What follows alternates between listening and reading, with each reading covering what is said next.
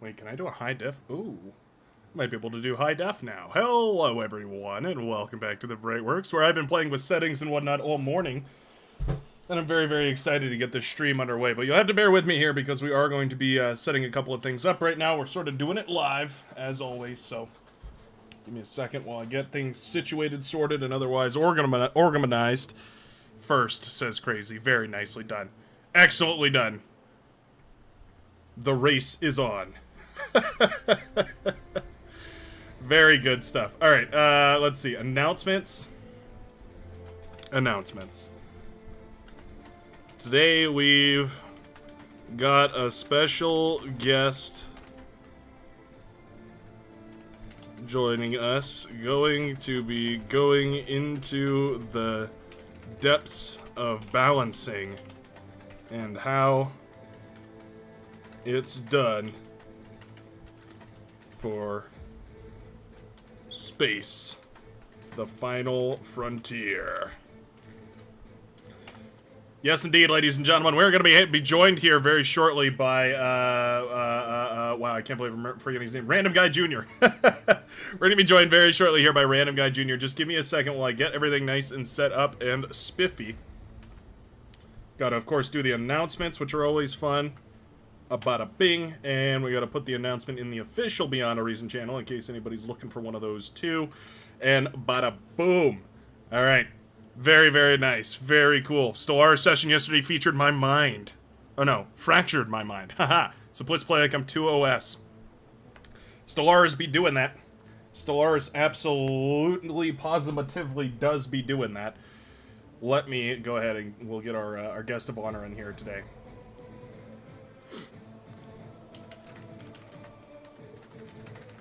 Have to write.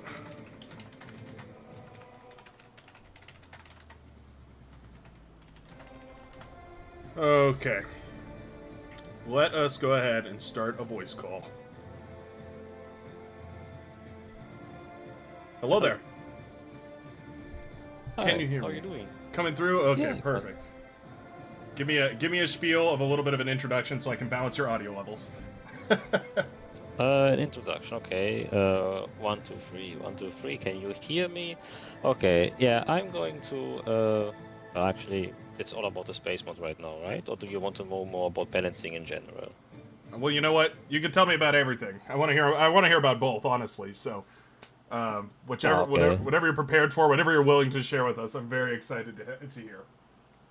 No, I'm kind of over-prepared, so I have more than enough regarding that. I just don't know how many people actually care about the intricacies of balancing. Oh, my English, of course. You know what? No. I don't really care who cares. I want to hear it. Okay. I want to hear it, and I'm Oh, going to that's show it to fine. the world. So, I'm happy to just Can give you as hear much me time well? as possible. No, do you hear me well, or is there some, is it cutting off too early, the microphone?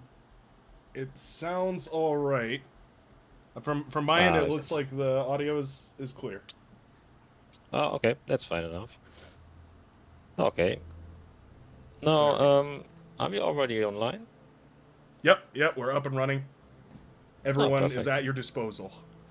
Would you Oh like to yeah, share well, your screen? As I understand it, you had some pictures or something? I do have one, pictures. I have a sheet prepared, of course, where I can explain things. Awesome. But first, let's no, lay the foundation, because this is about balancing, and I'm the creator of the space mod. And yeah, I originally wanted to be fun, no? Else it would be there would be not much point to the mod then, if I'm being honest. It was just all for fun, and it is not fun if it wasn't balanced, no? That's right. Yeah, And and that's kind of also why you balance generally. Balance you do only for two things: fun or immersion. That's all of it. That's basically all you're using that tool for. Now, sorry, before we go any further, what would you prefer to go by? Are you Random Guy Jr.? Something else? What's your alias here so people know who you are? I think you just can call me random, because now I'm basically representing the space mod. There you go. Perfect. Random, everyone. Random. Yeah, random. I love that. Okay. Now, Yeah, do you want to go really in depth now with the design? Because I can just explain to you how you can, in generally, make things fun with balancing. Or do you just Uh, want to go about the space mods? well, what do you think? I mean, does it help to understand the generals before going into the specifics of like the space mod? Yeah, why not? I think it does. Let's do So that then. there are three things that really matter when you try to balance, and they really are a good guideline for making it fun. The first one is effort, and reward. That is very important because if I put more effort into something than somebody else and they get paid out more out of it, then it's not fun.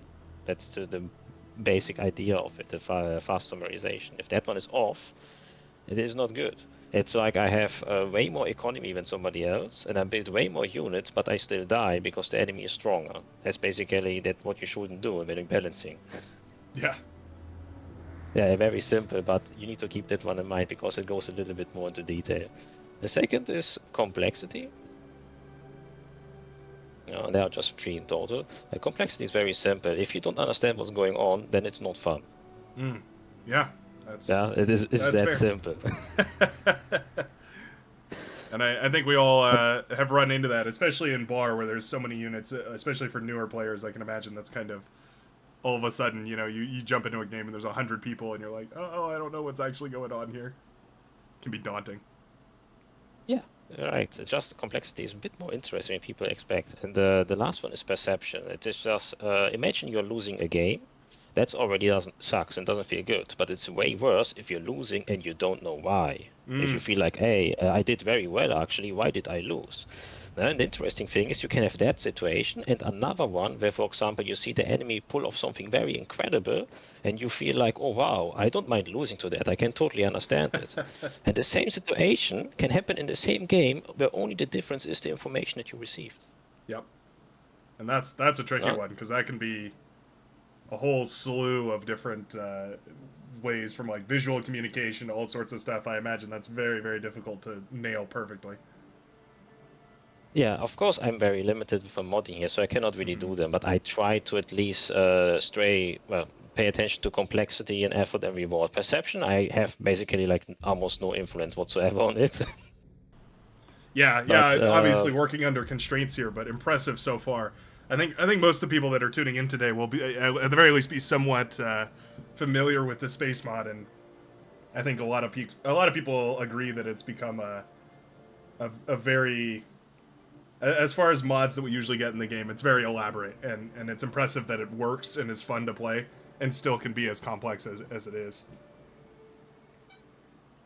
yeah, I did try to keep that down, but to be honest, as I said, I have limitations to it. But the thing about complexity is it's not like a number that you can just assign to a game. This is a complex game, and this is a non-complex game. The thing Mm-hmm. about complexity is actually it's a number that only exists in relation to a person and to a game. So in other words, you can have a simple puzzle game where you're just throwing around shapes, and it can be very complex. Now you think, oh wow, yeah, that can become very elaborate and complex. Now Mm-hmm. compared to a mini golf game, that's way easier. The thing is, uh, yeah, the other one, people will just say it's complex because you can do way more and it is really having elaborate puzzles. But the math behind it actually says the mini golf is way more complex because when you're playing mini golf, even a simple phone game, Mm-hmm. your brain is predicting things like friction, aerodynamics, the drift, the how it bounces off. But the thing is, we are living in a world where we are faced with the physics every day. So we just grow accustomed to it, and we are very good at doing these things. So it's Mm-hmm. very easy for us to do a mini golf game. That's why it's not about the game itself. Complexity only exists between a person and the game itself. I see. So yeah, if a person is complex for one, it's not complex for the other. And it's not because they're stupid, it's just because they are better with different things. So simple as that. Right, right. The And mathematician is going to do the Sudoku puzzles quite a bit better than the artist at the painting puzzle or whatever it is. Like it, yeah. I get what you're saying. It's this interface between the person and the game, so that's more of a yeah, communication thing. yeah, and this is where you can actually exploit the behavior of the brain because you can just we grow, we go accustomed, we learn, we get better at things, and that's it's totally easy to exploit for games. Imagine you had Factorio, huh? If you know probably Factorio, I'm assuming. Yep. I feel like most of the people in the bar community, there's a lot of crossover, a lot of overlap. Yeah. Yeah, imagine that. Imagine an end game based from somebody else. If you go into that, you have no idea what's going on. Like, it's totally all over the place. You don't know what they did. And if this was how Factorio actually began, it would have been a very bad game. Besides the fact that you're beginning when the game is finished. But I mean, it is just impossible. way too complex. Yeah, you have no idea what's going on. It's really hard to start. Now, because you begin very early and slowly grow, unlock more stuff, you're just growing with the game, and that is not a problem at all. That's basically how complexity should be done. You just, it doesn't matter how complex you want something to be, it matters how you approach it. No? And that's the basis of complexity. That's why it's usually also called organic complexity, because it's not a thing, it's just people grow to it at different speeds, but if you are being safe, it is fine. There is no too complex of a game, it's just a game that throws too much at you. Yeah. No, that's Bar is definitely one of those games where that can be really, really, you can fall into complexity super quickly. I mean, especially with only 3 tech tiers. I mean, it's not as bad as like Total Annihilation or Supercom or whatever, where it's all like like dozens of tiers, and you're going in millions of different directions. Bar's, I guess, compared to them, a relatively low complexity game, but it is still, you know, we're talking about the space mod in context for all this, so it's like very, you know, you're adding a whole new faucet too, I guess, because it's the T2 and T3 space units plus, you know, all the static defenses and everything as well. It's a lot to wrap your head around. Yeah, part of it is because I was forced to do these things, because I cannot control, or I don't want to change the base units. So if I really want to have control about the balance, I needed to make more than actually needed. But yeah, you're right about that. It is a part of it. And the complexity is something actually I think BA's not handling well, or generally RTS, that give you all the units at the beginning. Yeah, you kind of do have, you know, all the T1 at your disposal, and you have to make some big choices right as soon as you drop into the game. Very easy for a new player to make the wrong choice very early on in the game. Frontline Air Lab looking at you. Yeah, it is. It's also common because perception and complexity are easy for RTS actually to hit. Effort and reward for a bar specifically is, that genre is the most difficult one, because it's hard to always make something pull off when you put effort into it, yeah? It's like you find a strategy you love and you really put effort into it, you want to master it, but it doesn't always pay off, and it makes sense. It's not supposed to, kind of. It's very hard to hit their sweet spot where everyone's effort gets equally paid off. And if you understand what I mean, that is a really hard one, but I'm not trying to improve bar here, but that is basically the position that bar has regarding the balance. Right. And so even though they're different units on each side, the same amount of effort goes in, should be the same amount of effort that comes out, even though it's the completely different unit, which is ridiculously difficult to figure out a fair way to do, because it's all completely different numbers. Yeah. Okay. And the last thing I want to say before I really go into the balancing of the units in the space mod is, we're basically just changing numbers and doing math and stuff. And there's one important rule regarding balancing. It's something I saw already people talk to me about, and they unintentionally broke that rule. Balance only matters in relation. So the numbers don't mean anything by themselves. Like I can have a Tsar, which is generally a good unit. It doesn't die fast enough to actually kill something, and then you can repair it. So it is generally a good unit. But the problem with something like that is, the numbers are only good because every other unit has also numbers that are similar to it and that fit with it. Right. If I have it in a game where 500 metal gives you a 30,000 health unit, then a Tsar will be pretty bad. No? Yeah. So that's why stats don't matter, and if you by themselves, and if you try to yeah, you see good unit in a different game, and you think, oh, I'm just going to copy its numbers. That is a big no-no. Don't do that. You cannot go to a different game and copy the numbers and expect it to work the same way.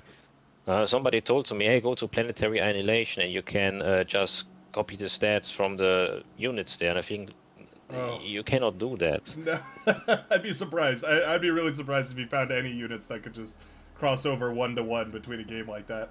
I mean, barring I don't know, a direct sequel or something that we're talking about here. Yeah, I don't.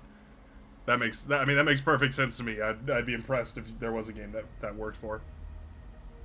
Yeah, but it is difficult because it matters what other units you have. It's not the unit; it's everything else. For example, if you don't take these stats themselves, but their relation to the rest, then you can actually convert it or import it to other games. But before we go further with this, I'm going to now, explain how I actually balance so that this is easier to process. Okay. As I already mentioned, stats by themselves don't matter. So the numbers don't really mean anything by themselves. We need numbers that refer to the relation to other units to actually make sense out of that or make use out of it. And what I do is I begin with range and speed differences. For the simple reason, if these are different, they can decide a unit actually being able to attack or not. If enemy has more range and is faster, then doing anything else doesn't really have a point because that unit is untouchable. Right. Sheldon's. Okay. Yeah. Now, so I compare range difference, and then just compare speed difference. And I do that here in a little unit calculator where I have a unit that I can test, and I also have all the other space units with their stats. And I personally compare them based on role and tier. That's how I categorize them. I have here average values for role and tiers. Like Assault Tier 2 and Battleship Tier 3, and the Stout is just a test from the tech split. That is something they asked me to do, so ignore that one. Okay. No, but... is that a teaser? Is that your subtle teaser that tech split is getting integration with the space mod?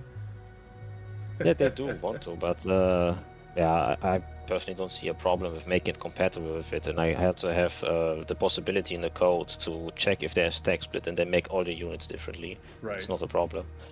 But back to it. I use role and tier to have average values to compare. Now that is not as precise as actually using every single unit to be fair. This is just a faster setup, but you can't do that with every unit, and that's actually better if you want to balance it for bar. If you really trying to balance bar, just take every unit and compare them with each other. That will be better than what I'm doing. This is just a summarization, because in the beginning I had no units. Right. So the space did not exist, so that was needed. Anyway, I just take range and speed differences. I find out if something has less or more range or less and more speed. The next thing I do is check the matchup. That is what I call the number that represents how expensive something is. If you have a big unit, and it is twice as more expensive as a normal unit, then you expect it to fight 2 units at once, because it's twice as expensive. Or the other way around, if I'm half as expensive, I have more units on my side than the enemy. That's also important, and pretty easy. Then the next is the free time. This is basically, I'm expecting both units to move, and when I'm chasing the enemy, and the enemy moves away from me. Basically. Right. So both of you are moving in the same direction, essentially. Yeah, so I'm basically expecting them to move to the most optimal position or the most optimal way. So here, free time, it means I have more range. And this is the amount of time I can shoot without being attacked. So the enemy is moving at me, I'm moving away from the enemy, and I have 1.2 seconds to shoot before I actually get under fire. If the enemy had more range, I would have here written firing time, a firing range, and this would be the amount of seconds I get shot without being able to do anything before I be able to approach the enemy. Right. And once again, I feel like Sheldons are a great example for this, where that's, anybody who's played against them knows exactly what you're talking about, where it takes 5 seconds to reach a Sheldon versus it takes, 3 seconds to get on top of a sumo. It's actually more than 5 seconds. Well, Oh, jeez. I compared the stout. The stout and the Sheldon is way above 5 seconds. If the Oh, Sheldon jeez. also moves away, it's I believe 19 seconds. If there is no speed modifier on the plane and they're 19. both moving. Yes. Wow. Okay. That's crazy. It's just the Sheldon doesn't attack that often, if I believe. A 1.7 second reload or something. But Okay. yeah, that's the last time I calculated it. It's insane, I know. But this is under expectation that there is no slope or anything like that. Sheldons can go Gotcha. mountains up, so at that point a vehicle cannot do anything. Yeah, yeah. You're never gonna catch it. No. So let me stop here and make sure I'm understanding correctly. So basically what you're saying is that the idea here is that you have this like set standard, which is what's over on the right hand side there. And that's kind of no matter what the unit does, whether it fires a missile or a laser or whatever it is, you try and hit the target, which is that average, with their weapon type, by balancing the speed or the damage or whatever it needs to be in order to try and like that's basically your goal over there is the averages, right? No, the averages are not a goal. The averages adapt if I change it. So if I, for example, change the health, then the fighter one would also change. This is just the average of what's currently live of the unit roll. And I'm using it as a guideline to find out the relative value so I know how good this unit is, or well, the others, compared to the average one. I see. You will find out later it's because of the efficiency. That's kind of the most easy to read value for something regarding balancing. That's the But how good it is number. basically, yeah, basically, if you have 150% efficiency, it just means if it costs 500 metal, I can kill 750 metal of that one unit. I see. Well, that's No, pretty good. that's what it means. Right. That would be very good. That is very good, 150%. After all, an equal advantage usually is not that high, and even if it was, and it's because most of the metal and energy is an enemy eco and not in units. Yeah, but it is very good, 150%. Anyway, yeah. To find out that number, need the free time or firing range. I need to know if you have an advantage or disadvantage when regarding approaching an enemy. And then the survival time. How long do you actually survive under constant fire? That's Okay. very important. And using all these values, I calculate how much damage it does in its lifetime. Now, as you already noticed, I'm not expecting any slopes or any speed modifiers or any map. It's just a flat plane of infinity, and they both try to attack each other and run after the other or run away from them base if they have more range. I see. Now, and this is basically the expected lifetime damage of this test fighter against enemy fighters.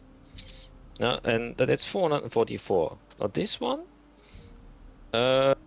it includes overkill, so burst damage that doesn't get used is not included in it, and it also adjusts for how's it called? For unrealized damage. That's what I call it. Imagine you're shooting every 4 seconds, and you survive for 7 seconds. Yeah, those 3-second DPS doesn't happen because you don't shoot I see. again.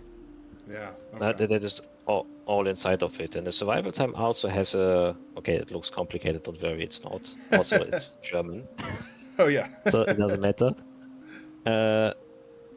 Yeah, I'm also here in the survival time, including if you kill any units. Because if you're fighting 8 units, but you kill 4 of them before they approach you, you're going to live longer.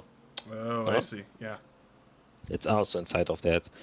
And yeah, I just look at how much time you get, plus the survival time, and how often you fire. That's basically lifetime damage, minus the overkill damage and unrealized damage. And then you find out how much you destroyed. That's simple it is. I have this much damage, the enemy has this much health on average, and I kill 1.63 fighters.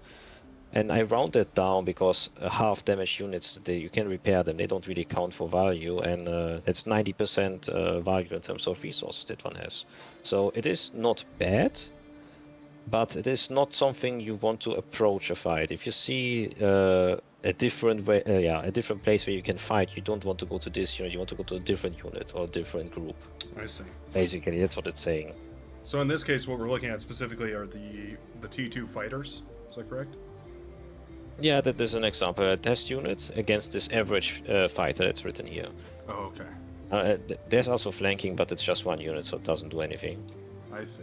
Yeah, and that is how I calculate the efficiency.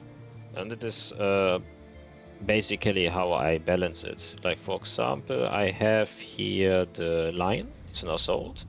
And if it fights a fighter, here it's going to be, it's 5 fighters in terms of value. It kills 157% of metal out of its own cost. Basically, Oh, wow. it's not just metal only, but energy cost and metal together. I see. 157% of value. That's very high. That's good. That Yeah, is very good. and that stands to reason with what we see in game, where the assault unit tends to be better against the fighters. I mean, essentially. Yeah, That is its that's what job. I'm correct. That is what I'm intentionally designed because you know how in air you control air if you have the most fighters. If you have a huge wall of fighters, you're controlling air space completely. And I don't want to have that in space because I want to avoid mono unit strategies because they are not. Yeah, they are not fun. There's not skill or strategy in it. It's just about eco, and eco doesn't really need skill if you have other people at the front just holding the line. I have enough eco to build a lot of fighters, basically. It's not.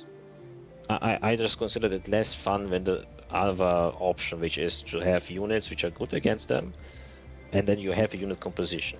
So you either have mono units or unit compositions, and I think the other one is more fun because it's more intriguing and also creates more interesting comebacks, in my opinion. Yeah. Because you don't have comebacks if one unit is strategy is the best. It's just nearly impossible to come back to that because it's just the best. Yeah, and if you can't make more of that unit, then you lose. Yeah, basically. Now, in this case, if you're fighting against somebody who has a lot of fighters, I can just go lions, and that's fine. I will very likely win because that one is more efficient against it. And this unit is basically preventing having only fighters in space so that people actually build other units and think about the composition of groups, so that it's more fun. Now, let me ask you this. This is, I mean, we're getting really specific into the units here, but say somebody, what's to stop somebody from just going pure assault units then? Oh, pretty simple. The accelerator, the strikers, the long range burst. For example, I just go to the striker, and then it just says minus 303%. Now this number Oh, you I can see. ignore. It basically just says I'm going to die against it. Yeah, a Uh, negative would mean that it dies before it ever even touches it, basically, right? Correct. Yeah, Okay. that's just because of the math how it works. But let's go to the striker himself. That one is a bit more expensive. As you can see, the metal cost is 900 compared to its 700, and total cost is 400. Okay, almost 400 more. But against the assault, it has 150% efficiency as well. Yeah. It just it needs 2 shots to kill it, and it has way more range. It just yeah, it kills it very easily. In a one-on-one, it always wins. Okay. Yeah, so the striker beats But the assault by range, but then, like you were saying, the fighters would win against this because it fires so slowly and the fighters can swarm it, essentially, right? correct, and this does look like rock paper scissors, but actually it's not, because I personally consider rock paper scissors those old school elemental RPG system where you have like 50% damage or half less damage if you're just a different type. Like I'm just this element, and that's why I deal more damage and take less damage from you. Uh-huh. This is not done just based on.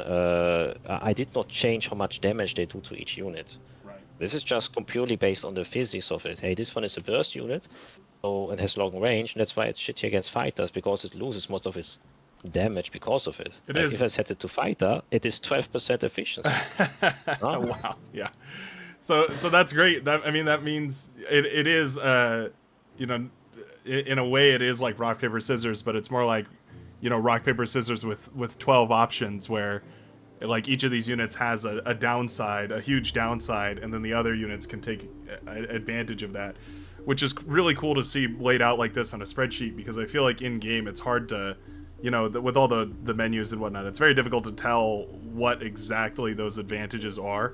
But like here, it's easy to see, like the fighter's advantage is just that they're cheap, so you can make 100 of them. Like you could make, if you made the same amount of metal in fighters as strikers, they would easily dismantle them because the strikers could only kill one fighter every what 2 seconds or 4 seconds or however whatever their firing time is. 7. It's 7 usually around seconds. 7 or 6. So that's a lot. Yeah, they have huge range but very high reload time.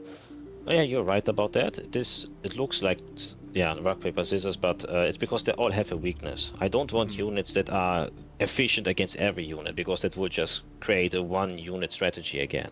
Right. So I gave everyone a weakness, and that's why it looks like rock paper scissors. But Yeah, that's great.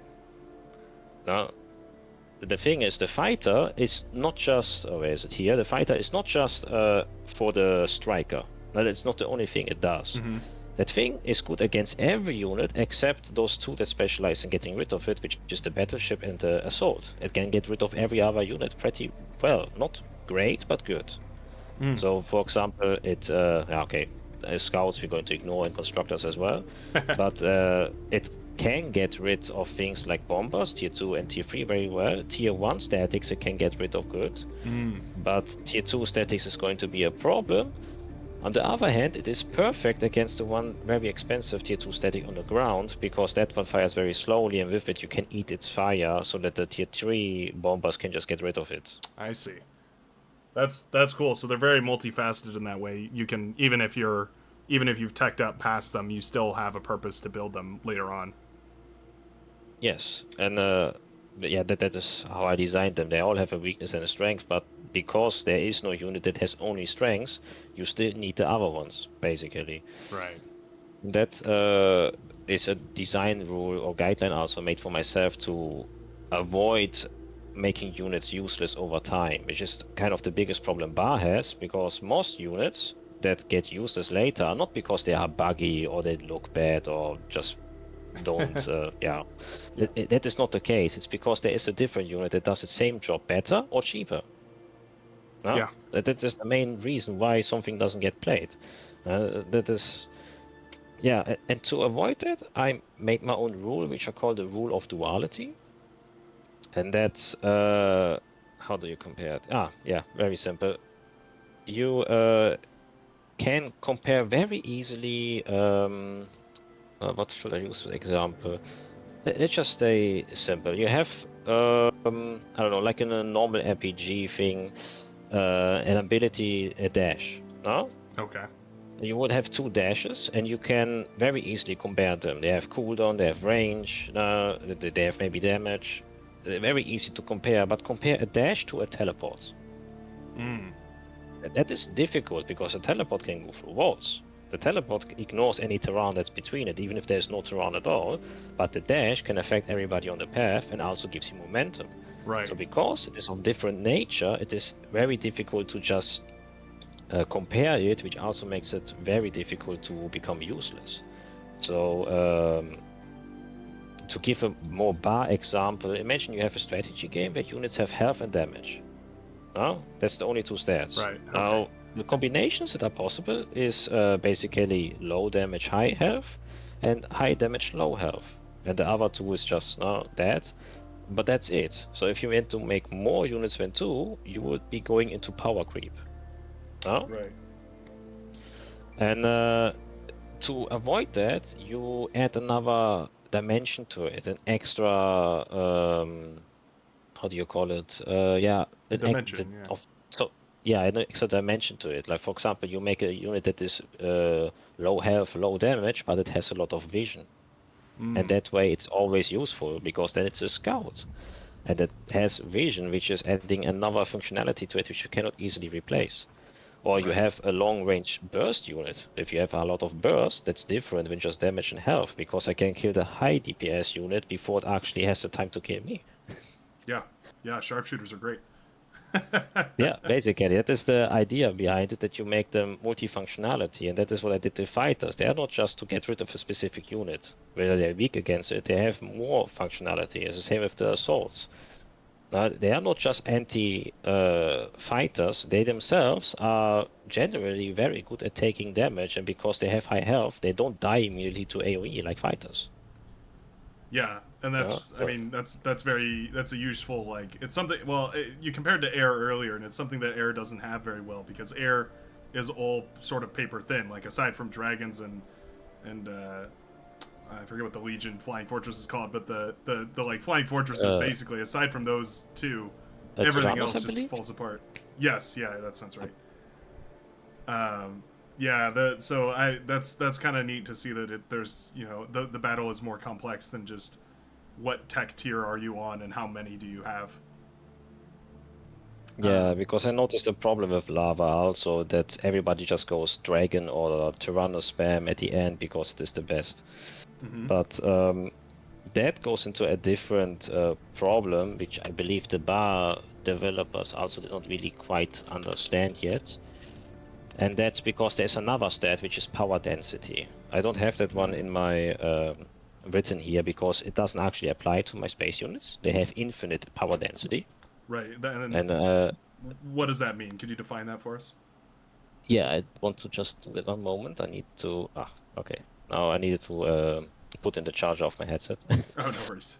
uh, yeah, power density, very simple. Imagine you have like a lane, a bridge, doesn't matter.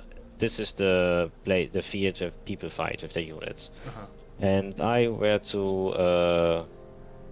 have two big boys, 2000 DPS, both of them. They are way more expensive. They have 2000 DPS. And then I have five smaller boys, which only have 800 DPS, but I can have five of them together. Now, Mm, now, which one wins? If you're ignoring health and everything, then this one has what was it again? I said 800 DPS, huh? So this one is going to have a four. 4000. Yeah, and this one is 2000. Yeah, sorry, it's late in the night for me. No, you're good. No, I Okay. get what you're saying now. So you're saying like basically, I think in bar probably a great comparison for this would actually be constructors because I feel like you deal with that a lot with constructors, especially ground constructors, and effectively Oh how yeah. many of them can you cram into an area to work on a project at once. Like, to draw a comparison, a butler would be a very power dense unit because it has a lot of build power and very very low hitbox, very small hitbox. So um, but I guess you could say like a sharpshooter would be a good one as well. But then you have to deal with like surface areas and things like that, which is interesting. But you kind of nailed it mostly. The only thing you're missing is the range itself. Yeah, you said Mm, sharpshooters, but you have the hitbox, and basically the power density comes to how much of your spent resources can attack at the same time. Because if this big boy unit is, wait a second, if it cannot fire over itself, then it doesn't matter how many I have of them because only the right. front ones are firing. So it's always 2000, but if the smaller ones can shoot over themselves, like a trammer can, I can have lines of them behind it, and even if they are 10 times weaker, Mm-hmm. I'm attacking with like 30 of them at the same time while I'm fighting against two big boys because they are more power dense. I can put more power at the same spot. It's like, yeah, it's like two 100,000 metal armies, but I can only utilize 2000 DPS of it, and you can use your entire 100k metal at the same time, and then you probably win because you're more power dense. And that's why people go air at lava games often Yep. Yeah, you because can they have infinite cram 50 density. dragons into the same spot. Yeah. I see. Okay. Yeah, that's really interesting, and I guess space has to deal with that too. Is there I mean, do you think there's a solution to that sort of a thing, or is that sort of just an inevitability? It's inevitable because I tried to have space not cramp infinitely into each other to basically make way and take space, but they don't. The engine really wants them to go through each other. If I forcefully take that off, then it just causes lag. Oh, okay. Yeah, too much to think about. Uh, yeah, no, it just doesn't work very well, and even yeah, it's not good. The devs wouldn't want that in either. So Yeah. yeah, anyway, they are infinite the energy power density, Right. and that's something that you need to keep in mind because the most power dense units are the late game units because you don't care about efficiency anymore when the game is in the late stages and you have enough resources. You care about how much power I can have to the same spot because that one beats everything else. Right. No, that's pretty much it. So if you want to design a late game unit, it needs to be power dense. That's interesting. That's Yeah. That's kind of what I also did with the end game units, but yeah. Nice. You can technically also win with tier 2 if you have enough of them, even though they do struggle against high health units. I believe you experienced that. It's not Yep. DPS efficient. Yep. No, but it's good. It's. I mean, it's fun to play with, right? When you use it properly. But then it also has a big weakness, which is, I mean, fun. So. They are not meant to destroy everything at once. And actually, they used to deal less damage to shields, but I did a typo in the shield and wrote shield, not shields, with a S. And Oh. because of it, it did not reduce the shield damage and just gave it full 500. Oh. Yeah, I think you mentioned to me that you saw that I was turning the shield power up. I was doubling it. Do you think that that's no Yeah, longer going to be necessary because of that? now, I was surprised when I first saw that and I thought to myself, wait a second, you need to like have 14 tier 2 bombers and let them shoot 3 times before they can kill a shield. Why do you want to double that? Uh, yeah, Yeah, it yeah, seemed like one of those things where it was like the trade-off being that you get huge defense from ground-based plasma attacks, but it seemed to be very. It seemed like a quality of life thing where everyone was happy when a shield was able to defend them from space, because at the very least, if they couldn't figure out the static defenses, it was like it was like their, it was something they're near and dear to their heart that they knew would work.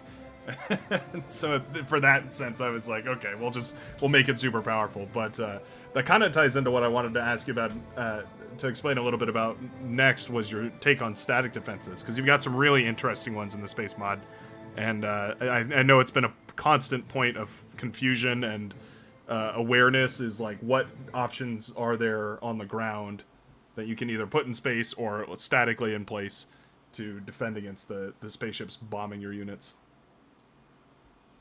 okay. That is very important to know. I get it. Also, the biggest problem I have with the space mod, if one doesn't know, then it's not really fun because you cannot do much against it.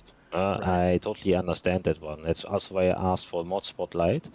And yeah, it's something I really cannot fix right now. I mean, it's the same thing as if you're in the beginning and you're fighting air and you don't know what is actually anti-air. It's the exact same thing. Yep. Yeah, yeah, and that's totally like, at what point do you draw the line between where this becomes a skill issue versus like a development issue, sort of a thing. And I think you've gotten it to a state here with all the different options that there are, where it's no longer an issue of like not having options. I think every tech path has an option, if I'm remembering correctly, and I because Navy can go into space now too, right?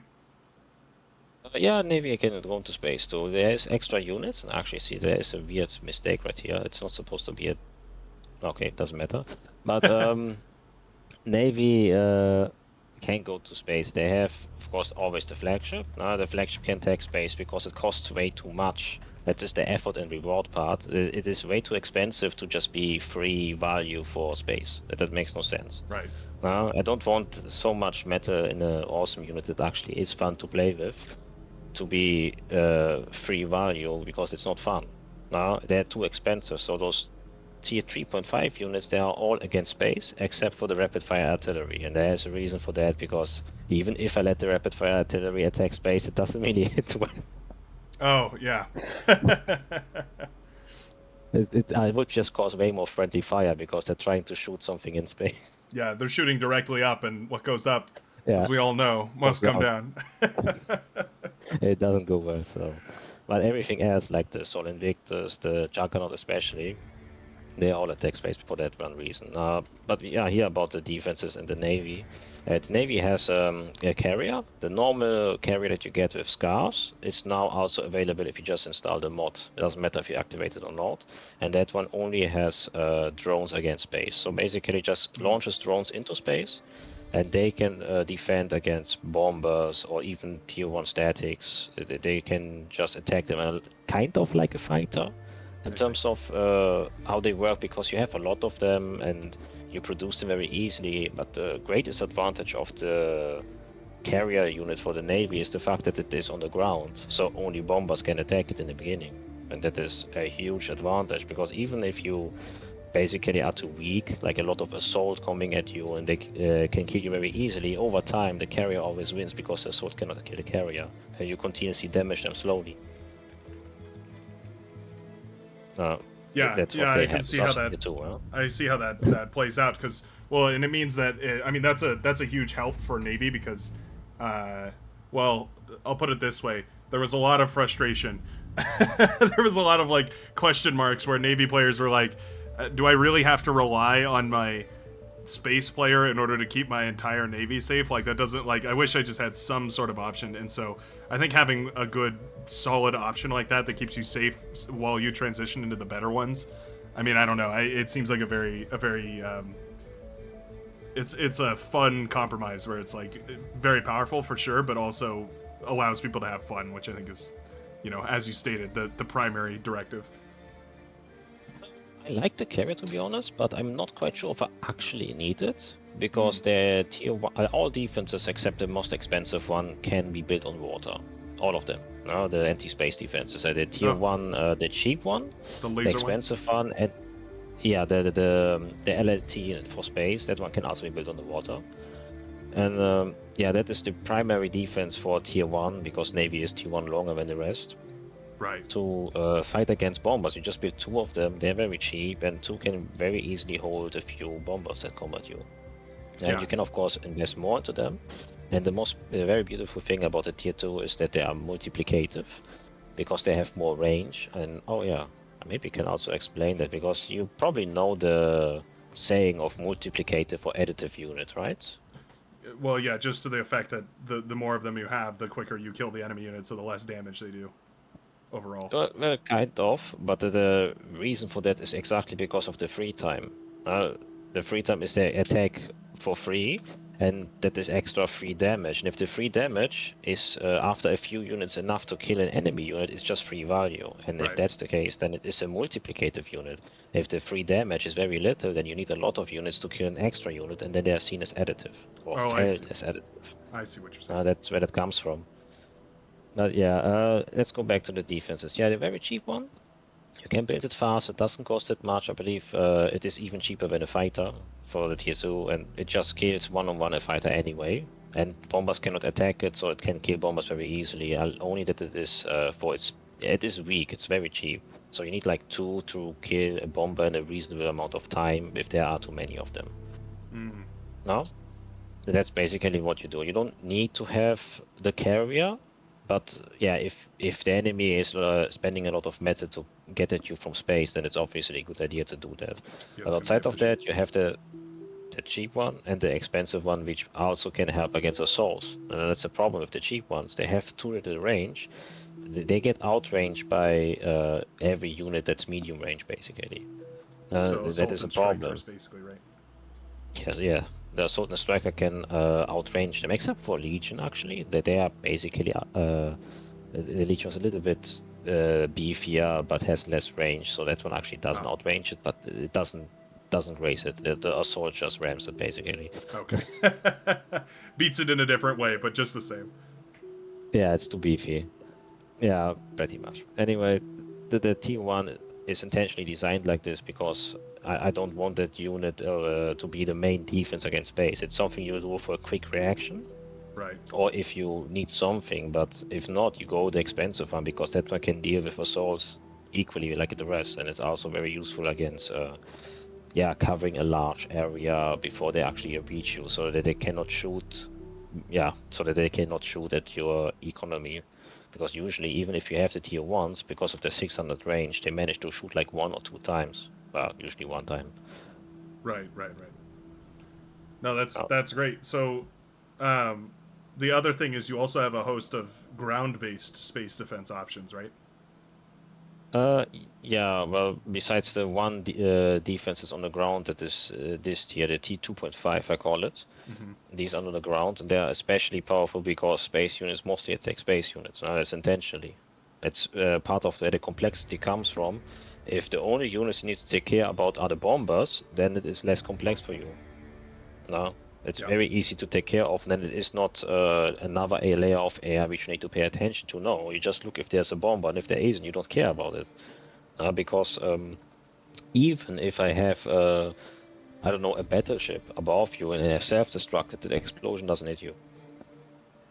It's too far in space, so it doesn't matter. It's just Oh, only okay. bomber. And this defense is good against bombers and good against everything except fighters. A swarm, it shoots too slow for that. Right. That goes for all of them. Even the Legion one, it has problems with fighters and all of them. Yeah. But they are incredibly valuable. Just build one of them, it can hold a lot of space by itself if you defend it against bombers. So build one, have a shield, and that is like the best defense that you can have. Well, there you go. I mean, we're putting that as like the highlight of the video. If anybody ever asks me, they're like, I don't get space. Can you please just tell me how to win? I'll be like, build a maestro, put a shield around it, and you've won. You're good. Yeah, but that thing can kill a lot. So, as for example, it has a 2600 burst. Now the maestro, that is the cheapest one from the tier 2.5 from the factions. Oh, okay. And that's enough to one-shot an assault that did not become a veteran. Oh, okay. So that is that, and that for two, what was it? Yeah, T3 bomber has 5000 HP, so 2 shots it is dead. And it's a huge range, all of them. They are like the AA version of the extra AA, the Tier 1.5 basically. Okay, gotcha. That's also what I hear people complain about. Hey, this defense covers half the map. Yeah, it kind of does. This is the shortest range of all of them, because it is the cheapest one. I see. Yeah. Oh wait. Yeah. You have the Legion one at 1400. Anyway, this is the main way to defend if you have the metal and the energy to actually spare or prepare. But the interesting defense, I personally think, is the cheaper tier 2, because it can also attack the ground. Yep. You probably know it already. Yes, and they're my preferred ground defense, actually, because they're unassaultable by the ground. Yeah, it's but great. they are very DPS inefficient, because that thing is as good as a pit bull in terms of damage, but it cannot hold a line by itself. It really has problems with that. Right. Because the unit can just walk through it. That is what fast or swarms do, or if you have a high health unit, they also just walk through it. Just ignore it. Now, a mammoth doesn't care if there are 2 or 3 of these platforms, it will still be able to reach the other side, but still damaged. Yeah, that's great. And so that's kind of the other thing about space that's really fun, is that you can maybe the solar panels are a great example of that, is you can sort of move a lot of your ground-based stuff up into space and sort of shift this playing field from just spamming out tanks against people to, like, all of a sudden, 2 players on the front line. It's happened to me a couple of times in multiple matches I've played now, where I'm playing against someone on the front line, both of us tech up to T2 and realize that we'd rather have a space fight, and so neither of us are producing ground units at that point. And there's like, or they are producing ground units, but the space units are like a great, I remember, we were talking about the last stream where I got that beautiful connection against a giant army of T1 and T2 tanks, and they just evaporated instantly. And it was like, that's the kind of thing where it's very, knowing that the static defenses are there means that sort of thing doesn't happen, but it also means that sort of thing can happen because it's fair. Like, there's a way to beat it. Yeah, totally. Like I just mentioned, if somebody only builds the cheapest one, you can just assault and it kills all of them, and you can bomb them. Yeah. No, that is their fault, because they only went for a cheap defense so that they can go anywhere else with more resources. Exactly. Like more Janus tanks. I'll take it. No. Well, what you can do against a tier 2, because that's probably the other way people defend, even though I don't see it as often, basically the best siege unit is the striker. That's what it does besides killing assault. It has a huge range and can attack them, but it cannot attack the ground one, because it's only for space, so that thing just kills it anyway. It has even more range than that. But what you can do is just kill all the others. It outranges everything except for tier 2. Tier 2 has the exact same range, so they just pew each other at the same time, but usually it has more health. I see. No? You cannot free trade a tier 2. You usually take some damage out of it and you lose also units. So it's not a full loss. That's intentionally. It's a tier 2 unit, the same tier. And I want to avoid having units basically just be free value, because that is only meant to be in places where I want it to be. Right. Like bombers on the undefended energy storage or stuff like that. But this, it shouldn't. That's also what the tech split tries to do. They don't want units to just become useless or, yeah. No, people don't build HLT because it is so useless against tier 2. Or units that have a lot of range. It just outranges them as free value.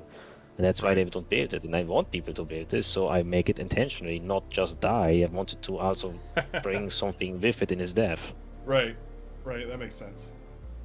No, that's why it is like this. No, yeah, so that's basically what you do. Take a striker with you, a lot of bombers, and then you basically can take care of a lot of defense. And if they are tier 2 and have a lot of these floating tier 2 defenses, the orbital ones, you just have way more strikers, and that also works.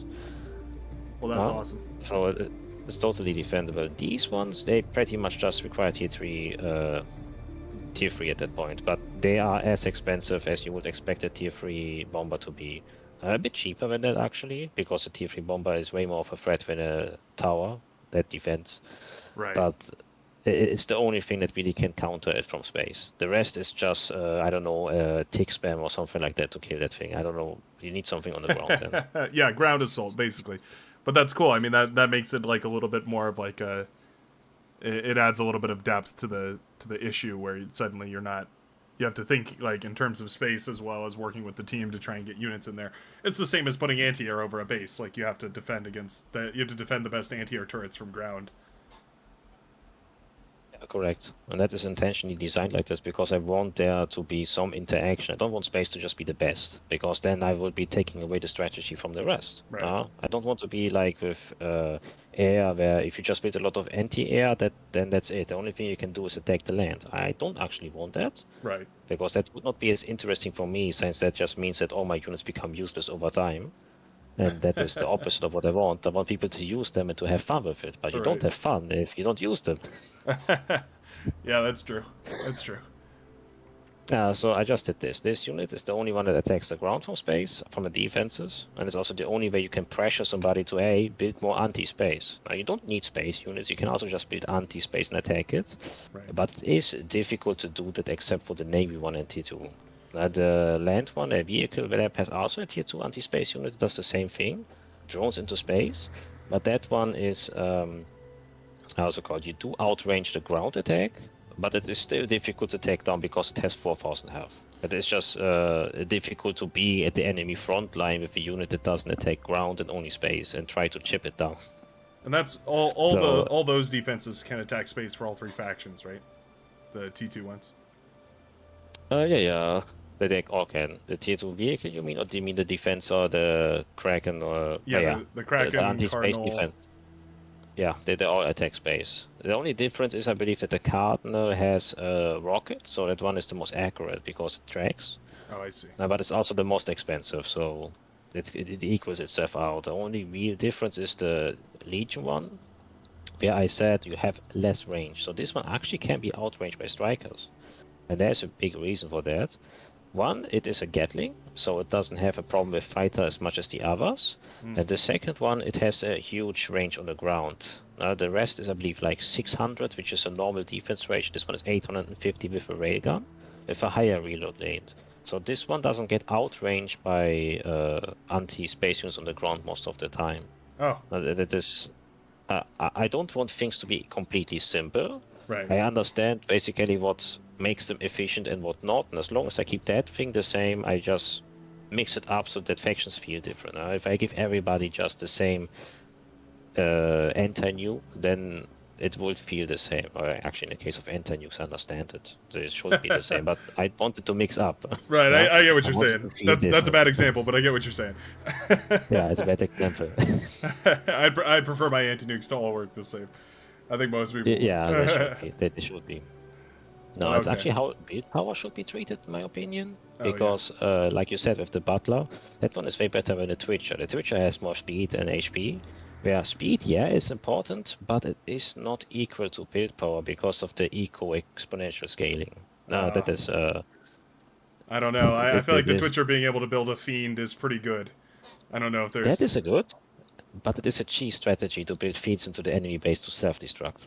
Let's be honest about it. That is not the same thing as having more build power. Oh, no, I didn't mean for that. I mean, like, you could just build a Twitcher and hand it out to all your frontliners, and all of a sudden they're their run by units are upgraded to T2, like Fiends versus T1. That's the yeah. I mean, yeah, building Fiends in the backline would be pretty hilarious, but No, you did not do that. I once used a jammer and then had the Twitchers in the enemy line smuggled. And really, then build fiends in the background so that they have enough to destroy a single Aphos at the same time. And oh then I wow, sent 3 groups out to self-destruct into the Aphoses. oh that's hilarious. It, I didn't it even did. think about that. I always use them to build landmines like that, but usually go for Yeah, actually, commandos. that is what stopped me. Huh? I did not manage because there was a mine. Oh really? I don't know why there was a mine, Yeah, why actually. was there a mine in their backline? That's so weird. Okay, well, is there anything else Yeah. about the space balancing and whatnot you wanted to share with us today? Well, we did talk about the defenses, the tier 1 and the tier 2 and everything else. I also mentioned the tier 3 units. Yeah, there's of course more the endgame units. That should also be important, and the battleships. Now the bombers, okay, they are actually also important. Just go to tier 3, huh? Sure.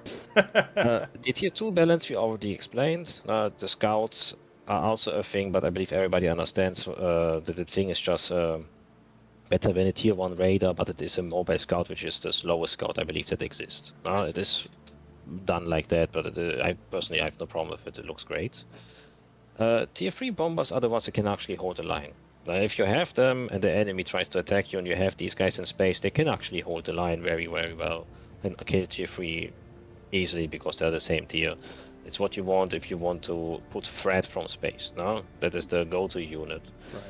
But they also work a bit differently. And like I said, I put always a little bit of a twist between them, but still keep them relationally stable so that they're not completely broken compared to each other. No? Right.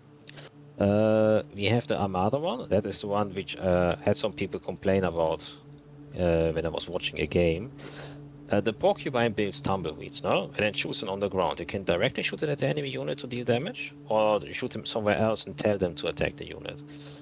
Now that makes it, of course, unique because you don't need to be there to actually bomb a place. I can get somewhere around the enemy backline and then launch tumbleweeds so that they can attack them from behind. I see. Usually they don't have any defenses there normally, but yeah, that is what makes it so powerful. So Yeah. even if you have anti-space defense, I just tumbleweed you to death. Well, That's funny. its strengths, but it has way less DPS because it needs to stockpile them. And also has a continuous metal drain, so it is a disadvantage.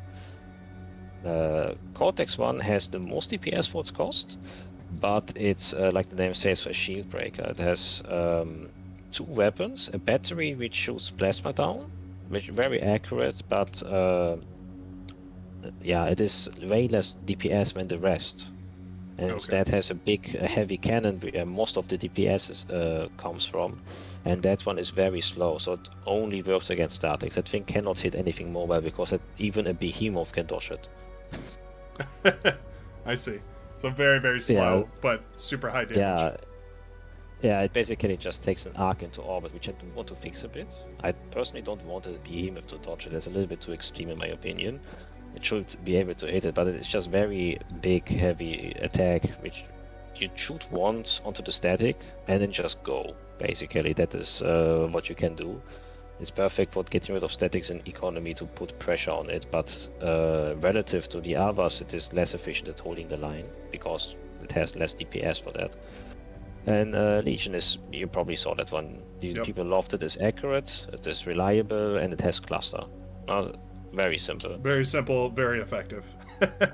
Yeah, that's kind of what Legion is. It's kind of low tech, but made efficient or performant. What So I I wanted tried to to these are the state, things that I wanted to know the most about were the battleships, because these are very Yeah. unique in the sense that they're, I mean, just space superiority. Is that right?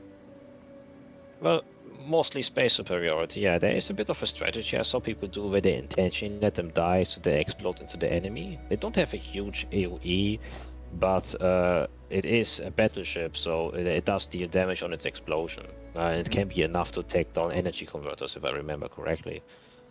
So there's that. But yeah, they're superiority in space. They tank hits even from the tier 1 defense very well. So you need like, I don't know, 3, 4, 4. That is the idea of defenses you need against a battleship.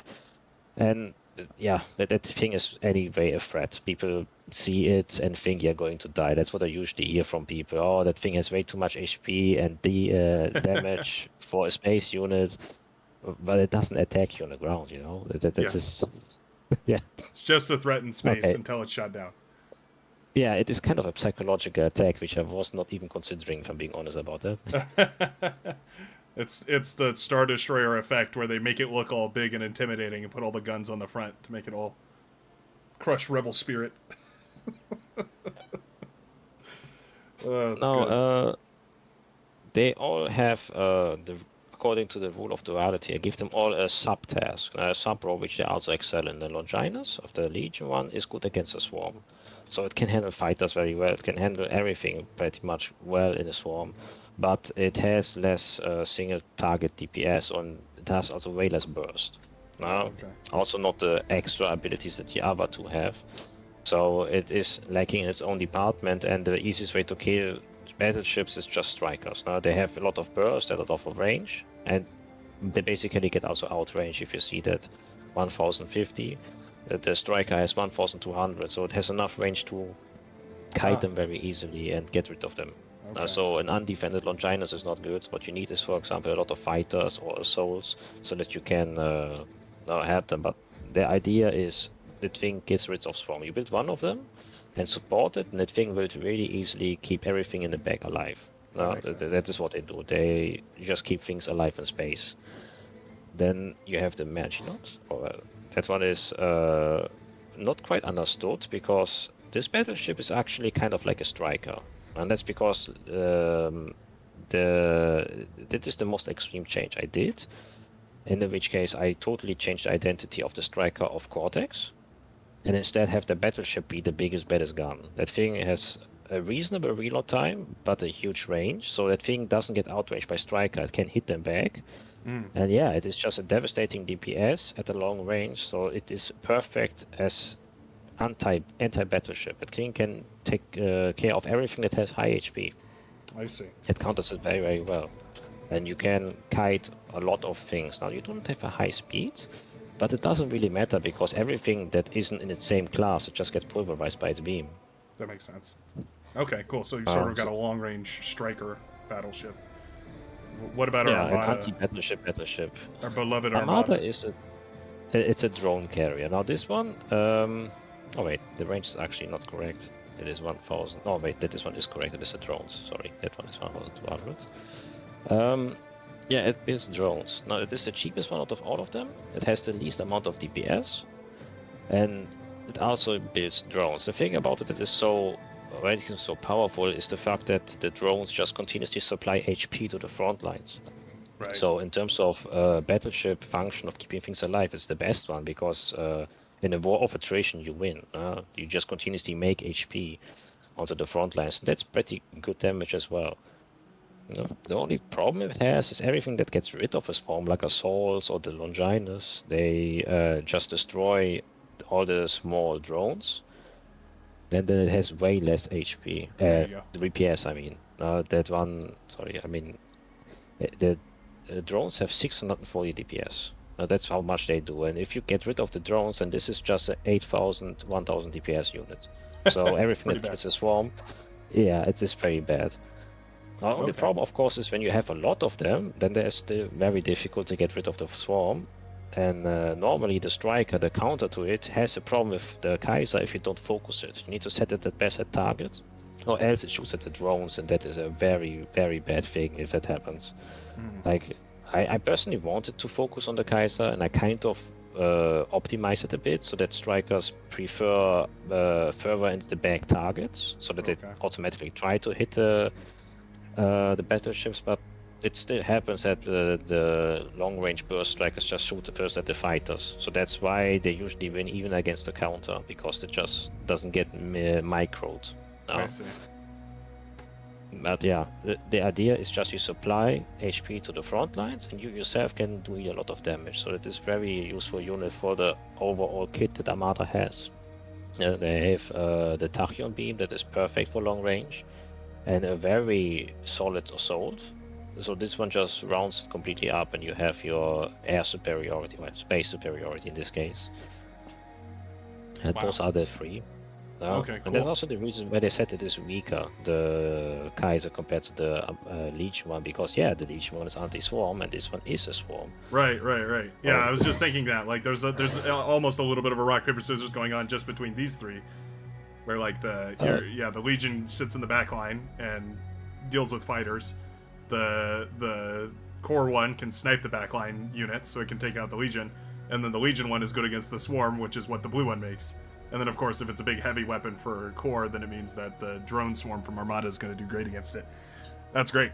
yeah, totally. Like for example, if I tell it that it attacks battleships, it's 151, and if I tell it to attack fighter, it's 6%.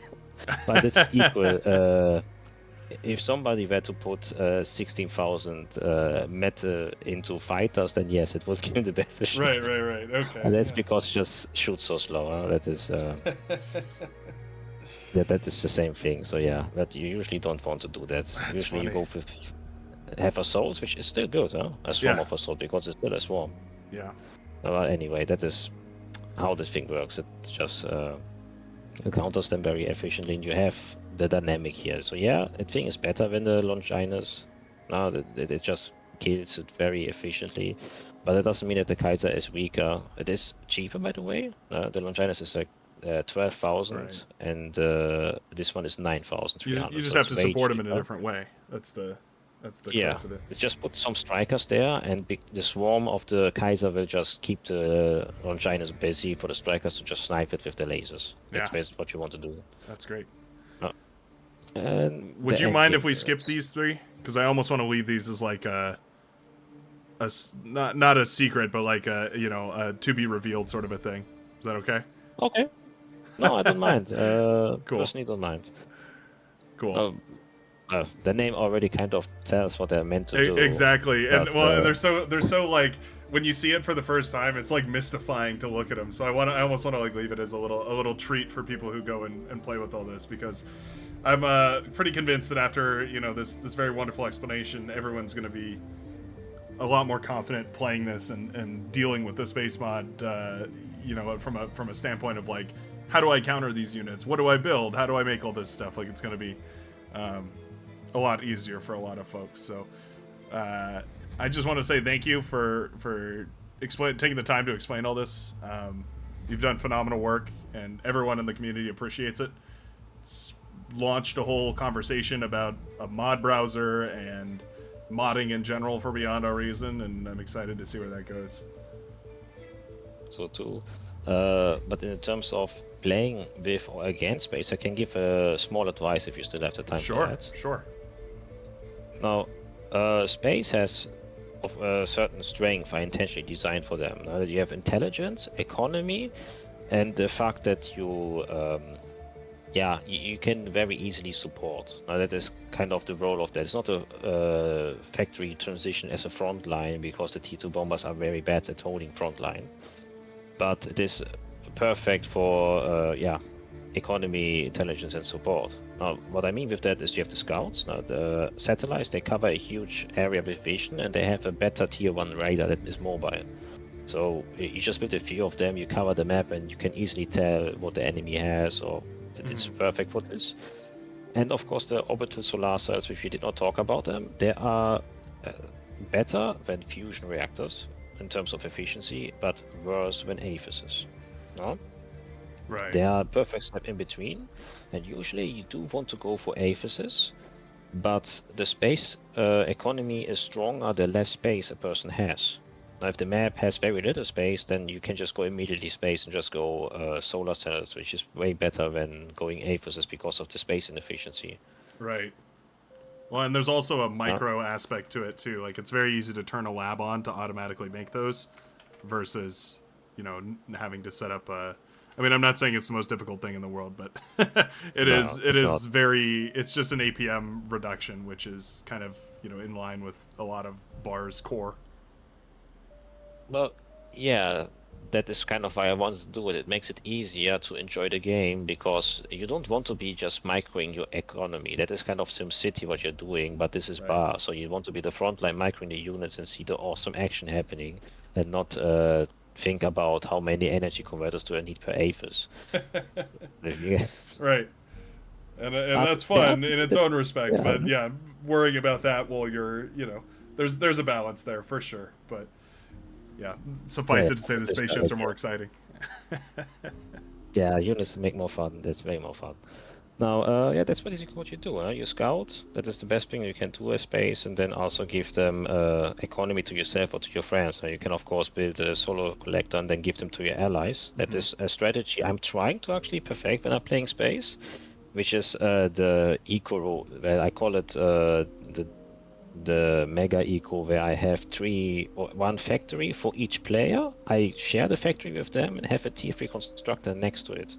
Mm. One. So you're And that's producing the basically solar all I do panels. Yeah. for everybody. So they're basically just taking care energy for everyone, and then just build energy converters which are also sharing to them. That's great. That is that was my strategy. I'm still trying to perfect it. Don't pull it off very well because I do. I'm not the best eco player. I still have some faults there when it comes to it. Yeah, it is tricky. But yeah, it is tricky to min-max that.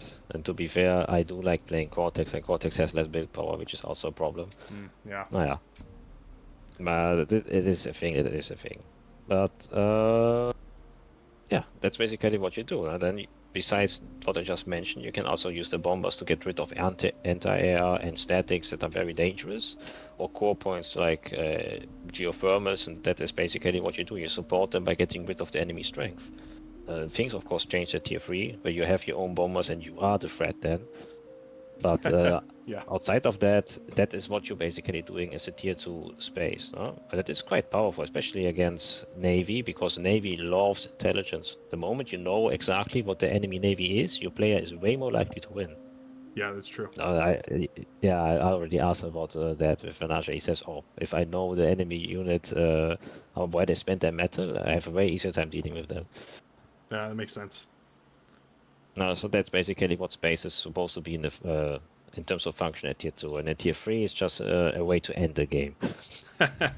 Well, yeah, but I mean that is ultimately where it all goes. So, I mean, makes sense. Yeah, of course. Now there are still the faction-specific units, but do you want me to talk about them? No, let's save that for either. I mean, maybe we'll get into it later on. I kind of want to save a little bit of this as like so that there's still room for people to explore. Um, but I think this is a super good core understanding of why things work the way they do and what options there are out there. There are still things probably that I haven't found out myself, because I personally like the strategy you did with the hold fire, but yeah, it was just beautiful to see. Oh, Very amazing, but the enemy did not move, which makes Yep. it a little bit less optimal in my opinion. Yeah, But it yeah, was it was a perfect storm of events, and it just lined up perfectly. But that's kind of I love that because there's little micro things you can do. yeah, that is kind of the point. I just don't know if the one of the things in terms of balance regarding the tier 2 bombers, they are meant to be easy dodgeable because of the travel time, but I just don't know if that is tweaked correctly. I still need some testing for that. So if you play space, try to use these units, the faction-specific ones or the tier 2 bombers. That's where I still missing a bit of data to properly balance them. Right. Yeah, I have the map, but my map doesn't tell me about dodgeability. That Right. one is not considering that I can dodge it, because there is a reason for this, and that's also a rule. Don't balance around skill. Oh yeah, I saw that For the on the simple top reason, right. yeah, the reason for that is very simple. If I want to balance around the fog, I'm not going to do that with the increased range it has on a hill, because then I'm basically balancing around skill, and then it has a unit which is able to defeat the fog while somebody uses it optimally. Right. That is low effort and high reward, and it counters skill, which actually should be pushed the highest. You want a game like Bar to be about skill, no? That is what makes it fun, Right. and that's also what makes it less worse to lose against. No? When somebody shows that they have higher skill, and if you balance around that, you take that away. So you don't do that. That is like a rule that you really shouldn't do that. Oh yeah, here's Britain. Yeah. Yeah. No, I So mean, makes perfect sense because nobody wants to play a game that they lose just because they made the wrong thing, not because they didn't. Like if you play really hard and then you lose just because, it just feels terrible. No, and it's the same with survival time. I can increase it if I dodge, or even worse, I can have a fleet defeat 2 tier 3 units by letting them attack each other with the AoE if I dodge them perfectly. Now then the efficiency is over the roof, but I'm not going to balance a fleet around that. Right. No, that is the idea behind it. But yeah, are there any more questions you have? Or maybe the viewers? Yeah, that's a good question. If anybody does have any questions, I think everybody's ready to start playing with the mod. I feel like everybody's excited now. Oh, I well, don't that's see great to anything. hear. I hope they have fun with it. And tell me if there was anything broken, because there was actually, surprisingly. And that is one of the faults I have in my balancing. I don't consider XP. And that normally Ah, is a reason because I consider it skill to keep your units alive. No? But let's go to the one problem unit. That was the Assault of Legion. That one has 300 extra HP. But as you can see, that 280 DPS. That is way below the average. hmm. And that is line is 300. So mathematically, because it has more HP but less DPS, it should normally equal out how much damage it deals. 340, I believe, less damage when it Uh-huh. actually survives. So it has it's actually a little bit below average, but a meat shield unit. That was the idea about this. Beefier, it is I better see. at tanking things, so that the missiles of Tracheos or the Legion battleship is able to get rid of it. But this unit won 1v1 against every other assault. That is just because of XP. That Oh, thing created itself, well, it healed itself 240 HP. And it was just fighting another assault. Personally found it weird, because I remember DPS being calculated into the XP equation. But yeah, high HP, fast reload time units really get favored by XP. They level up way faster than the rest, and they end up with higher damage and HP values, which just made this one, even though it's below average in terms of math, 1v1 everything else oh, that's out really of the interesting. same role. Yeah, I wouldn't have So expected XP to do that much, but I know, like, for instance, Decurions have the same thing where, like, a Decurion will level up super quick, and then all of a sudden it's minigun, its spread on its minigun tightens, and it turns into like a laser. And it's super difficult to deal yeah, with at that point, and its DPS goes through the roof because it's meant to miss a bunch of shots, and then all of a sudden it doesn't, and it's just it'll focus on a commander or something cloaked, and it just kills it immediately. It's very weird. yeah, that is because the accuracy decreases with the HP, that a XP, main XP, and that is kind of what they configured as well. Mm-hmm. Yeah, that is the XP problem. I had that one, and this is what got thrown to me when the Creed of Champions, I believe it was, the Discord from them, they Mm-hmm. tested out my space what once, and they said this one was too OP. Now, I found that weird, because mathematically nothing was wrong with it, but yeah, I don't have XP included, and I need to upgrade it to Mm. include it. I That's do have weapon amounts, everything else, but not XP. yeah. Well, and that's a big. I mean, that's a cumbersome ask because it's a lot of extra calculation to do. I mean, I'm sure there's just a formula for how XP is added to a unit, but Yes, I have it. And to be oh, honest, the okay, yeah. survival type is probably the most complicated looking one, so I don't think it is really. No, it's not going to be ridiculously difficult to make. Oh, that's The good. what was it? The group mechanic was one where I took the longest time to actually automate it. Because if I am the fighter and I'm supposed to fight a battleship, then I need group survival and potential damage of the entire group to have the correct amount of relation. Because I'm fighting something way more expensive than myself. But it did not really. What's it called? Yeah, it took a long time to really do this. There was a lot of complex math behind, which I Oh, was I bet. surprised about.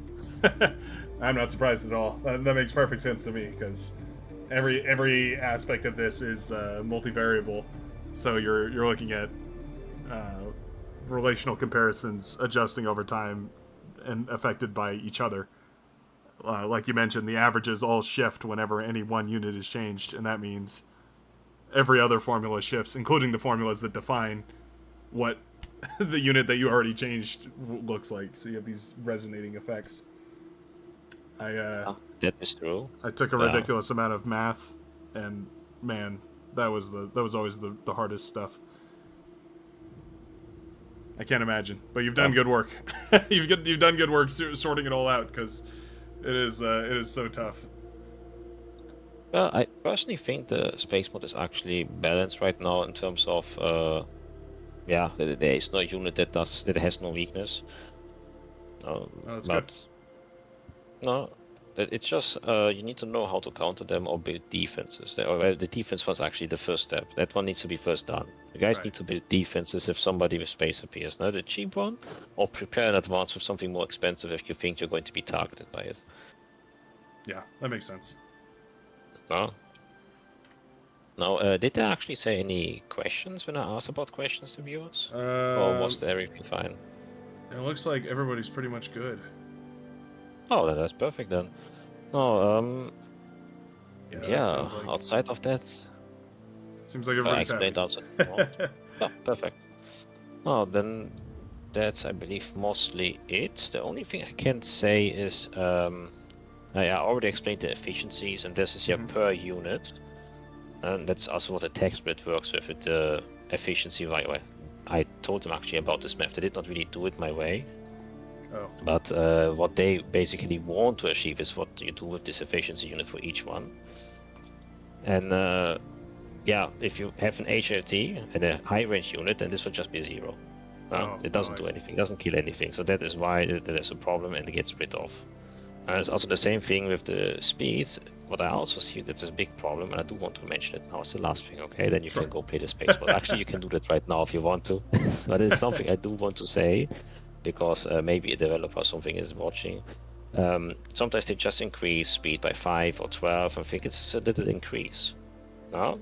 Not realizing that this is not a little increase at all, because this is about relation. So if I have a unit and there's a speed difference of 60, and I were to change it to what is it?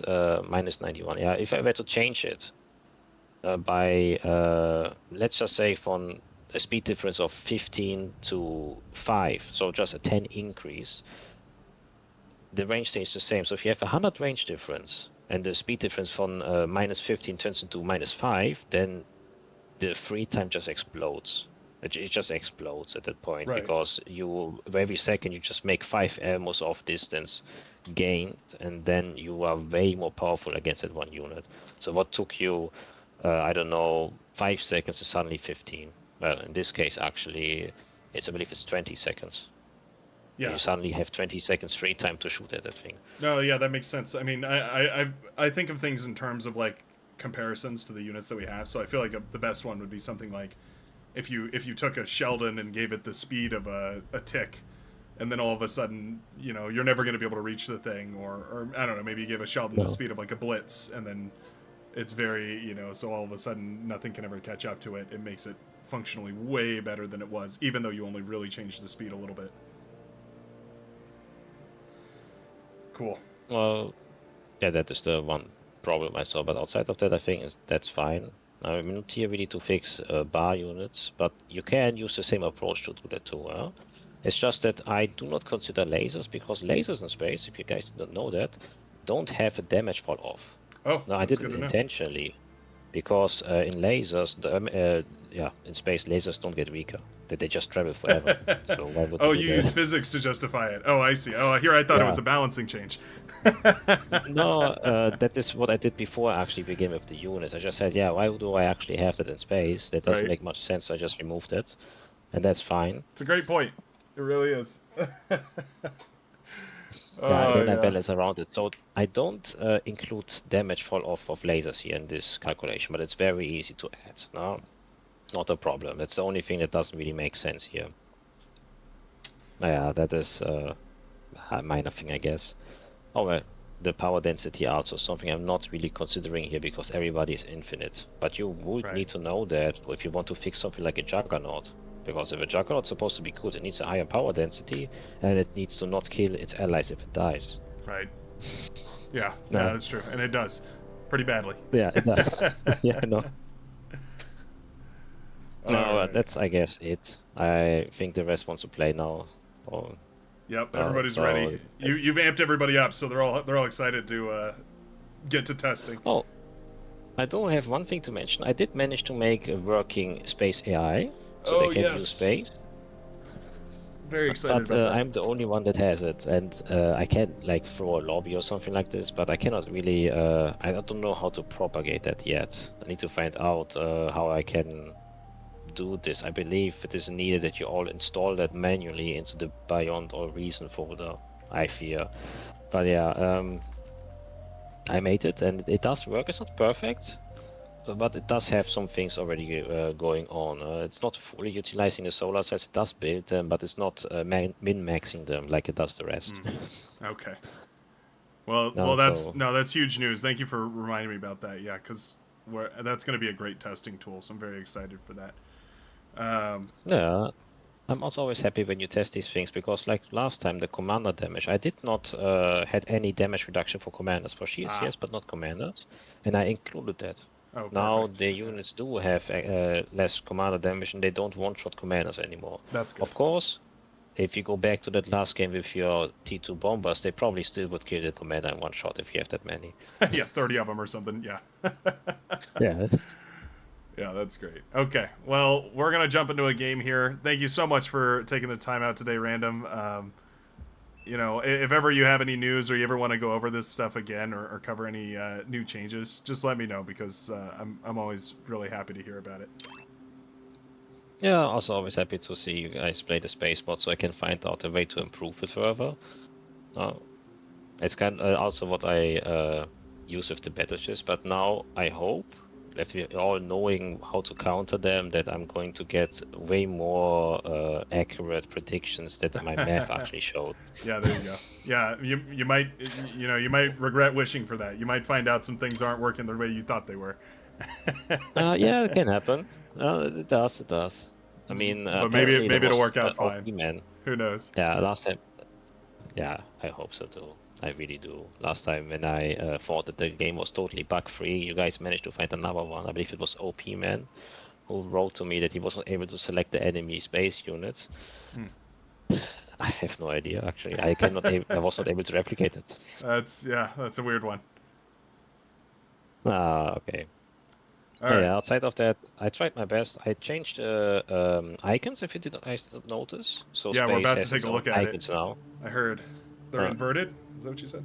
yeah, they're inverted, so you can immediately see if it's a space unit on the map. So you don't need to worry about that. Awesome. All right. No. Well, then we're going to hop into a game here. You're welcome to join us if you'd like to play along or watch, of course, if you'd like to see your creation at work. And thanks again. Oh, no problem. Have a nice day. Thank you very much. You as well. All right. Ladies and gentlemen, it's time to go. Let's do communism. Okay. Sounds fun to me. I did forget to disable air, so we have air and space enabled. I guess it's going to be an excellent opportunity to test whether or not we have some visual clarity between all these things with the new and improved. What is it? The new and improved icons. It should be pretty easy to tell, hopefully. Very, very excited about all that. I hope you guys appreciate all the in-depth work that has been put in here by Random. Taking the time out to very clearly explain everything is one of those things that, it helps when you're doing something so different and so groundbreaking and so unique as the space mod, at least in terms of Beyond All Reason, that you have somebody there to explain it, to sort of hold your hand and make sure that you're feeling okay about it, that everything is all right. I appreciate it a lot.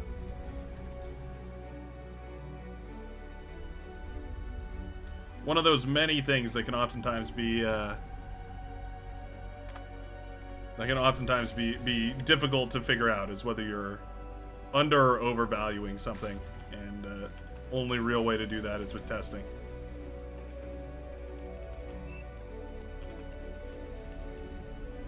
You're low on power.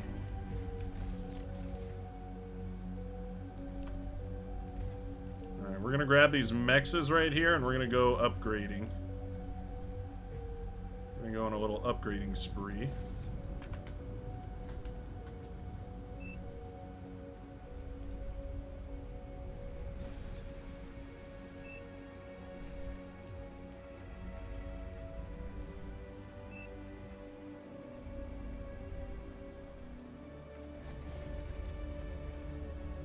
There's actually a line here we need to take care of.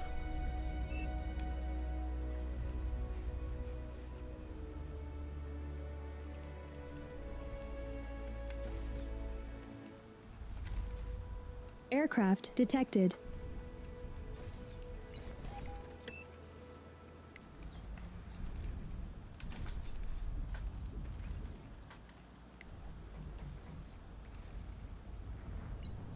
Oh, come on. There we go. Nice, got it.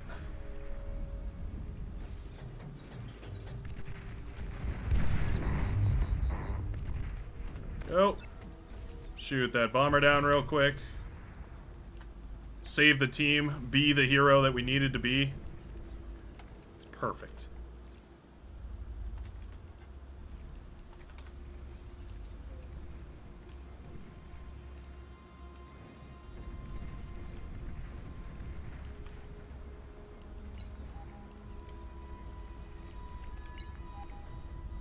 More bombers coming out. Very cool, very cool. We do not have an air player. I guess, okay, alright.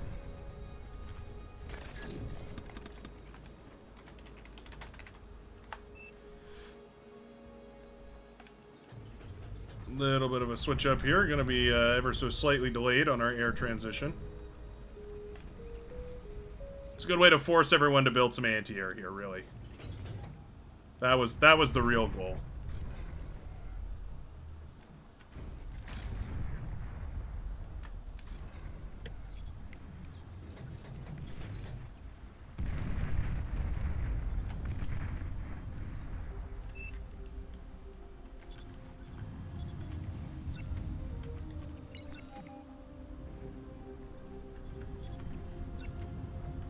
All right.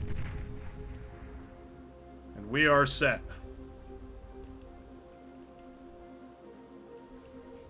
Low power.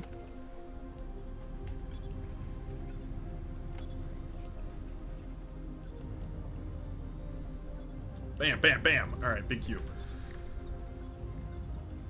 Get our fighter production going. Keep our energy production scaling.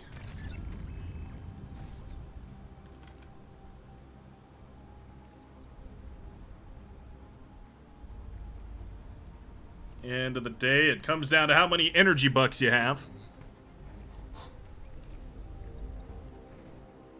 They have Legion fighters with... Wow. That's unique.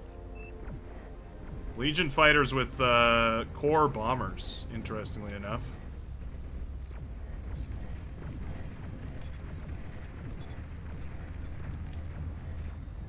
Do they have 2 air players, maybe? Oh, could be. Could be. Barrel Lance is scaring me in the backline here. Not really going for eco the way I was hoping to see. Worrying me slightly. We are core, and I didn't see another air lab. Huh. Where did those core bombers come from? Was it just like a handful of early core bombers? Maybe.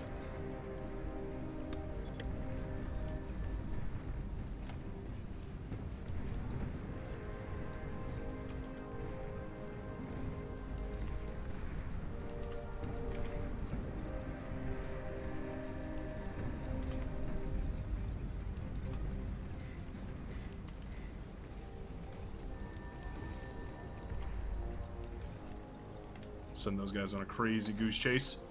Wind speed? Not, I mean, you know, not insane. Not the worst thing ever either. Oh, man. It's gonna take me ages. You better send anti-air with your units, because it's gonna send me ages to get anywhere on this map. It's just so gigantic. Here, we're just gonna unqueue these and keep them up here.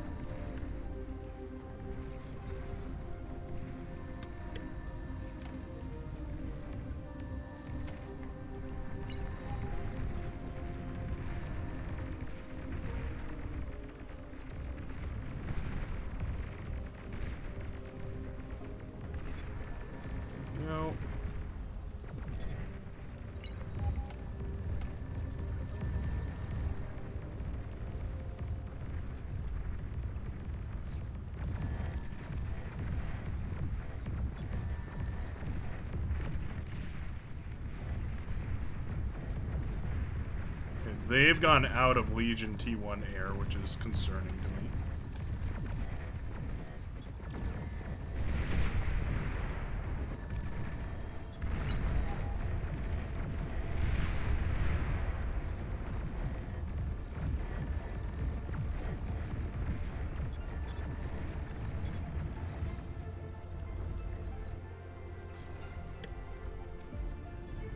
Enemy commander destroyed.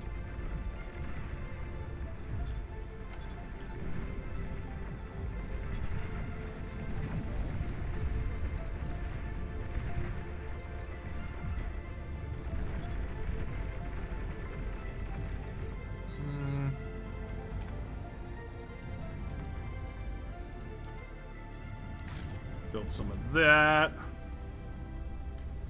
The solar panel scaling is a little bit concerning. I really won't lie to you here.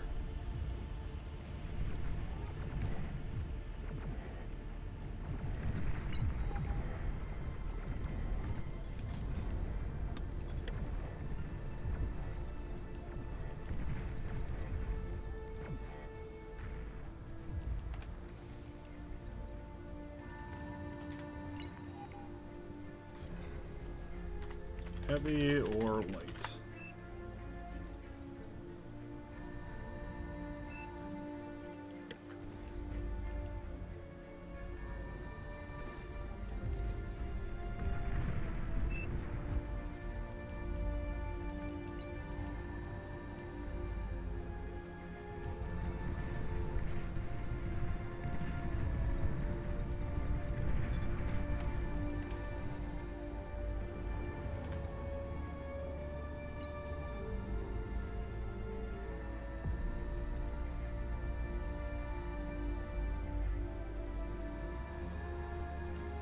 Four more of those.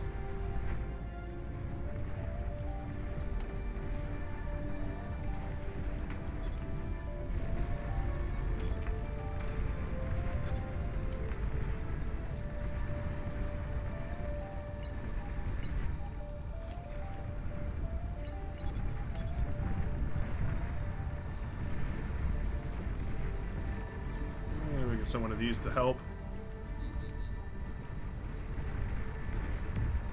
We really need to not waste any of these if we can help it, though. There we go. You've received new units. There we go.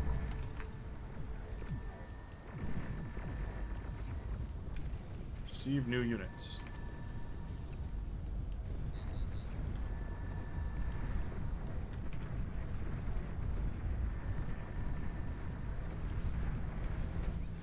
Perfect.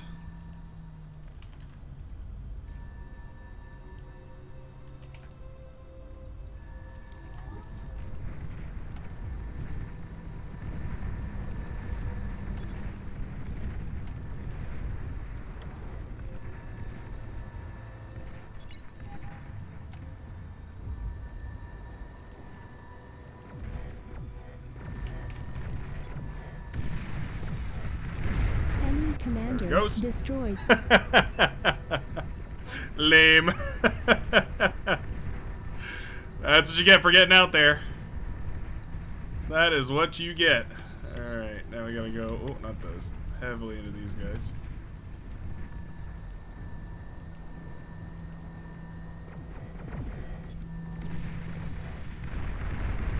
Oh, not quite. Not quite.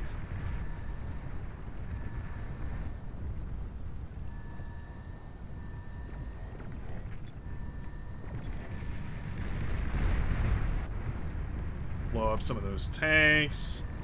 Continue poking him to death. I mean, that is the route here, right?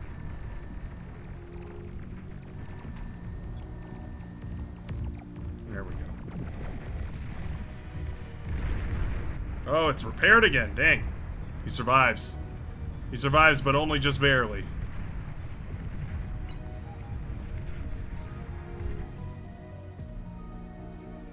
T2 unit detected. Wow.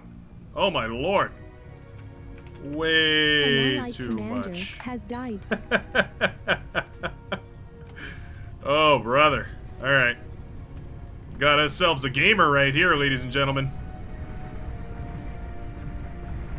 Full-fledged, bona fide gamer. Oh, space units coming out. We do have space forces, ladies and gentlemen.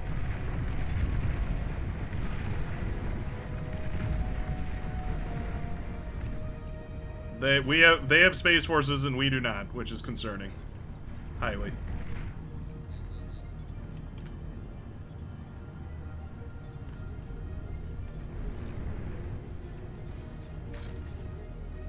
Buses. Hope there's some static anti-space out there. Need power.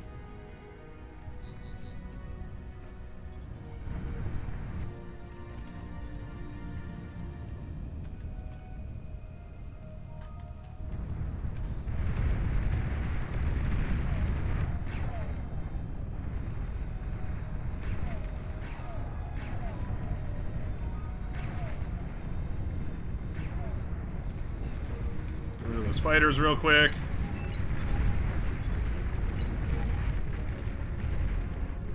Oh, there's a T2 lab over there. Dang.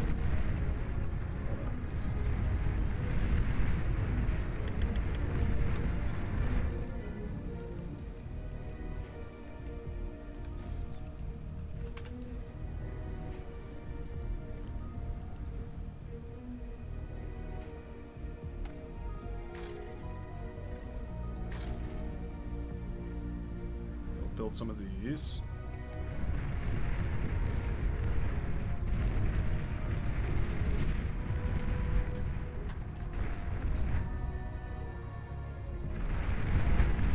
Bulls have done a great job. Okay. We can go ahead and cancel these. Instead, we're going to build a bunch of these. I know what we're going to do. I know what we're going to do.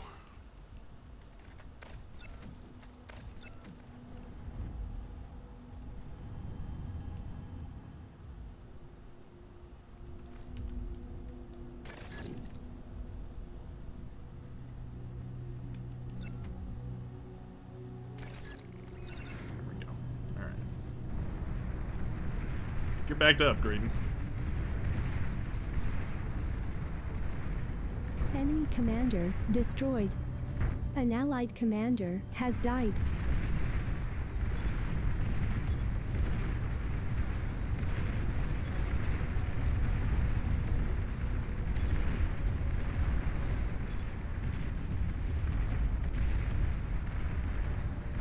Get us a bunch of scouting going. Space is still a huge issue.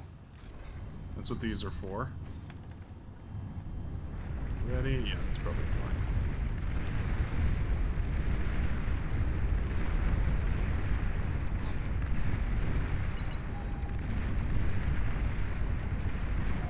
Putting these on hills, even though they're going to space, so there's not really a great point. But there we go, okay. Let's go for a whole bunch more, actually. Let's just build a bunch of constructors. Okay, you guys all come over here. Help him out.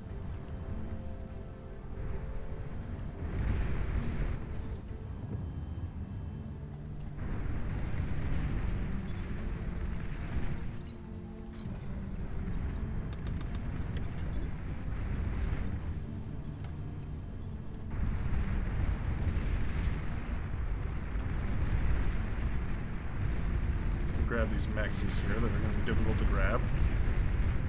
In fact, we might even not, yeah, we might even not grab the mexes. We might just go after the metal.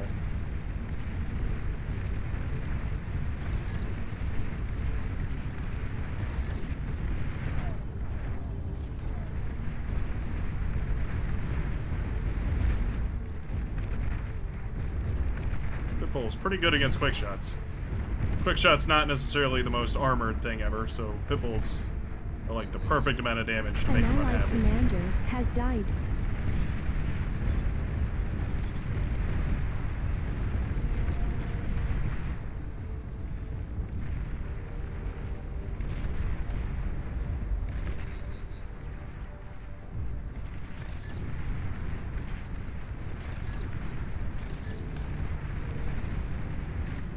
bunch of that out. Okay.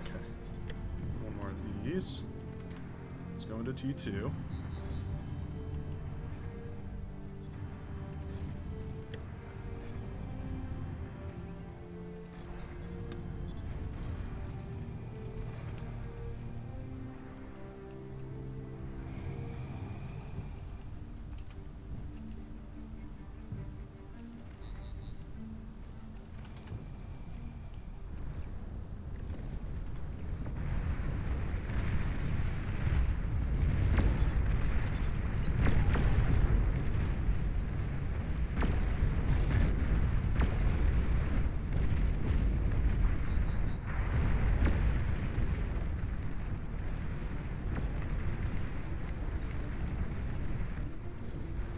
And we need some gunships.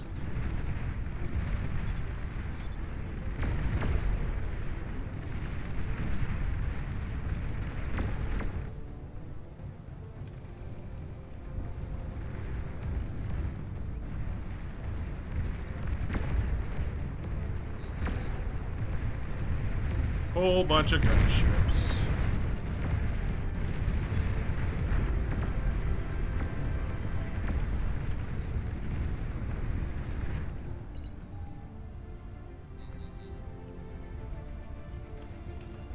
Enemy commander destroyed.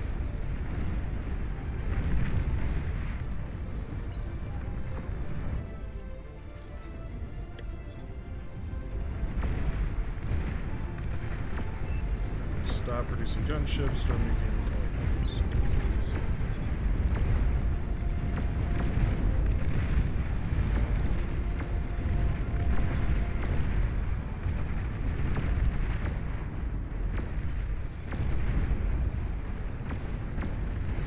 Pit bulls are doing great work. There is lots of orbital stuff up here, but we do have orbital drone carriers mixed into the mix. Very neat. We're gonna keep these bad boys over here.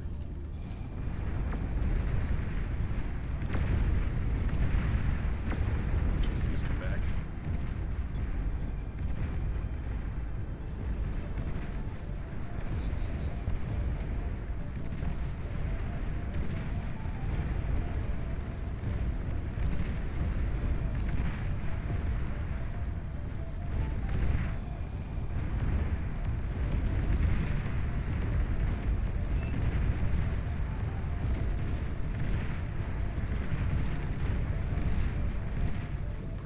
Finding some of those. Not bad.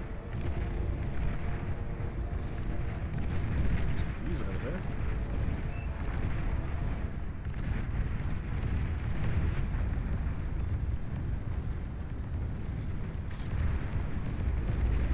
How much anti-air really is there in here? I don't think the answer is very much.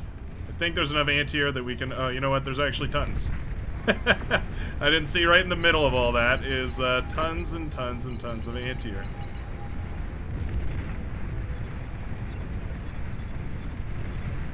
Let's have a little convergence.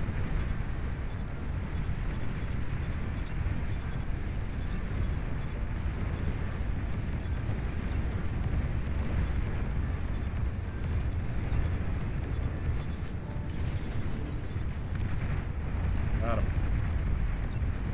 Got him.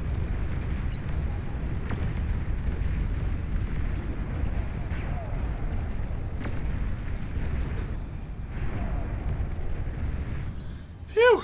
That was a close one. I'm not gonna lie to you, that was a close one. That's what we call in the biz. A close one.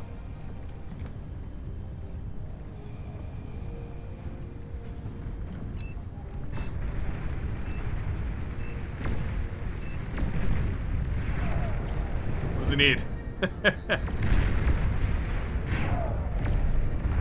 Where's her maestro? Oh, there it is.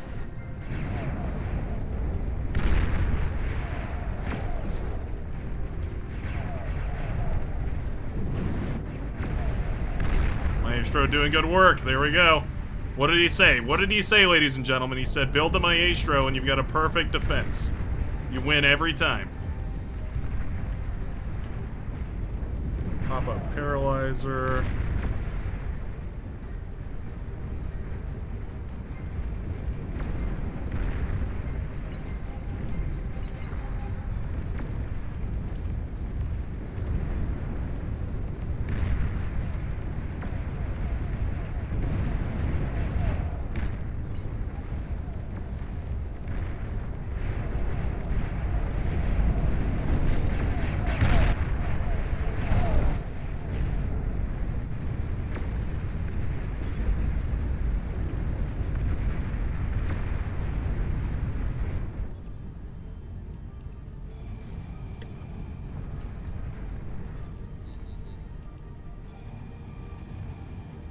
Let's see, we need one of these.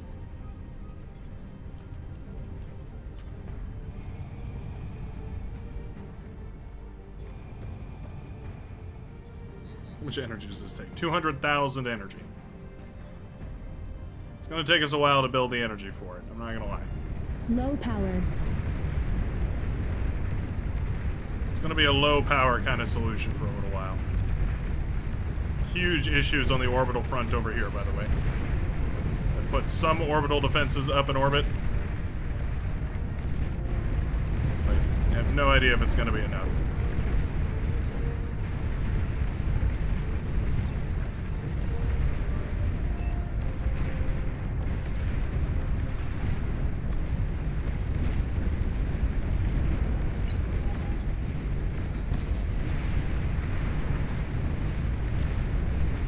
An allied Shield commander has generator, died. this thing. Enemy commander destroyed.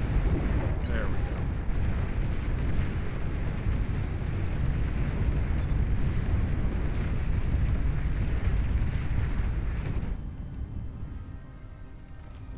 Why no one's into space is an excellent question.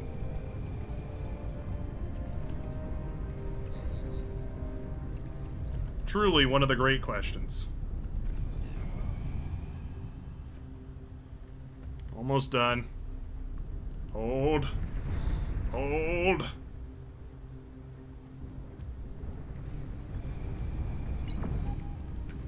Go space.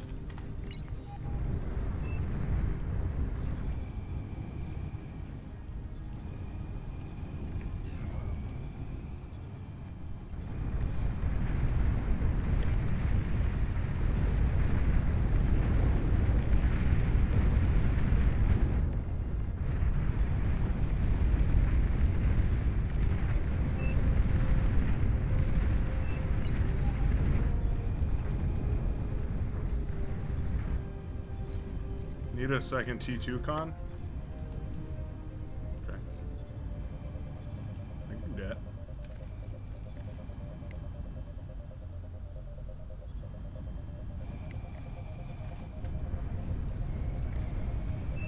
There we go.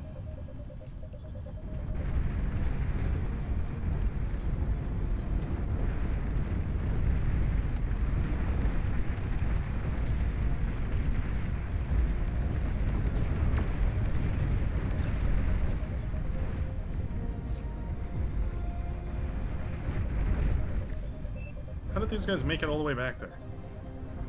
There's so many planes, and none of them defended against that? What on earth?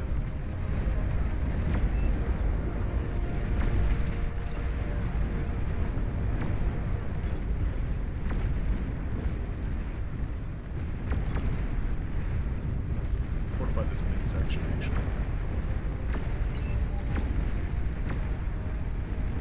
I'm gonna park these over Jamakis' base just so I don't lose them, or accidentally miscue them. Pull them in the wrong direction, I mean. Bro plus help defend. Okay. I can add a third thing to the list. No worries. Yeah, gunships I guess are kind of our only option. Oh, where's the LLTs? The Junos? The beamer turrets? Anything? Look at all these pop-up turrets I set, though. These things are working out great.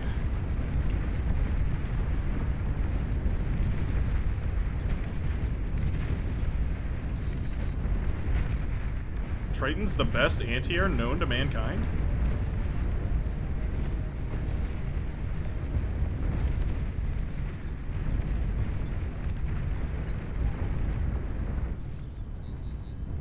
That's on high priorities.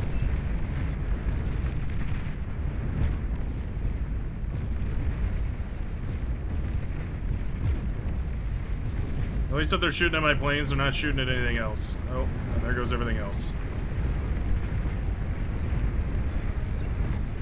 T3 unit detected.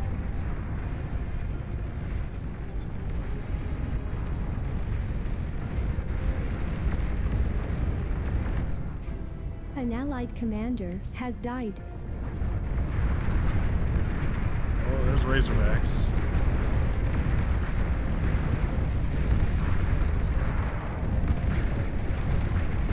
John L. Razorback, founder of the Razorback.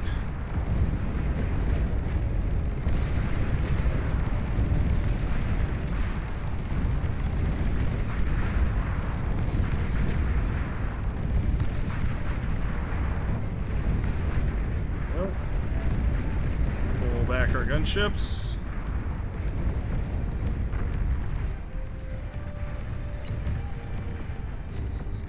Commander's in trouble. We're losing it. We're losing it, ladies and gentlemen.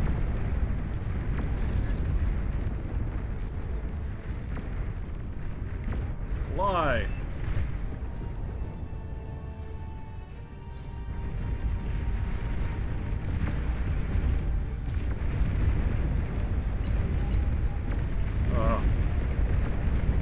Oh, we just don't have enough.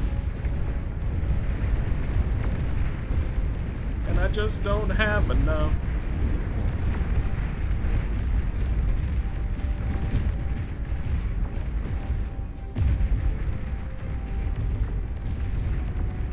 We may be well cooked. That is okay. You've received new units. That does a decent amount of damage to the mammoth. I don't know. You've received new units.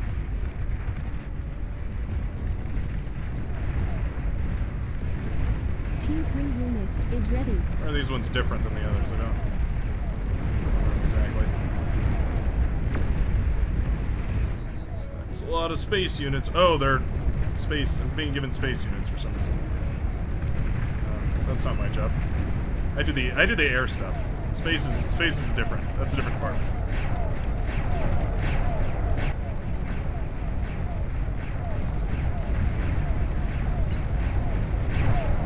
Completely different department.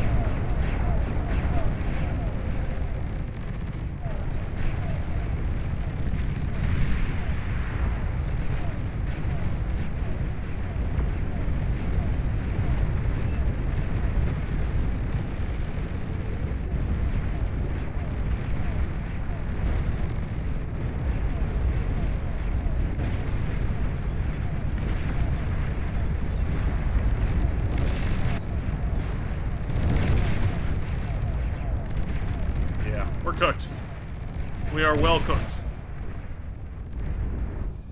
We are basked and broiled. Like a fine sous vide. Self-destructed. Commander. Unfortunately, the communism relied largely on a guy who built 45 solar panels. 4 T2 labs. We never should have let that guy, live in the back line. But, you know, it's okay. It's okay. We're all here to learn. That's a very rough match to learn on. But we're all here to learn. Yeah, on a big-ass map and full of extra units, I mean, yeah. Things were gonna look a little crazy from the get-go there. Oh, man.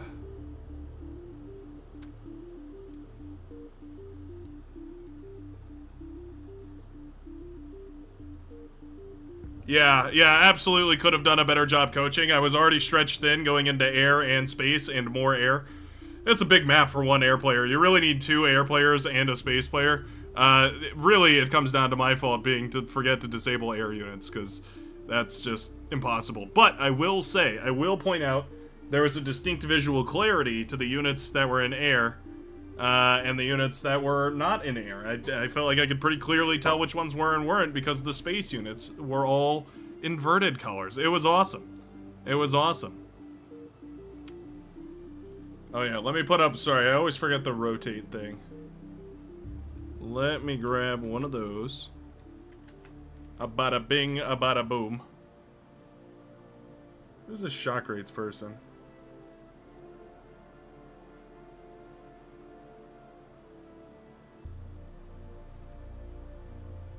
They're not even here.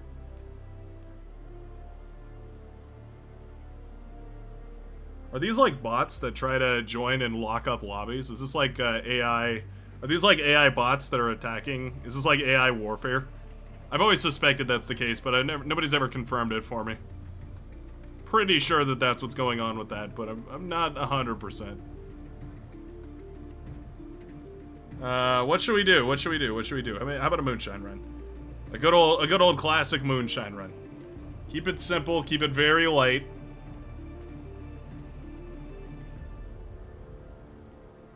Oh, hold on. Slow Day, I think, said something really funny. When something new coming, Discord fat ass mods don't help at all. Wanna know what's being worked on next. When something new coming, Discord fat ass mods don't help at all. Wanna know what's being worked on next. Are you asking what is being worked on current? Like, what is this mod that we're looking at, or? I'm very confused. I'm very, very confused. I want to engage, but I just don't know how.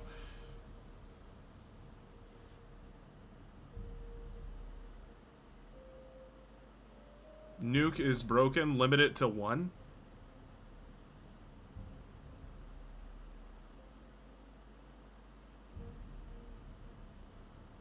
Something's going on with the nukes. I'm trying to read the context. It isn't working.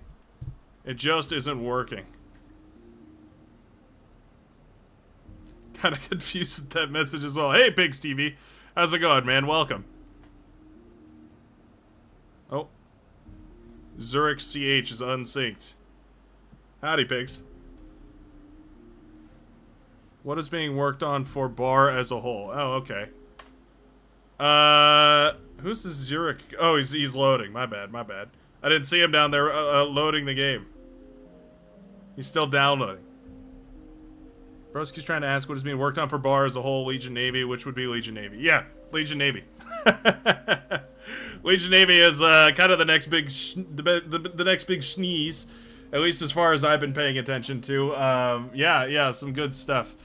We are looking like I mean, that's kind of on the chopping block, and we've got little sneak teasers from some of the devs, right? I know Neb is working on it. There's a bunch of stuff. I know there's a bunch of personal stuff going on with a lot of the devs' lives. I've just been kind of catching up with them and chatting. So bar development right now is a little slow. It's more of like you know, one of the things about bar being basically a development project that's funded by charity time. You know, it is what it is. You're gonna get what you're gonna get.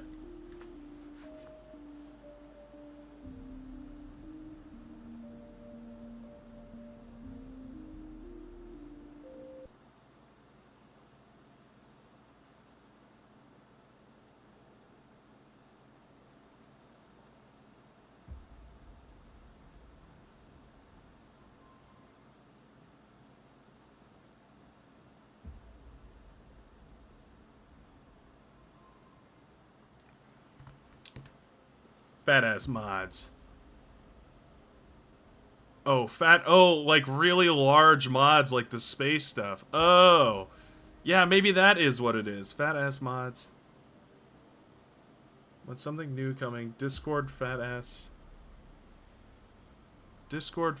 mods don't help at all.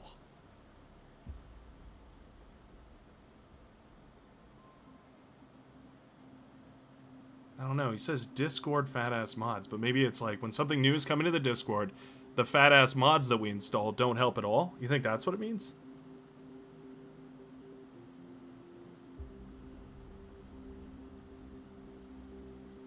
Or yeah, or are we complaining about Discord mods? It's really like a beautiful comment in that way, that it can be interpreted in so many ways. There are writers who go their entire lives trying to write a book that does the same thing, that can capture the idea of so many different angles and be interpreted in 100 different ways, sort of across the board. That's kind of like a, I mean, really, that is you've struck on what most writers would call the paradigm of success. Ask AI to translate it to a meaningful sentence. Okay, here, let me do it on my phone. Please explain what this person is trying to say when they say, when something new coming Discord, fat ass mods don't help at all, comma, wanna know what's being worked on next. Person is expressing frustration with Discord's moderators, quotation marks, fat ass mods, end quotation marks, implying they are unhelpful when new features or updates are released, and they want to know what Discord is developing next to stay informed. Discord's recent updates often include platform improvements and new features like enhanced server capabilities, AI integration, and new visual elements. To see what they're currently working on, you can check the official Discord blog or patch notes. It was close. I mean, the AI got close. I think it veered off the rails there talking about what Discord was developing. I don't think it picked up on we were talking about bar, but there wasn't, I mean, I guess it did a good job of pointing out that there isn't actually anything in that comment to hint out that that user was actually talking about bar. They might actually have just been talking about Discord. Maybe they're actually just curious what Discord updates are coming. And that's a good question too. I really don't know. Discord is all over the place. They kind of work on a bunch of stuff, so Yeah, you know, this is kind of a weird, like, we really are in the artist conundrum here. There's a million interpretable ways to do this. It could be anything. Battle started. But he didn't. He actually didn't say that it had anything to do with the bar Discord. That's what the AI actually pointed out, is that there's actually no mention of Beyond Our Reason in that comment at all. For all we know, this helpful commenter has actually replied that they are just frustrated with the way that Discord development is going. I think that must be what we're talking about here. I don't see any other possible translation. AI has already given us the answer. I mean, what more do you want? Are any of the mods not playing right now? Could you put a poll in the chat? Do we think he's talking about Beyond All Reason or Discord? Let's put a vote up. Are we talking Beyond All Reason or Discord? Oh, we had a lagger. Oh, it's Cage. Cage, drop the game. It's all right. He'll be back. Just give him a sec. He's got a lot to load. Okay, there's some fat ass mods.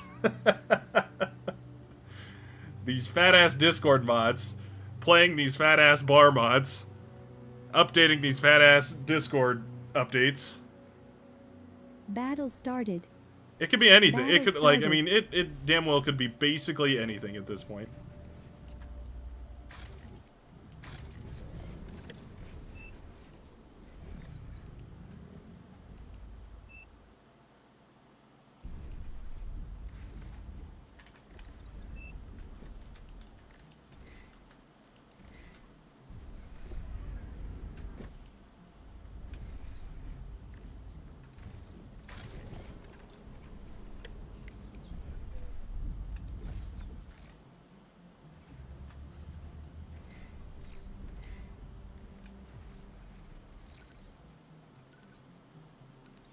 I don't know.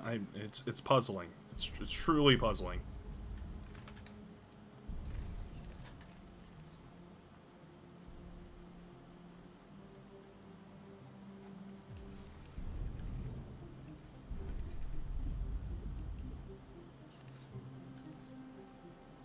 Truly the comment of all time, really.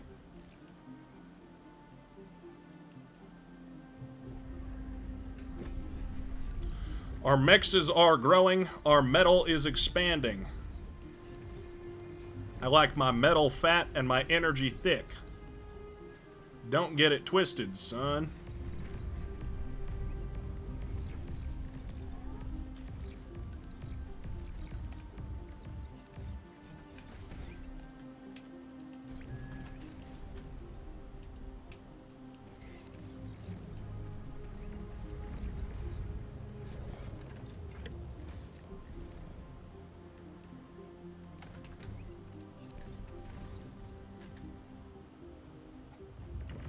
These, maybe.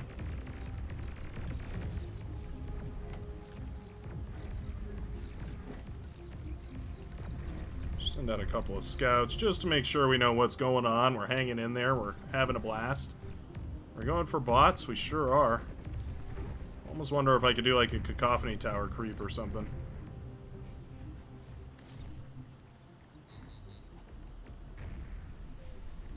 Went down, alright. Not bad, not bad.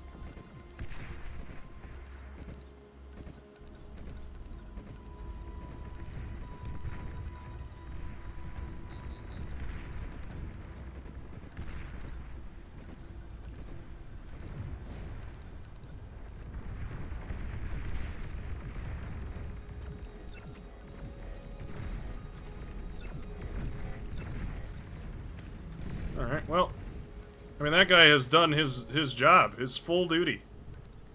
His hero's duty.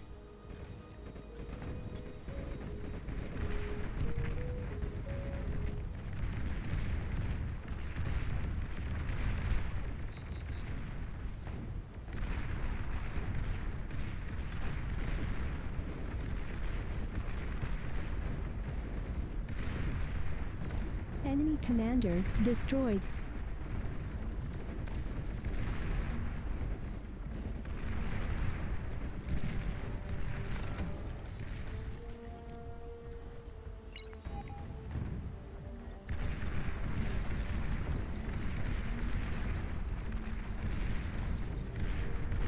Optry's pretty low. I think we might be able to get him here. Enemy commander Nice. destroyed. Very nice. Volleys and that goes down.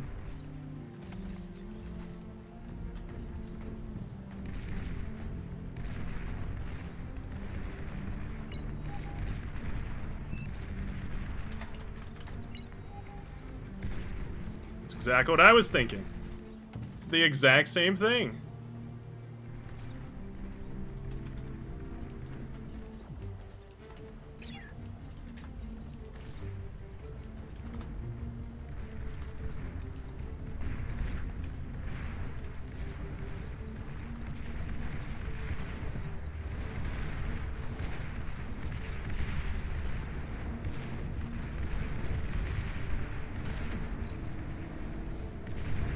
Let's help Zurich out here.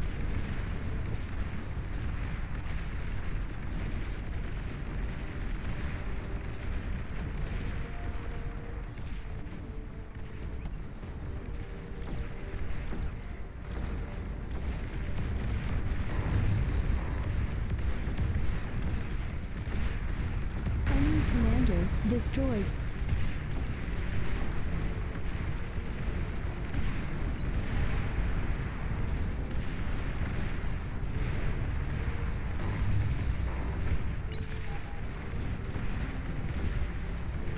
Enemy commander Go. destroyed.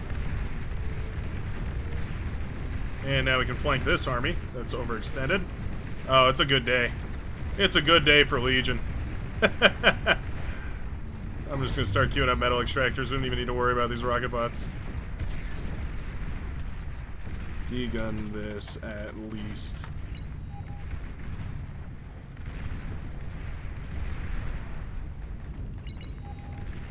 Yeah, nice.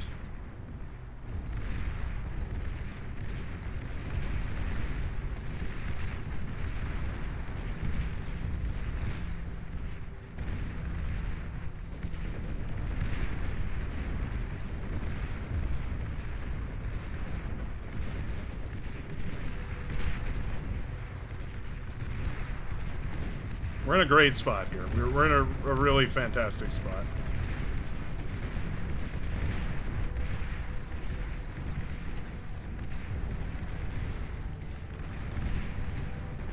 We just want to keep pushing and keep being super aggressive.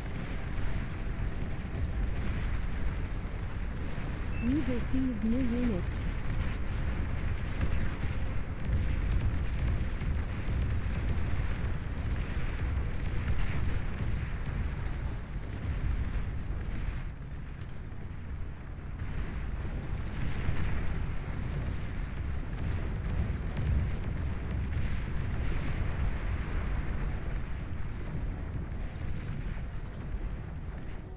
Aircraft detected. T2 That's unit how. detected. How Enemy did commander aircraft? destroyed? How did aircraft detect it? There ain't even no aircraft in the gosh darn game.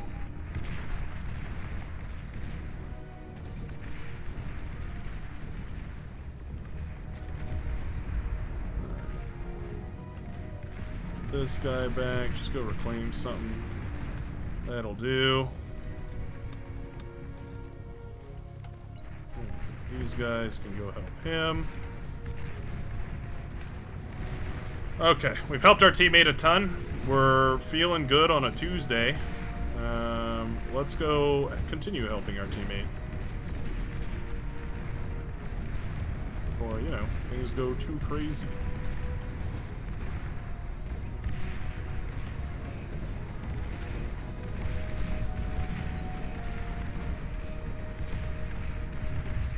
Sounds like a heavy laser tower over here. Oh no, that's our heavy laser tower. That's just medium tower.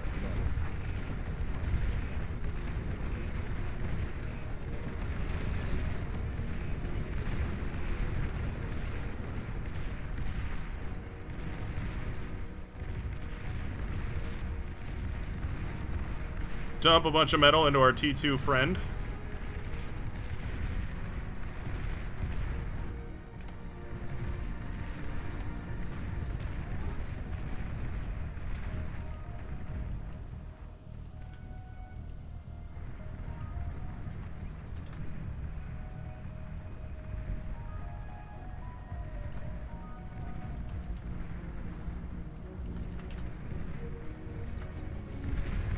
Giant wall like that. Still alive? Sure is.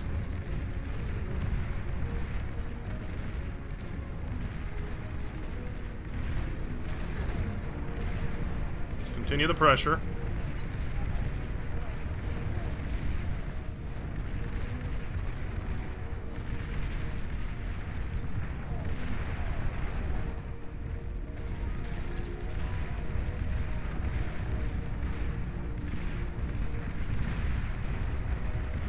Ought to have T2 at this point.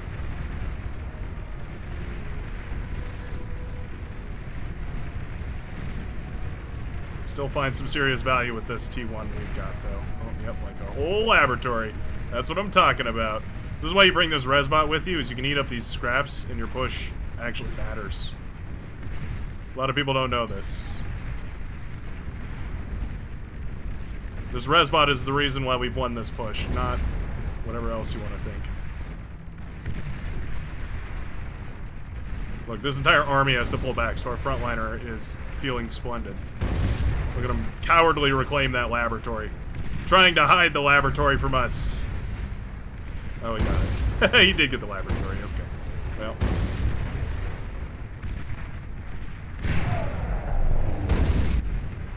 Oh, they killed my Resbot. That's a bummer. Oh, well.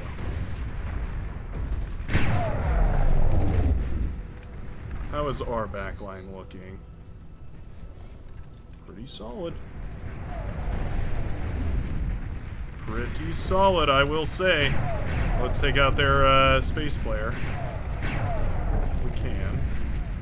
Need power.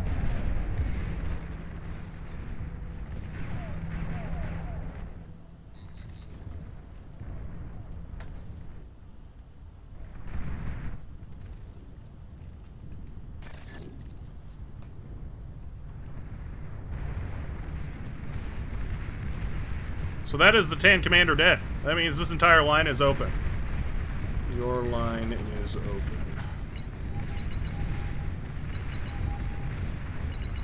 Uh-oh. Uh-oh. Uh-oh. Pigs needs to go north. That's gonna be bad, actually. Oh, self-D, maybe? Ooh, Tritons are pretty good, too. It's gonna hurt.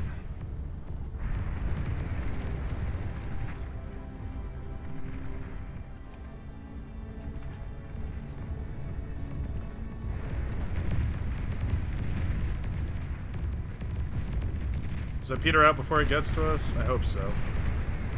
Ooh, I really hope so.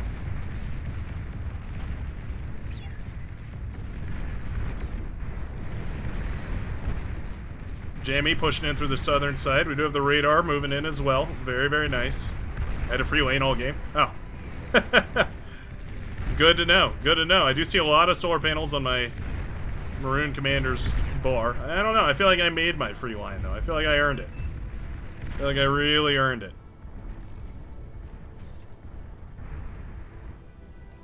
Fusion is up and running. E-converter is going to start churning away here.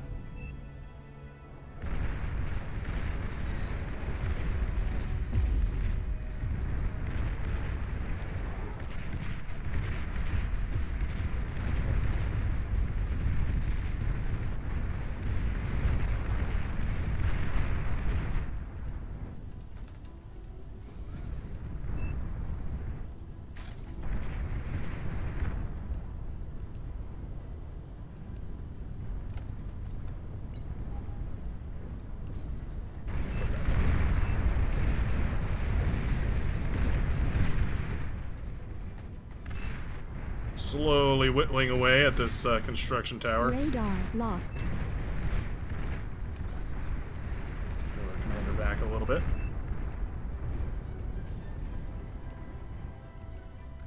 Bad. We just need a bajillion of these, and we're good.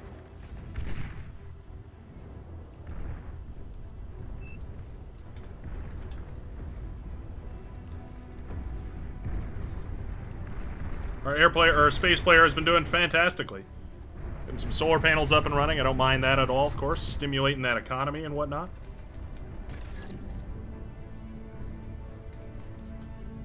We might even do that ourselves here. For the most part, though,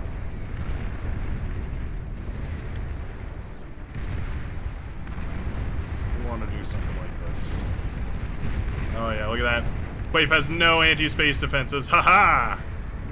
We found his weakness. Found his penultimate weakness.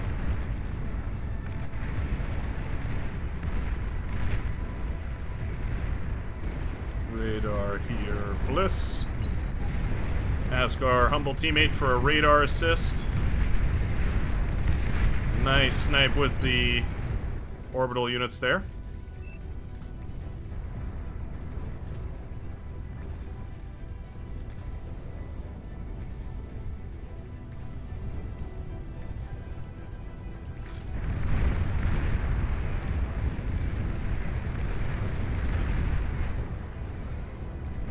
Two of these.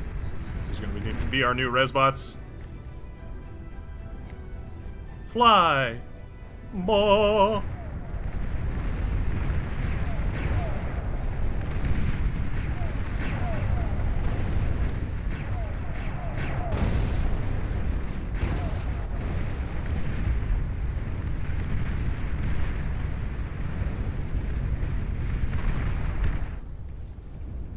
Enemy commander destroyed.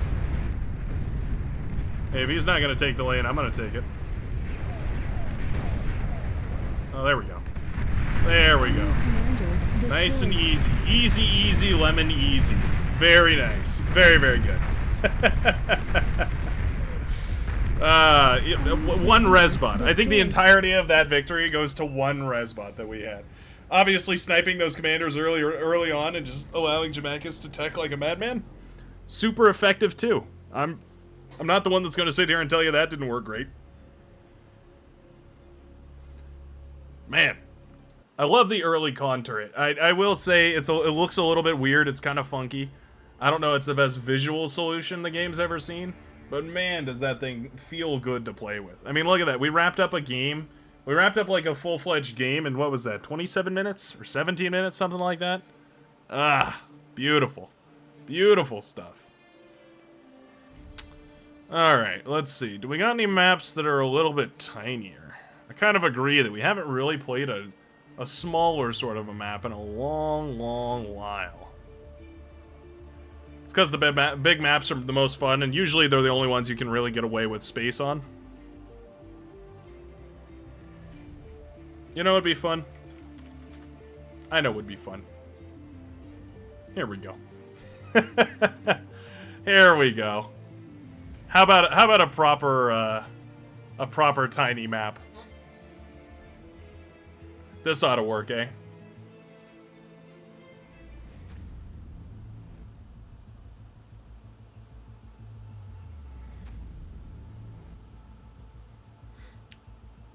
Pigs is warming up. Like a Dragon Ball Z character, just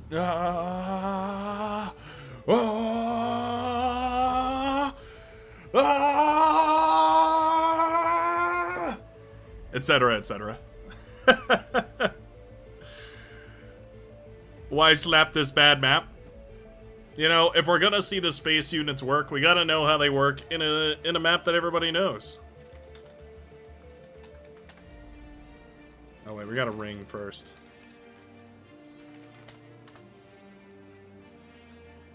Here comes the money. Money, money, money, money, money, money, money.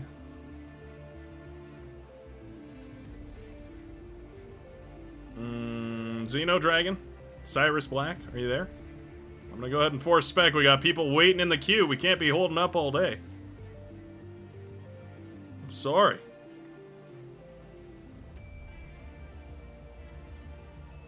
Xeno's lobby probably is still catching up. And that's unfortunate, because it is a lot to load.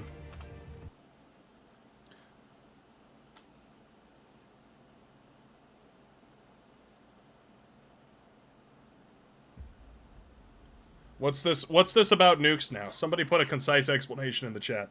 I'm curious what's going on with the nukes. I had heard that they were broken. I had heard that there was some funky stuff going on. Somebody said there were some weird things where you can like target somewhere way in the back line, and then if you nuke there, it'll hit a mountain and blah blah blah blah blah. But that's been in the game forever. That's not like a new thing. Cyrus Black, you were in game, was the issue actually.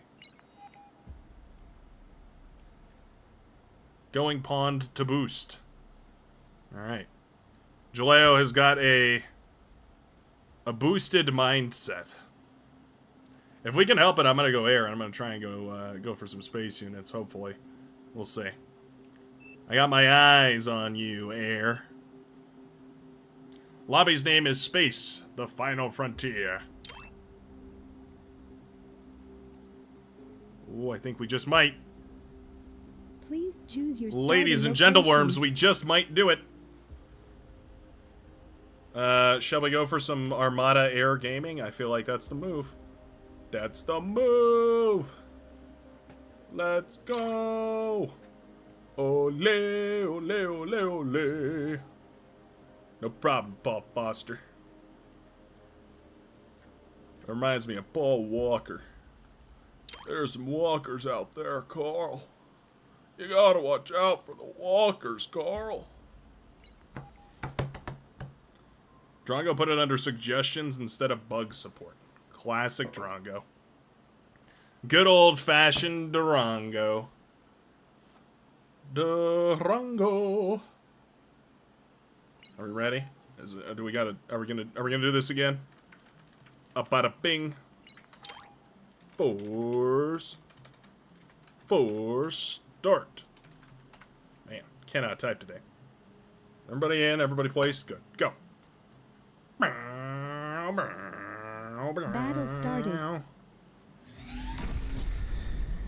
not surprised that somebody figured out like the right place where if you just put a nuke down, it hits somebody else and then, you know, ruins their day. That's always been a thing. It's just people didn't know about it. But if you play bar, you know, for a year or 10, you play bar long enough, you'll figure it out, and it's pretty. I mean, yeah, you're gonna be. All I'm saying is I'm not surprised. It's not news to me.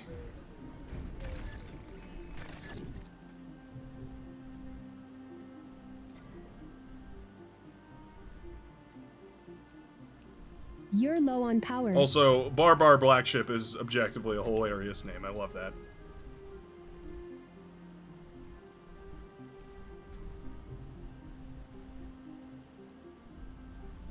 Just before that slips my mind real quick.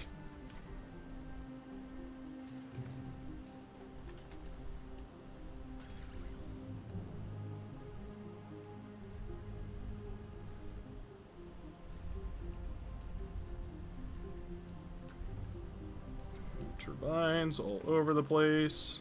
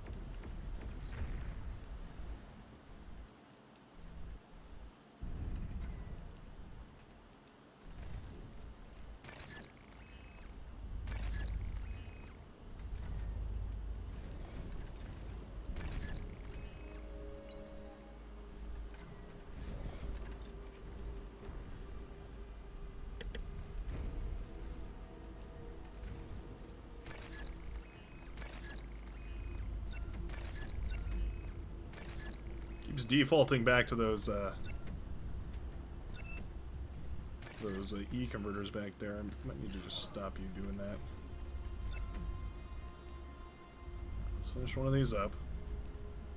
Alright.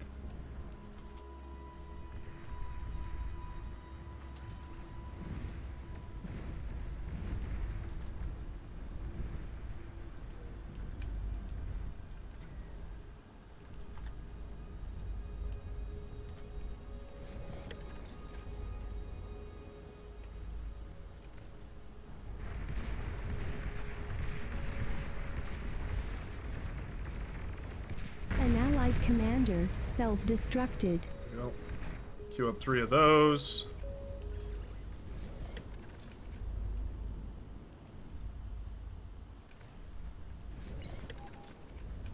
Queue up some of these as well. Wind speed kind of plummeting on me here.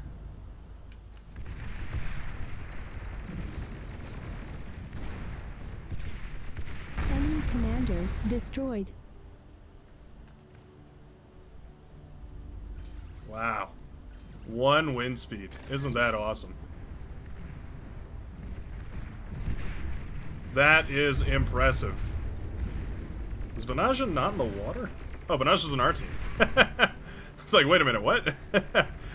Oh, I see. We better assist that poor fool. Oh man, we got a dead commander on the front already. Nice. Might not even get to play air. Enemy commander destroyed.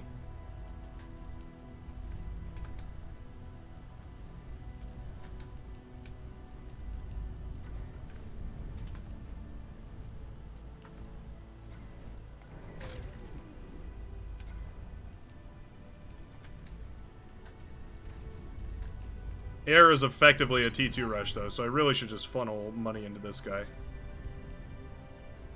Sweet, why don't you have 150? An allied commander show you some more in a little while here. Low power.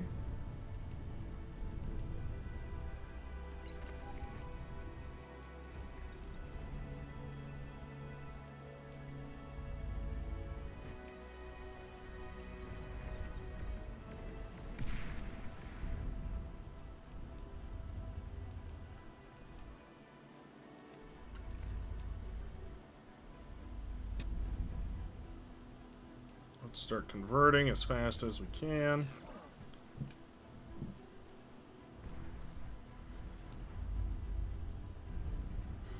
We're actually spending all our metal really nicely.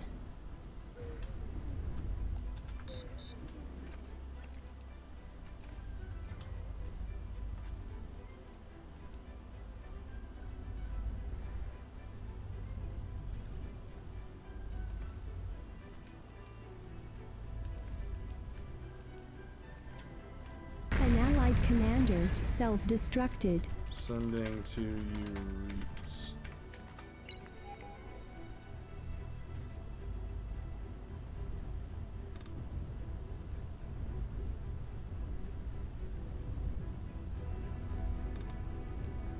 You've received new units.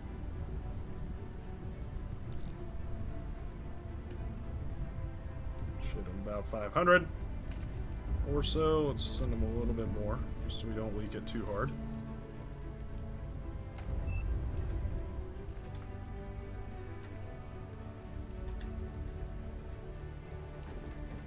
batteries, a little more build power, all sorts of good stuff. Wind speed is super high, so we're just gonna, I mean, I guess we're just gonna battery for the team here. We got so much energy.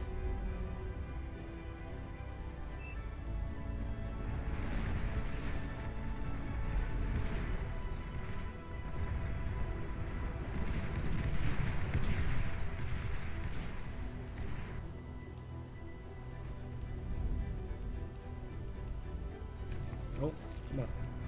Move on now.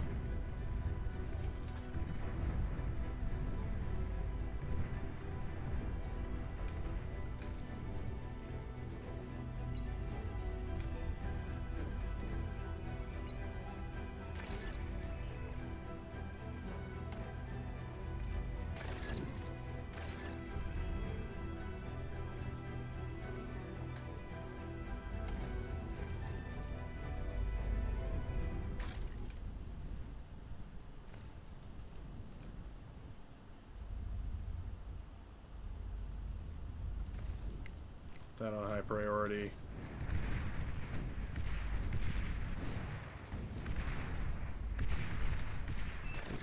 Go eat bricks or something.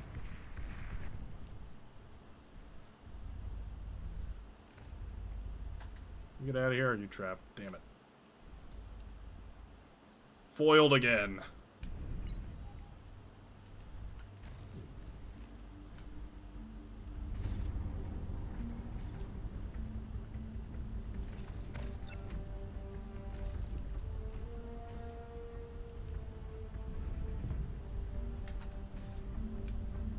T1 E-converters once again being the best thing ever. Continually scaling up that economy quite nicely.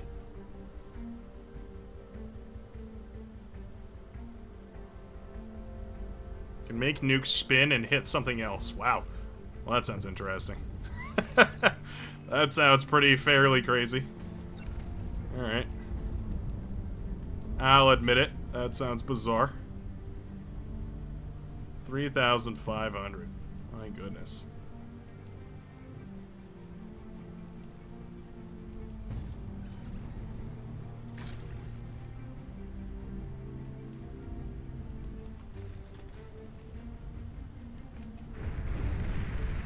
Do they have space yet? I don't see any.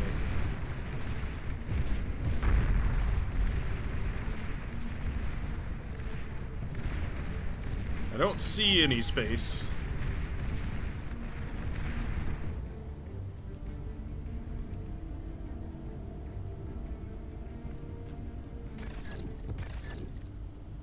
Actually, we can just free this guy. That's fine.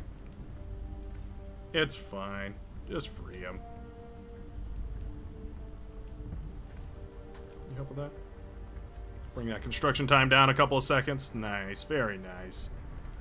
Love the teamwork.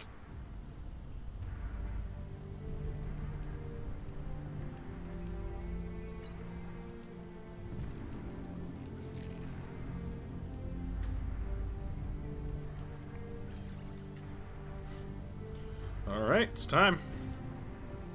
Final Mex comes up, gives us just the space we need, and we are ready. We'll raise that a little bit so we have extra energy to dump in case we need it.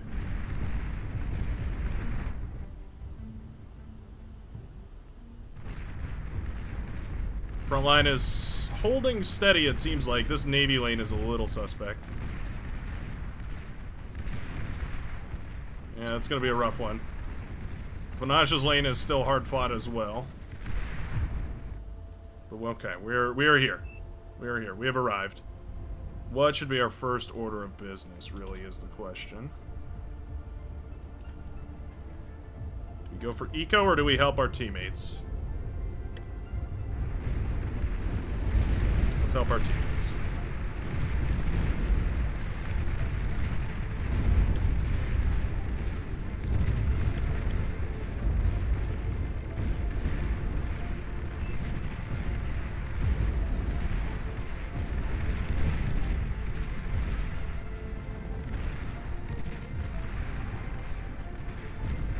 That's the Tachyon, that's the Assault. Where's our fighter? That's this one, the Blaster. There we go.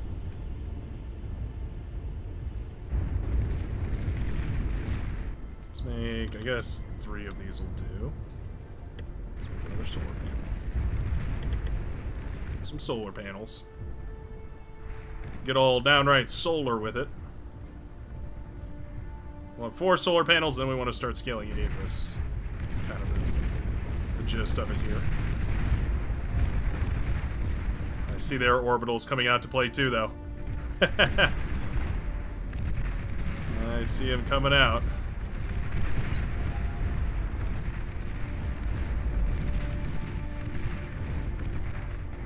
So we can save our navy on the northern side, or we can help our navy on this side. I'm gonna park this over here and hand it off to Vanaja, so it's just sitting up there, giving him perfect vision of exactly what's going on. Vanaja will benefit a lot more from that vision, I think, than anyone else.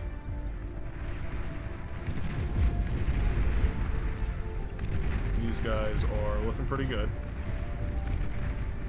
I feel like these should be rotated so that they just face directly downwards.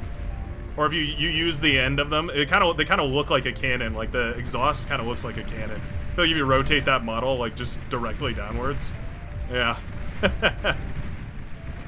That'd be pretty cool. Aircraft spotted. T2 unit detected. Very strategically here. We want to bundle these up as much as possible.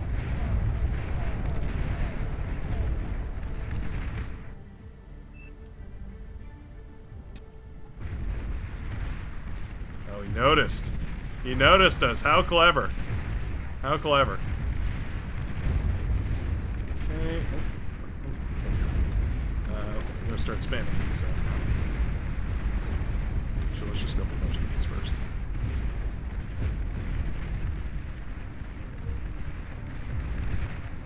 Got a con under there. Good to know. Good to know. Very good. Very good.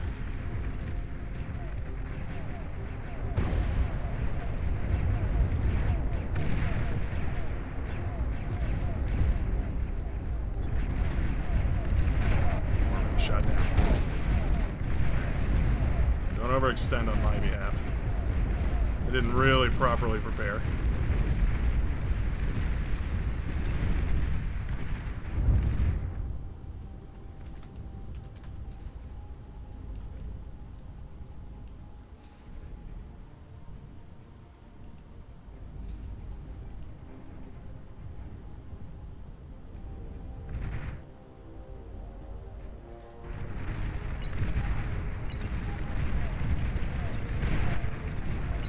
Attention, scuttle enjoyers. Your time is now. Oh. There it is. Oh, kind of flashbanged me a little bit there, actually, I won't lie.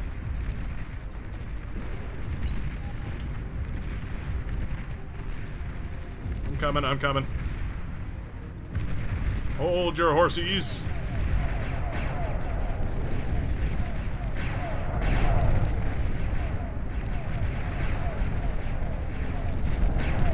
Why are they targeting that guy that fell down ages ago?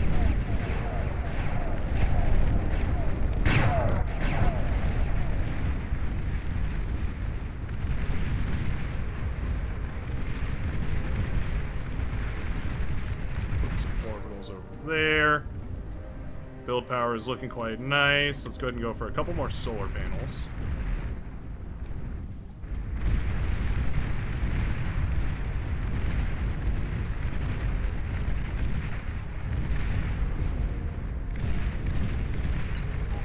Those, and we'll head out over here.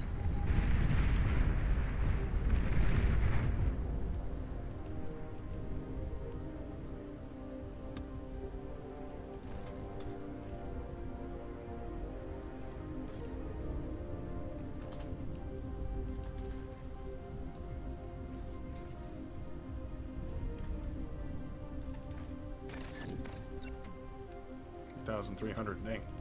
Need a metal storage.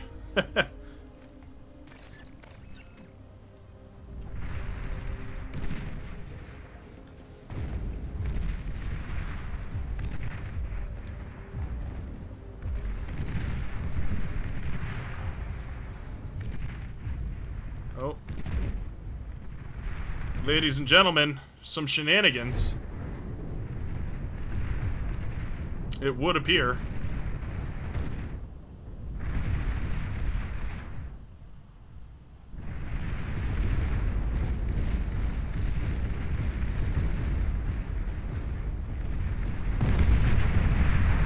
Alright. Felt like a solid connection, I feel. I have a feeling.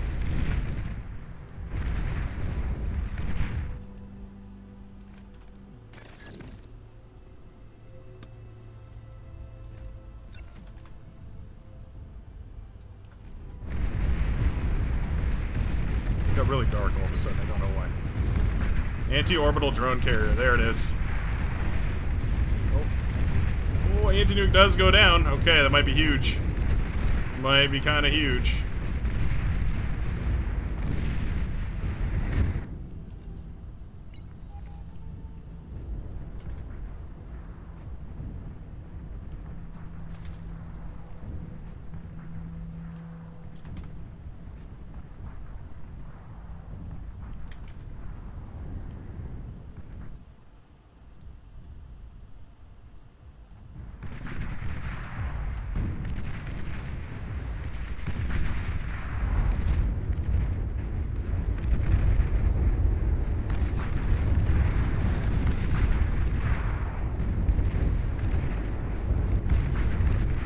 Scuttle. Another scuttle bomb. He's scudding and scudding and scudding and scudding and scudding. He's a scudding and scudding and scudding and scudding and scudding. We need pinpointers, I guess, huh?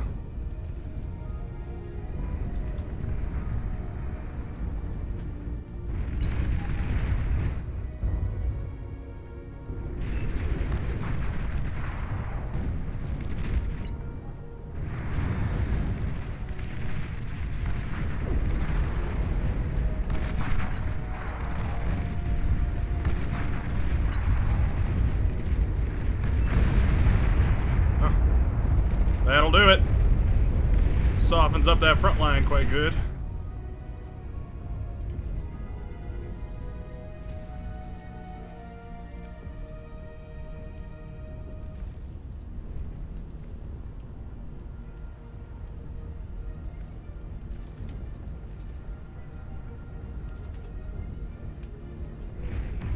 Let's see here. Let's go for a whole bunch of these.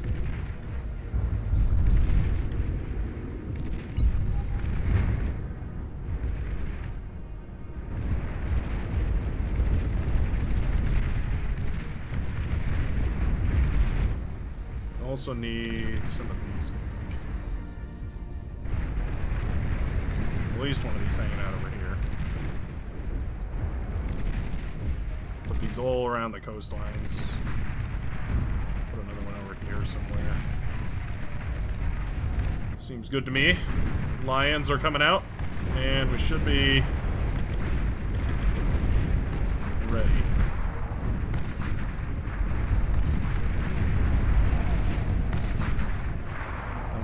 Shooting the ground. That's a bit odd.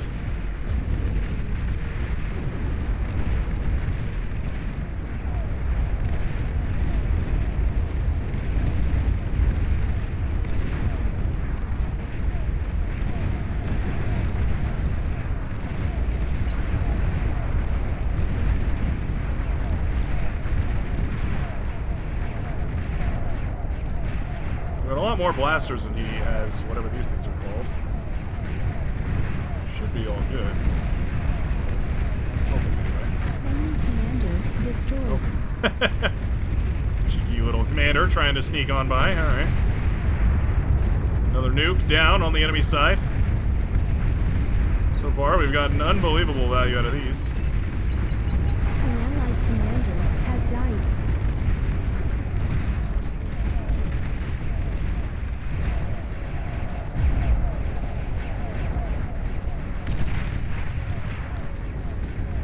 Knock that Tricos out of here.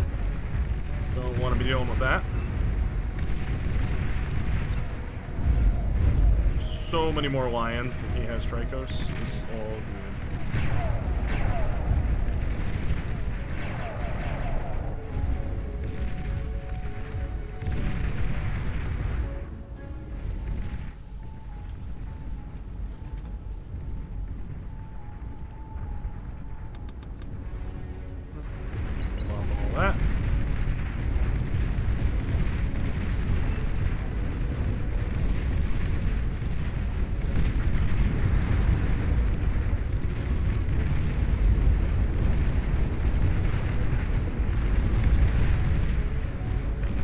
Let us see what we can do here.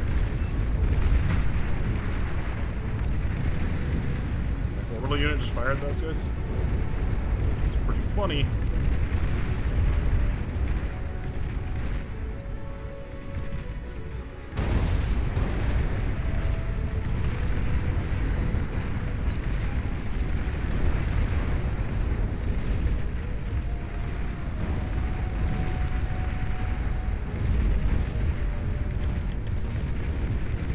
Send a scout over there shortly here.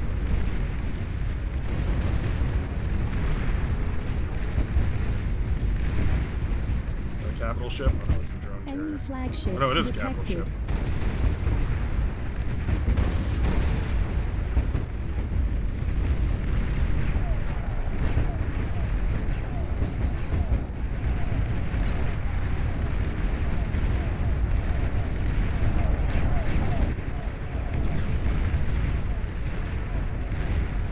Well, capital ship is going to be a pretty big issue. Enemy Yeah. commander destroyed.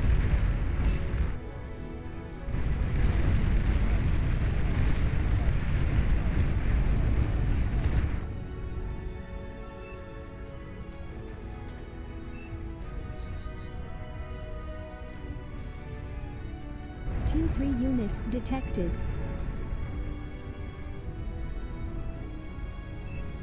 You're overflowing metal.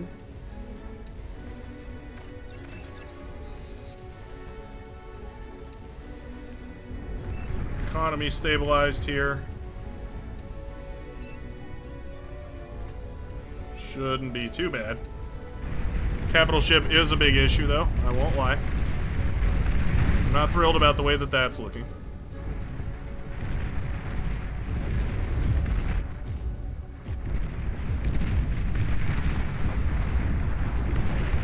These bases are all effectively dead.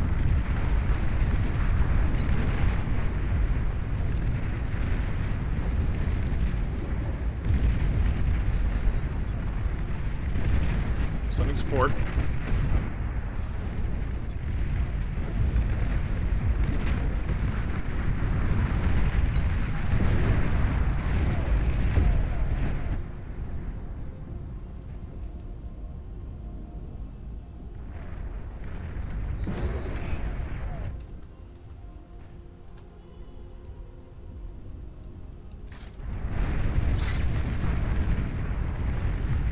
Oh, those went down.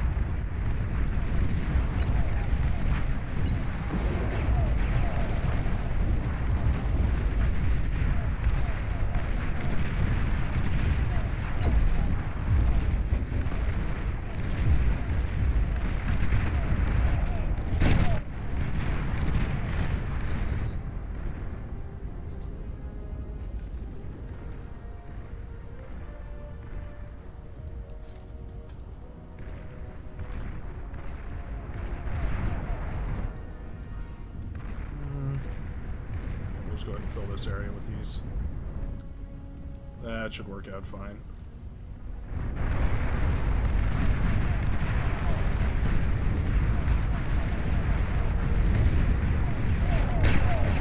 Those the drone carriers seem a little bit bugged. Yeah. I'm just gonna say those seem a little bit bugged. You've received new units.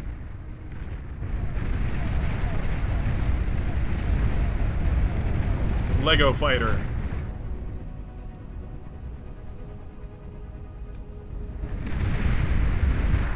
I think we gotta get a T3 lab going. Yes.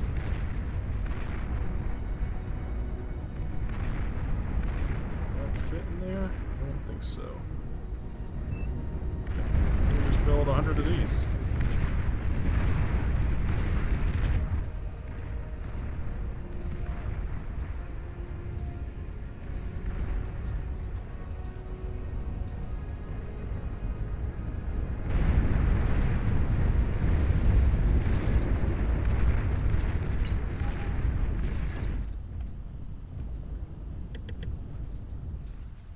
Two T2 cons, please.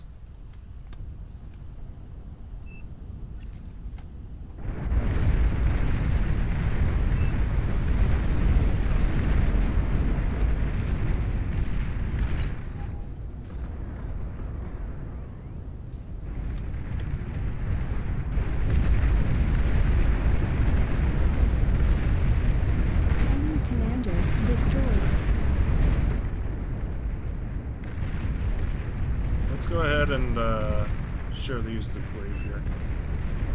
A cool hit to the economy in a positive way.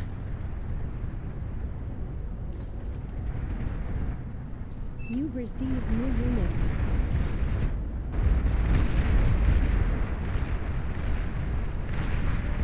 Space Force. I like 5 more of these. They're so convenient to just put around everywhere.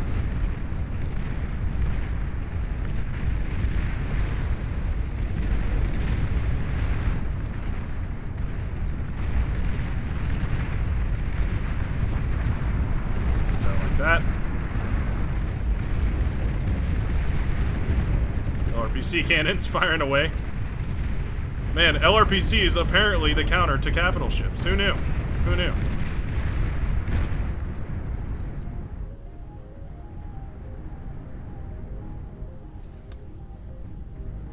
Let's go for one of each of these. Something like that. I think that's a queue that can handle itself. We'll put these on 2. I feel like it's more appropriate spot for them.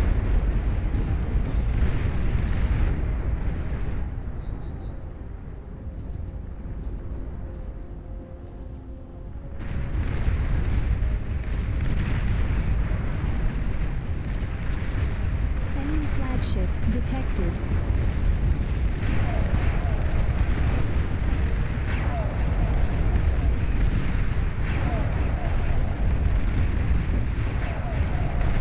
Assault units trade out really effectively here. Some of them are breaking away to try and clear us out, but I won't let them. You can break my bones, but you will never break my warrior's spirit. Let's go bomb this. Time has come for the bombing. You've received new units. Fighters.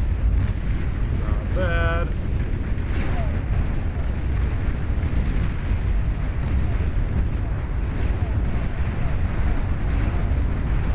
Go.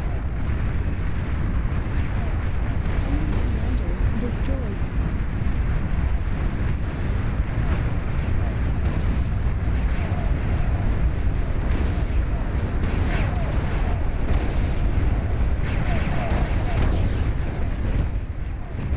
Burst. Ah, we gotta kill these.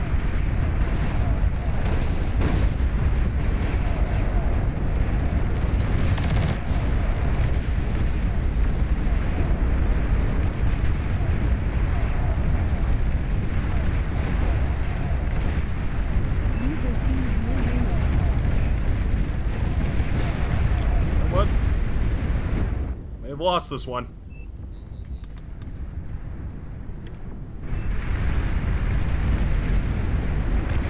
You've received new units.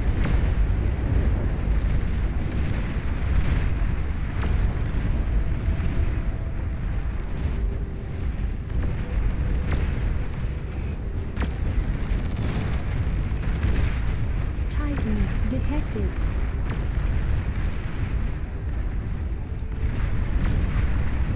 I guess I need another hotkey for...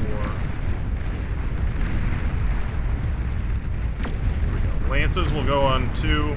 Ground bombardment will go on 3. That's how we'll do it.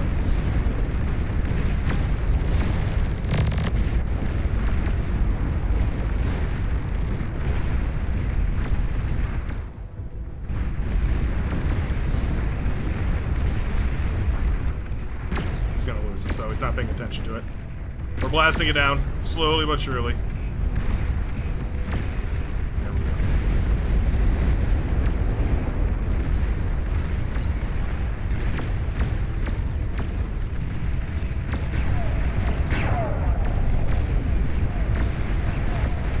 Let those fighters brawl. Yep, assault pretty good.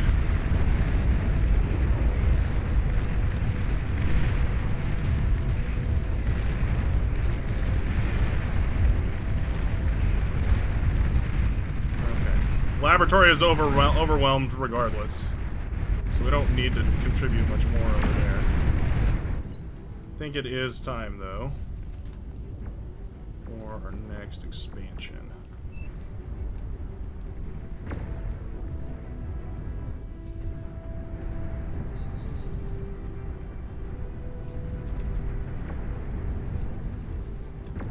Let's make sure we go for these.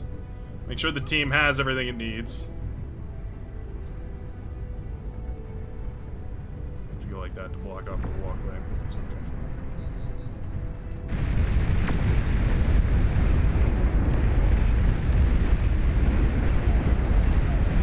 You've received new units.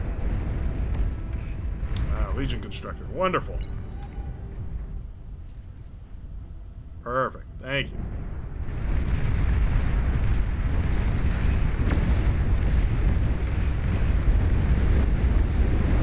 You gotta play Orbit from a high perspective. Who'd have thought?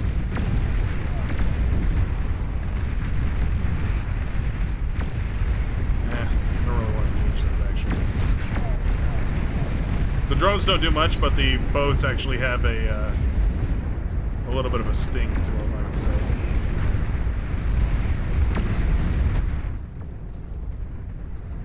Oh, look at the print job on that. Ah, yeah, that's very nice.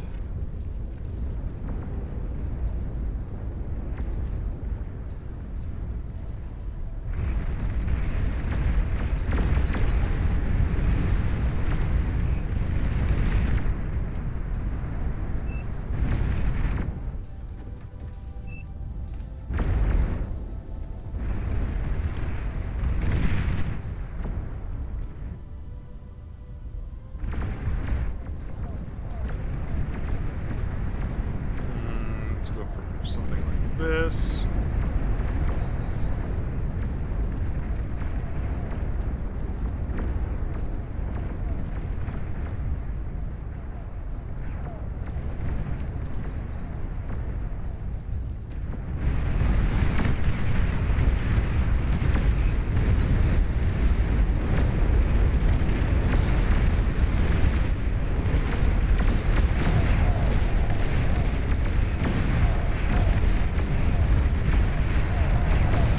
Protect our lances.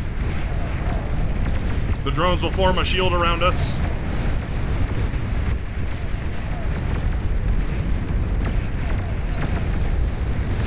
When the lances do their good work.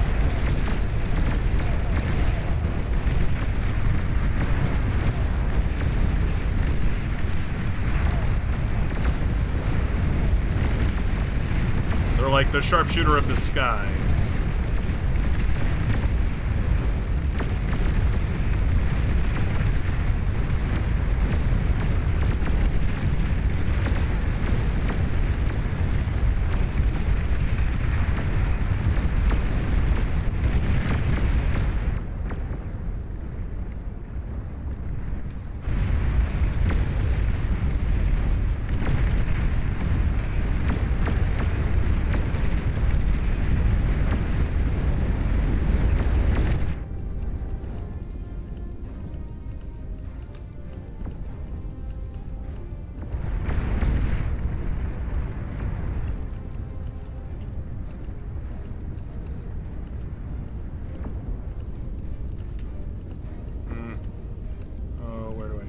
This right there, seems like.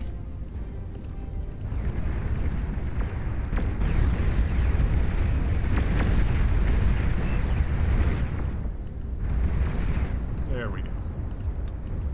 Nice, unharassable economy for our blue commander.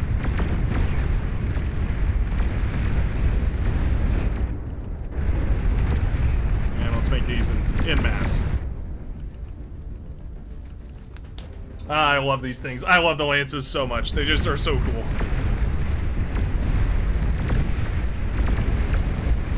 Oh,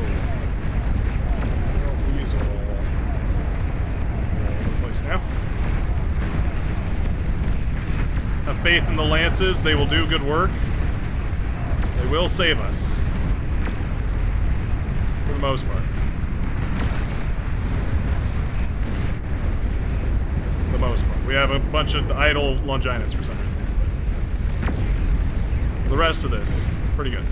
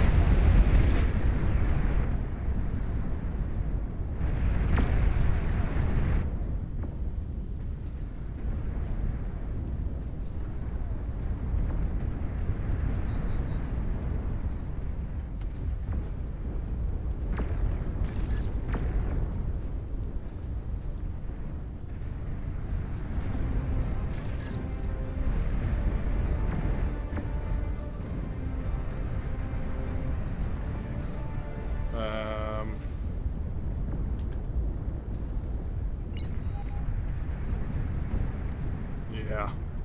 I was just debating that. I was like, maybe I want something else. Nah. Got enough of these. Just need as many fighters as you've ever seen, ever. And we should be set. That'll be all.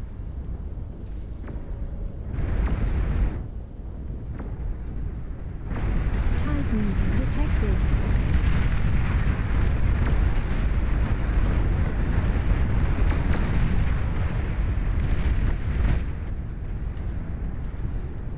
We do need a ton of these.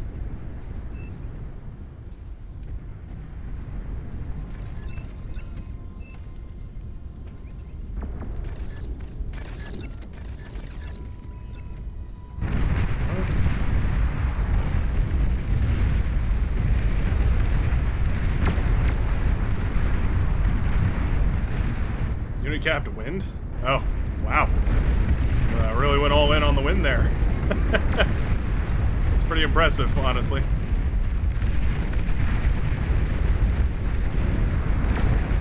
Something like that. Reckon that'll work.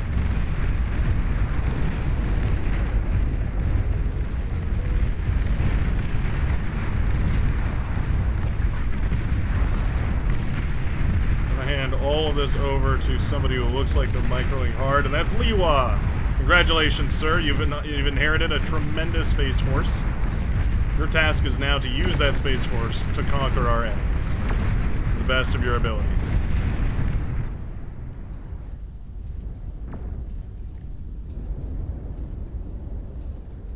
Orbital anti-nuke railgun. Should we just go for one of these? Just for funsies? Let's go for a bunch of Longinus first.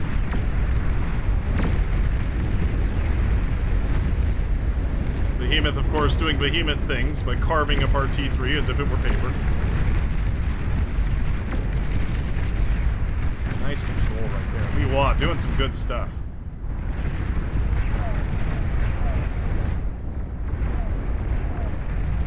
Share these to Liwa to make sure there's enough energy in the tank.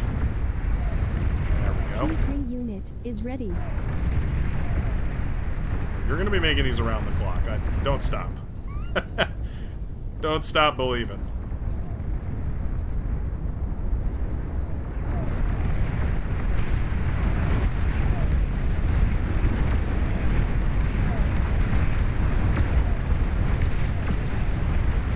Wow. Well, that is a pretty tremendous force they've built up there.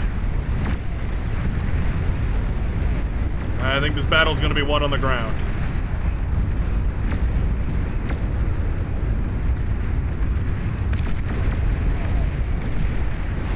Warning, mines were detected.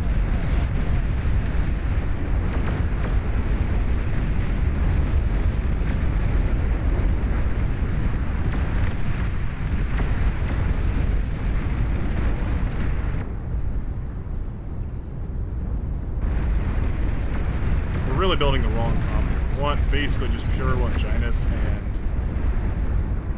and these things.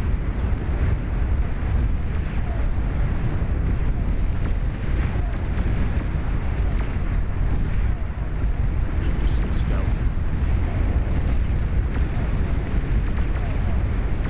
actually just have a look-see.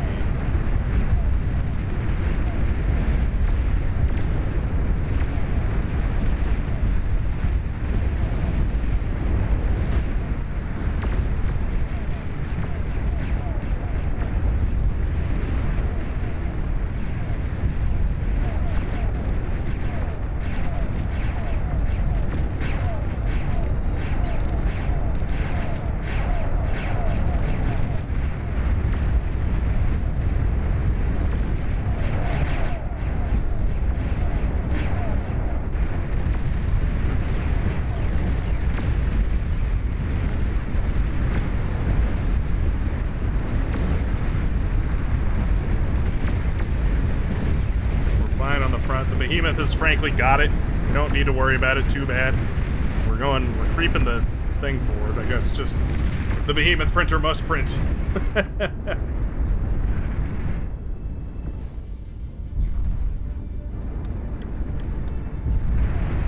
gonna keep scaling eco back here. How do we want to do this? I guess we'll just go like that.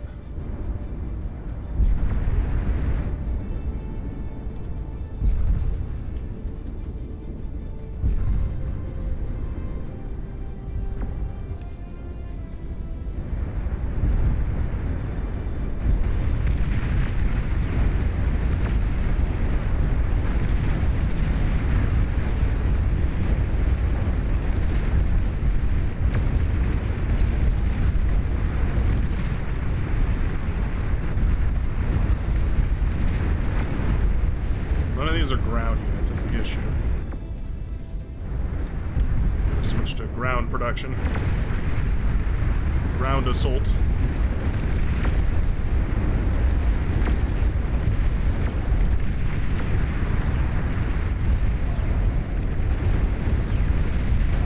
is what the Longinus are supposed to be great at. And it seems like they are. Like, it seems like one burst from their laser cannons basically kills a fighter. Every one of these kills a fighter. That's a huge burst, though. Ooh, I'm not so confident about that, actually.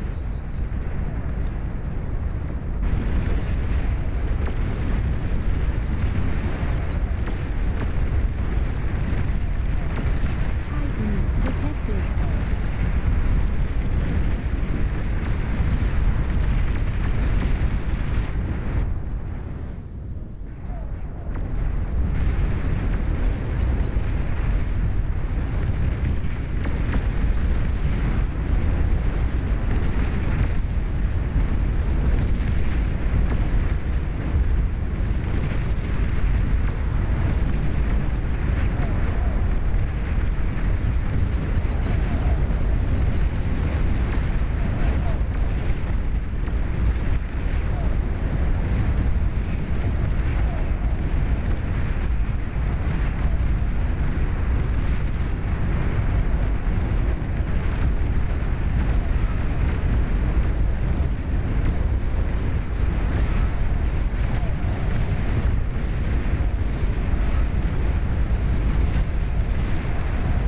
A lot of stuff.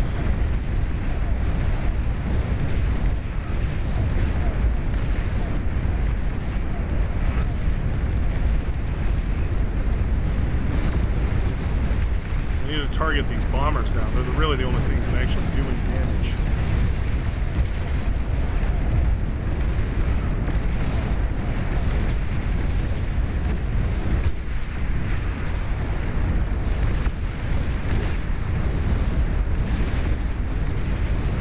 Battle all we want as long as the bombers go down. Oh man, there's a lot of these ships though.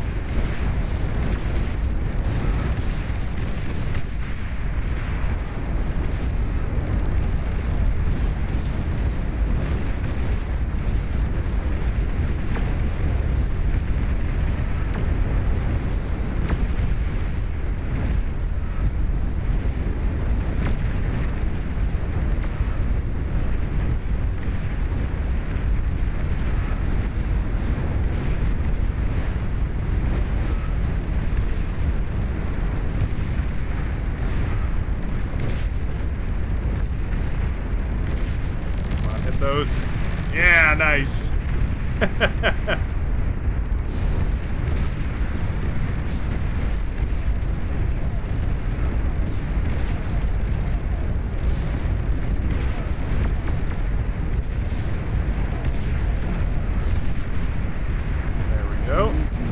E-converters are popping. That's what we're looking for. Got those into the back line. That's all we needed.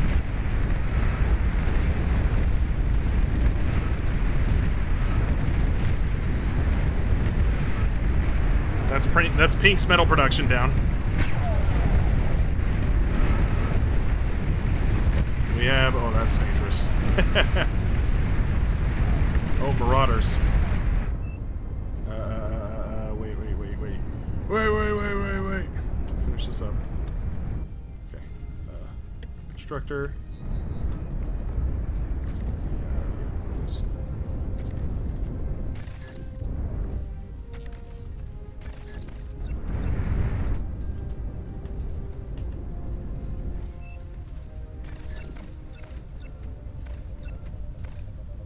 Oh, I may have screwed myself here.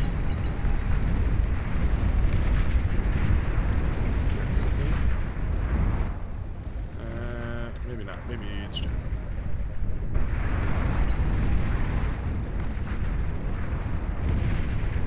That's a lot of marauders. Has died.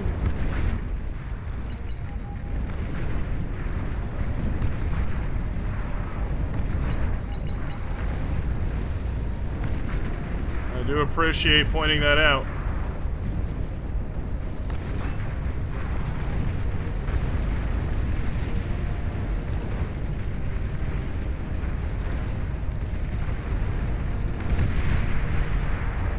Tick spam isn't going to do anything.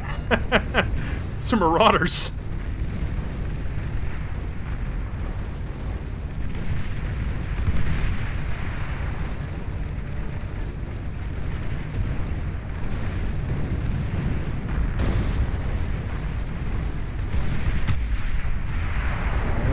Overflowing metal. I mean, look at the bright side. Still got some economy left.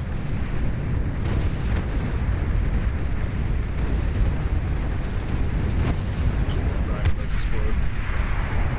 Okay. Let's take a second to rebuild.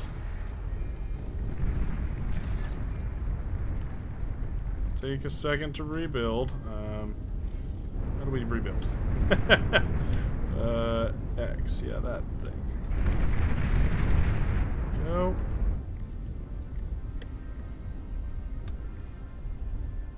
That's what I have. How do I tech down? I can't tech down from here. Oh, I'm stuck. I'm actually unironically stuck. That's weird. Okay, that's an odd one. Yeah. Huh. You've received Let's new units. build one of these.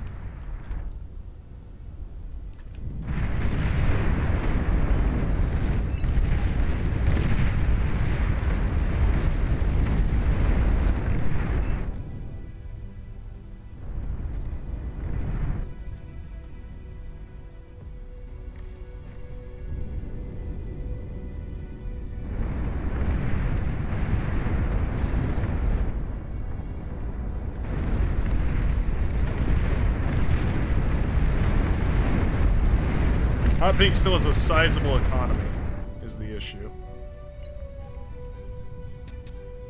I'm gonna start overflowing to the team here. Intentionally.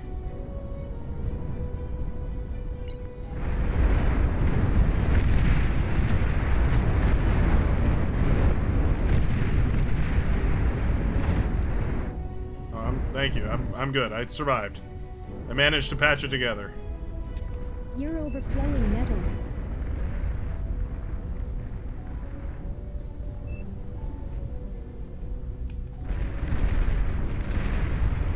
Let's kill that piece.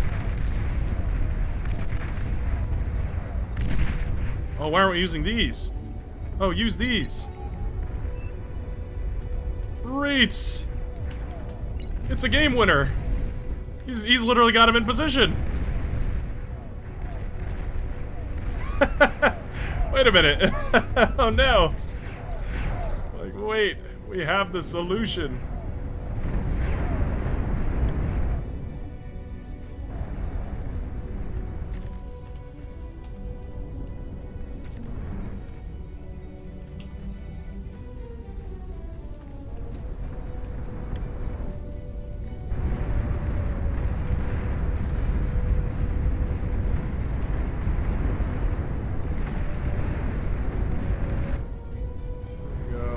let's go ahead and start producing these bad boys.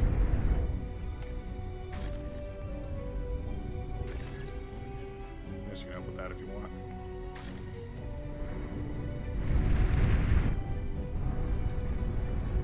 Well, that doesn't remind me. We do need one of these, though. Before anything else, really.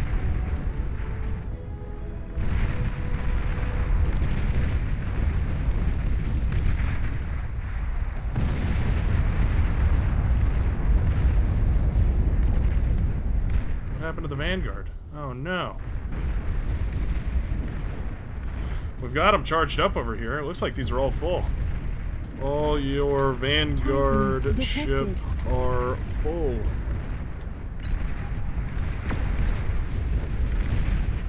Maybe he knows. Maybe he's just doing something.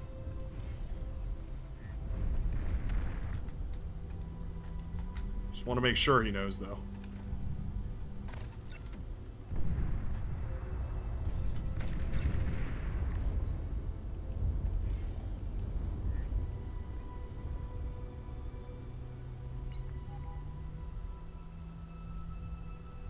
Sol Invictus is ready.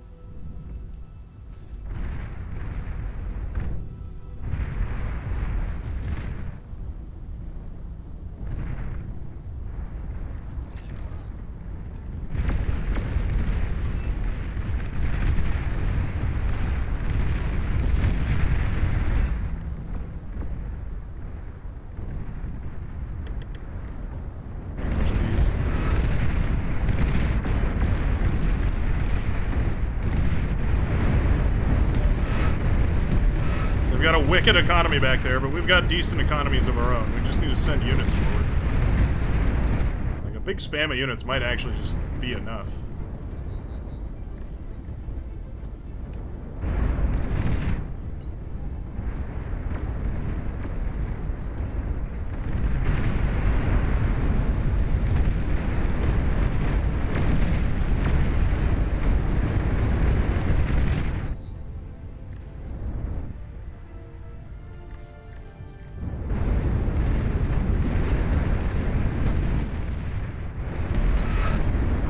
Building up over there.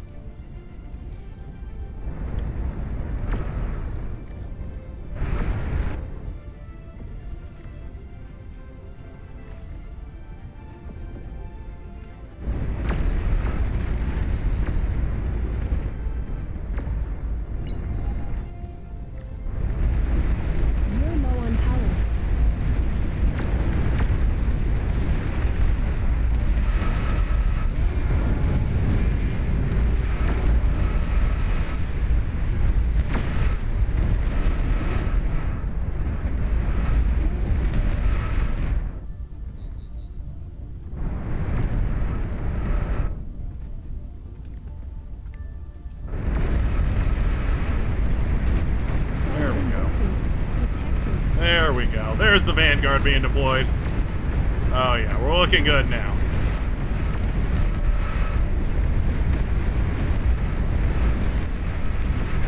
There's God official. You know what? Enough juggernauts and anything's possible.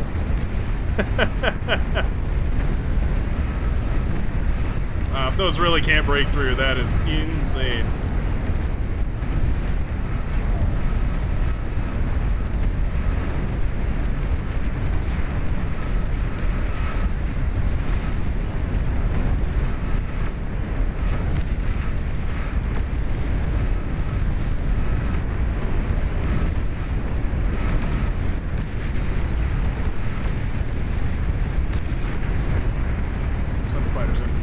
Now's the time.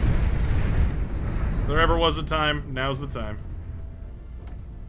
You guys are supposed to be attached to that. Thank you very much.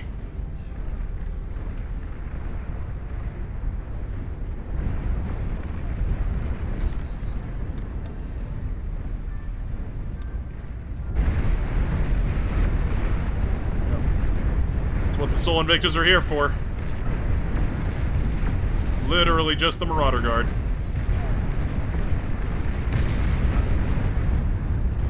They do a damn good job of it, too. All the credit in the world where credit is due.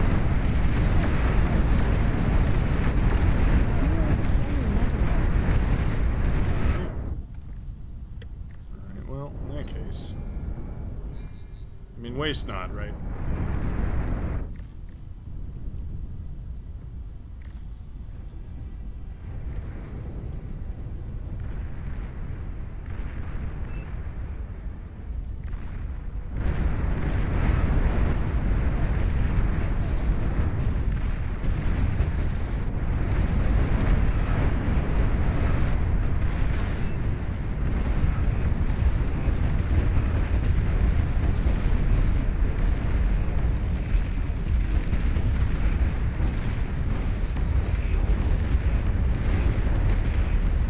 I mean, I'll take it. I will take it.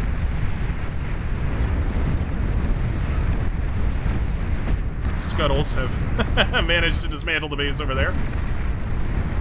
These guys have done fantastic work for us.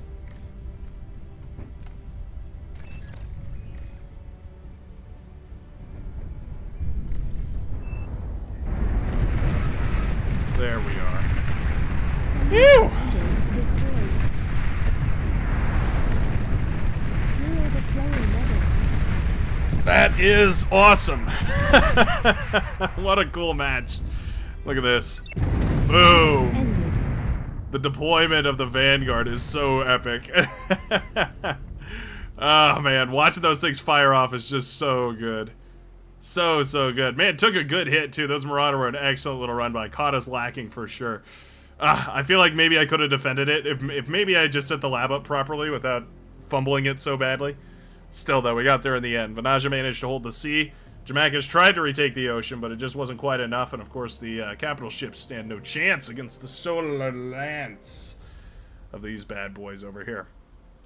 That's good stuff. That's real good stuff.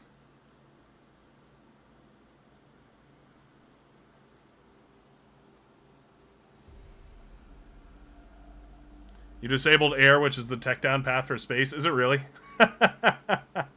Ah, I see. I see why it's so hard to step down now. Oh. It all makes sense now. Oh my goodness. Do we have time for one more game? We haven't gotten to play too much today. Let's play a quick one. We'll play a quick one on a tiny map here, just to have some fun. And then we will pass the torch, so to speak. Now this is an interesting map for sure.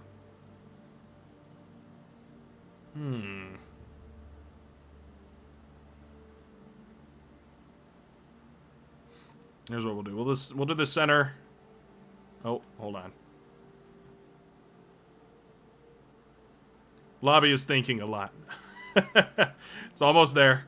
It's almost there. Hold on. Give it a minute. Give it a moment. There we go. Okay, perfect. No, sorry. We're not changing the map. I want to go to advanced options, cheats, and metal extraction. We're going to crank that John up by 3. Oh, yeah. Oh, yeah. We're going sicko mode now. Absolute sicko mode. Are we all set? Yep, looks like we're all good. Alright. Alright, let's do it. It's time for a back alley boxing match, if you will. Yeah. Everybody ready? Oh, I didn't mean to do that. Whoops. Cancel party invite. Ring and ring. 5, 4, 3, 2, 1. For spec. Wrinkle Gin Skin. You're out of here. You're done. You're done. Very nice. Alright, we're ready. We are ready. Maybe add some no rush mode? Nah. Nah, we're gonna rush it. We're gonna rush this mode as hard as we can. That's my plan, anyways.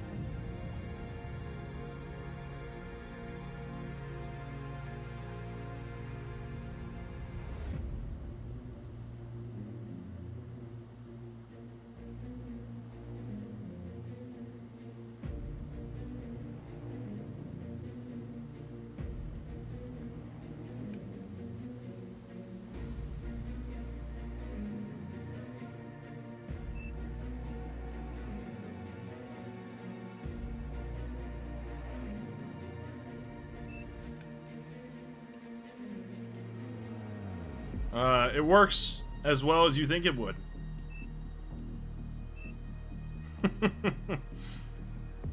What we're gonna do is basically force start as soon as we can. We're gonna get very little time to build up here. Tidal speed is 75. What on earth? Okay. Please choose your starting location. I mean, I'm just gonna build tidal generators if that's the case. Looks like we can build one. Oh. I kind of like a map that will let you build, you know, they're willing to just go crazy with the tidal generators. I wish I could just see a gridded version of this. So I knew exactly. Is this a square? It doesn't change size, so I'm going to go ahead and say it's a square. But man, it doesn't look like one. Okay, we're going to go for one tidal gen. We'll start over here, I guess.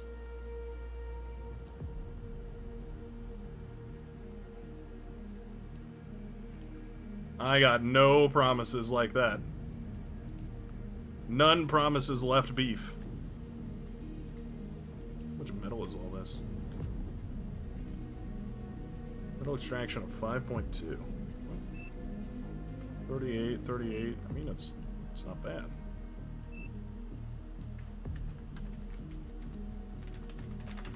We'll see. We'll see how it goes. Oh, I thought I thought they spawned up on the mountain. I was like, 6:30. Okay, all right.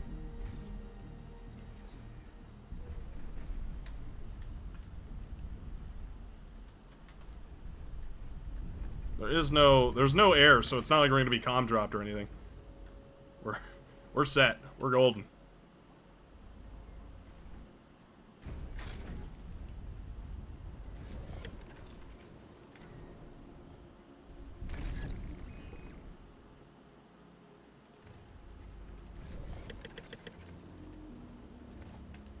Low power.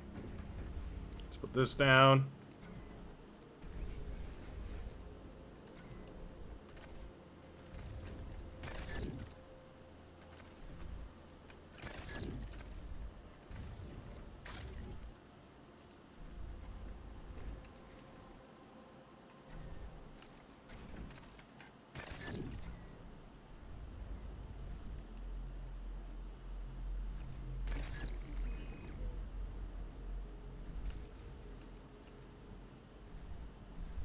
Try and boost this out as quick as we can. I'll give it to you, man. We're teammates here.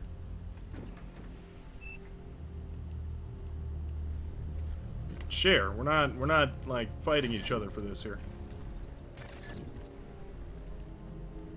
I'm out of resources.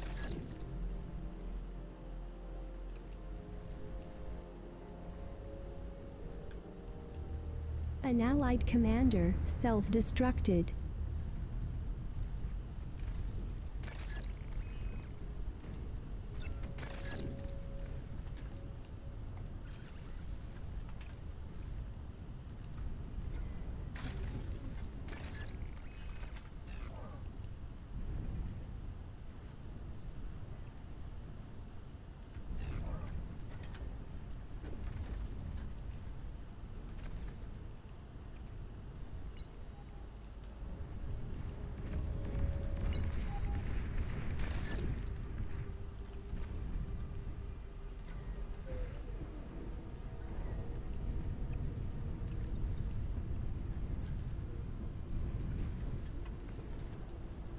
Wind speed is pretty fantastic on this map too, so we will build a bunch of wind turbines.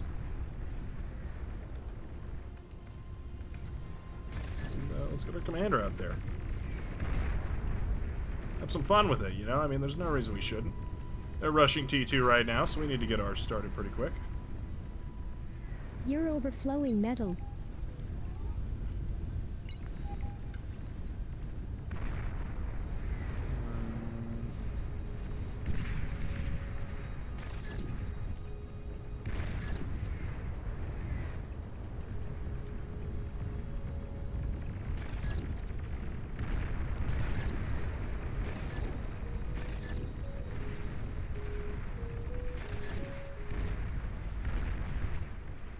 Liwa started it.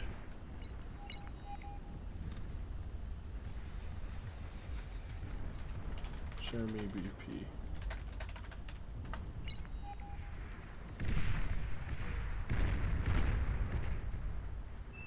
Claim this pool.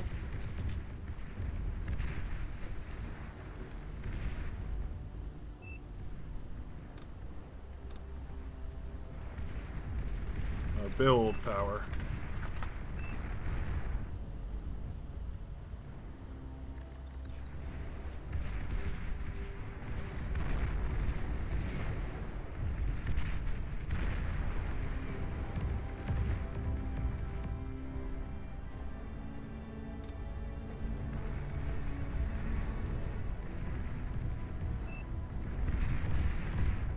Oh, Xenodragon went for... Okay, well. We got a lot. A lot of space. We'll send Xenodragon some energy to anybody that needs it, really. That's our target demographic. Whoever needs it.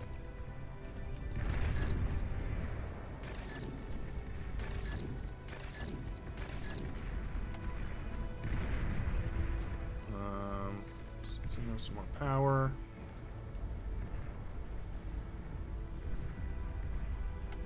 What does Xeno not have enough storage?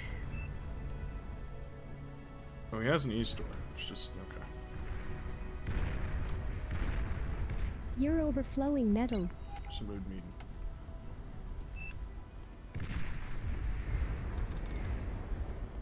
None of these guys have any stuff.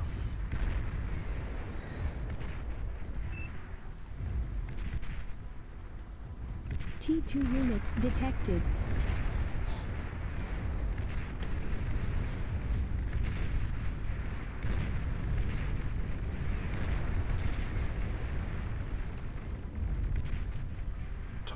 Title OP.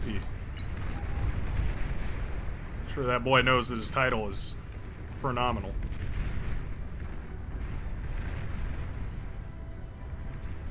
Mind touching my mexes, Xeno?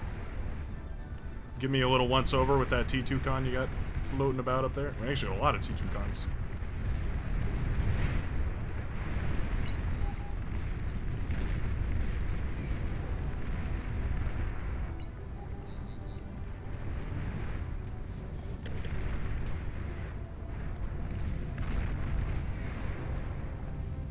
I thought we had...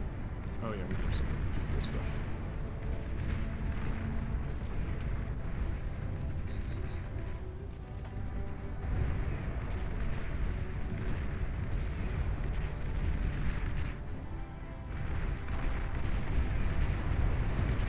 Get it D-gunned. Oh, that always hurts. With a killer spot like that, but it's super prone to D-guns. You've received new units. Yay! An allied commander self-destructed. Got a core con for some reason too. I don't know what that one was about. I'm gonna send that back to Liwa. I don't know why I need that.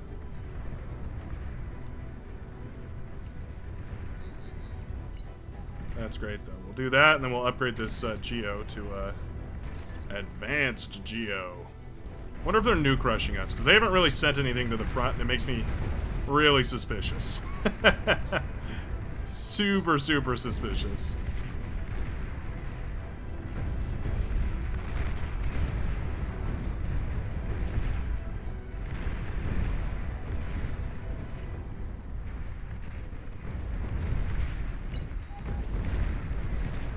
Aircraft detected.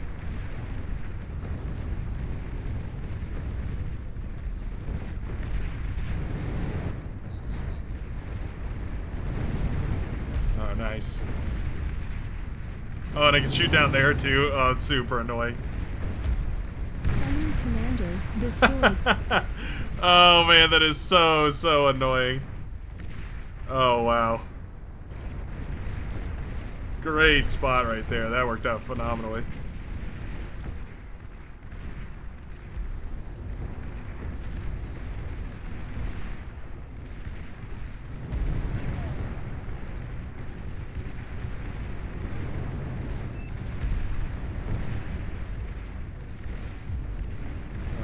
There's one of these over here.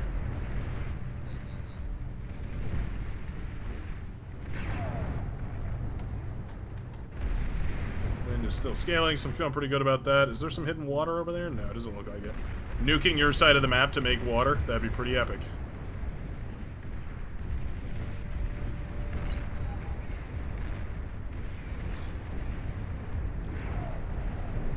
I go when I have 3. Sounds good to me.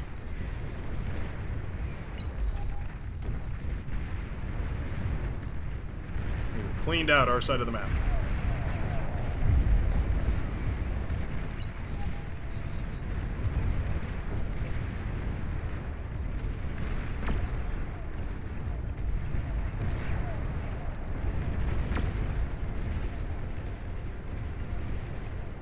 An allied commander self-destructed. Target fire.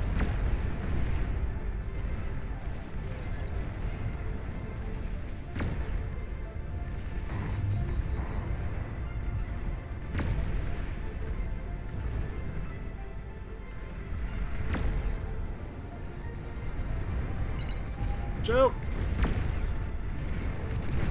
Too far forward. Rip. That up in orbit, put this thing down.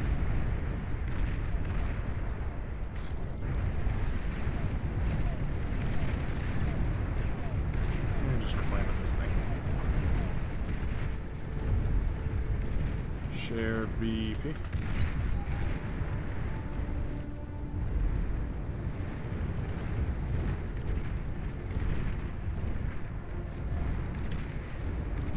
Enemy commander destroyed.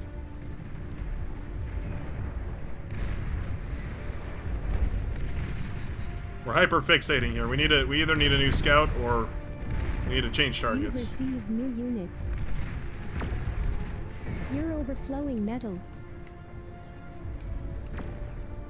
You've received new units.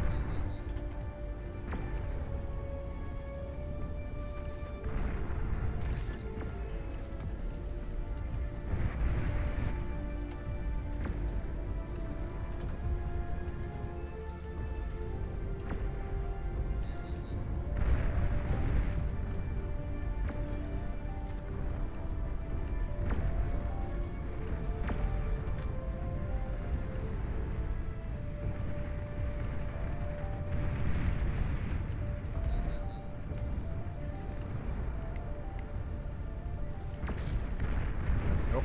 An allied commander self-destructed. Enemy commander destroyed. We need some power. There we go. Share over the energy so that these can fire. Starlight friends. Very nice. Every dead Thanatos is a problem solved.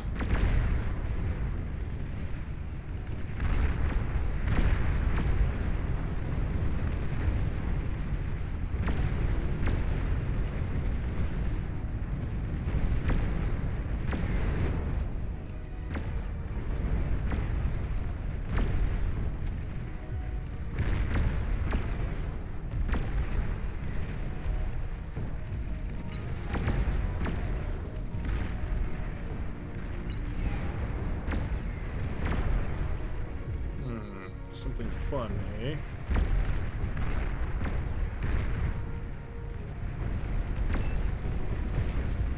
Tick spam is pretty fun.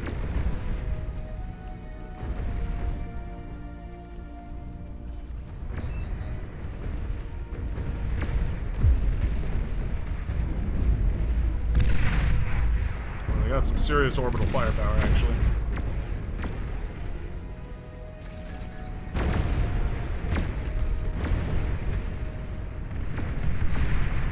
Oh, that's a lot of E-converters.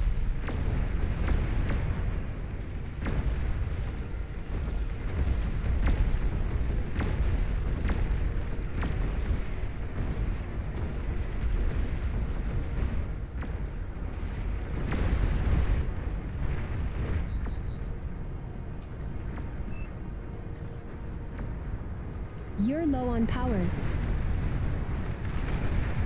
Sure am.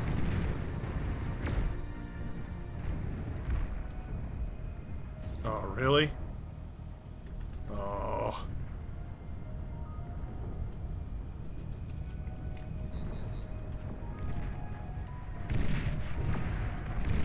So rude.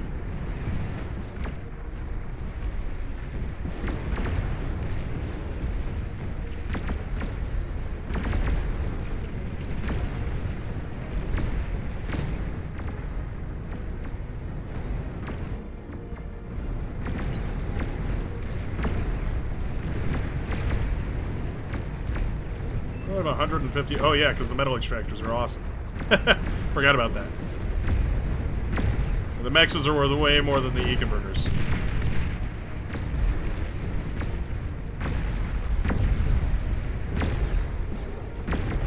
I mean, we are losing to the air battle or to the space battle, and we might regret not winning right now. We have a lot of constructors, but not a lot of tricaros or whatever they're called.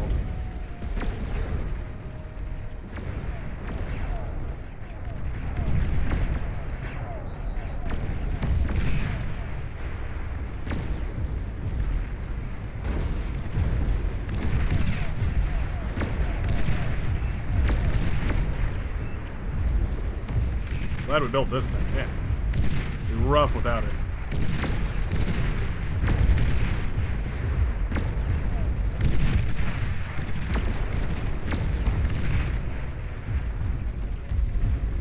We are still losing. Ooh, we are still lost.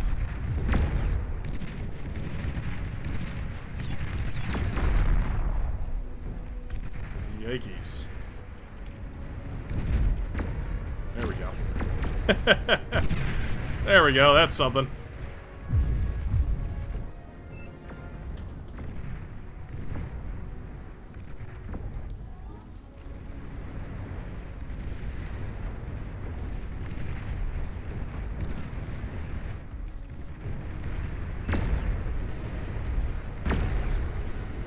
Charges up your drones.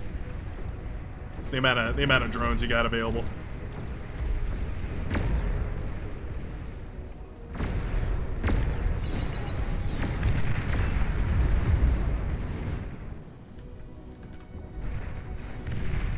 Be careful though, that does feel like a rather large amount of drones they have got there.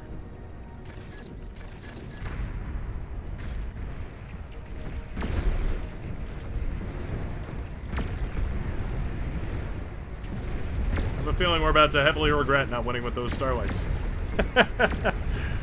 I've got a good feeling. Well, it's a bad feeling, but I've got a feeling.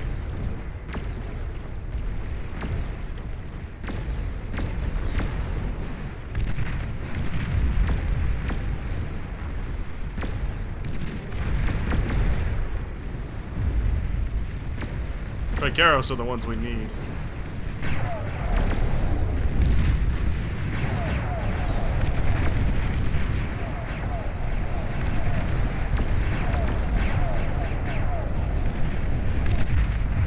Nice.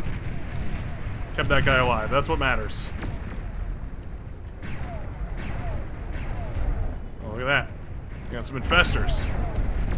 Some grubby little infestors.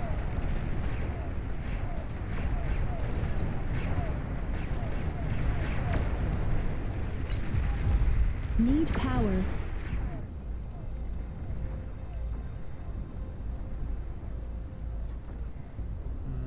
Finish this up. The lion does not concern itself with the E-stall.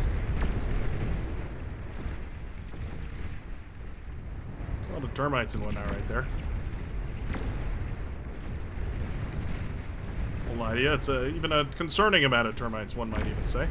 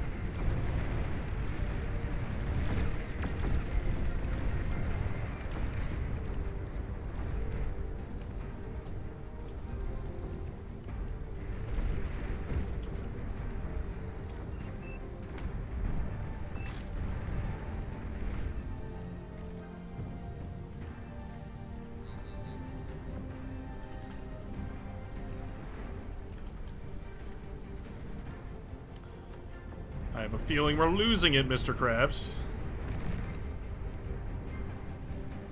And again, Razorbacks are pretty good.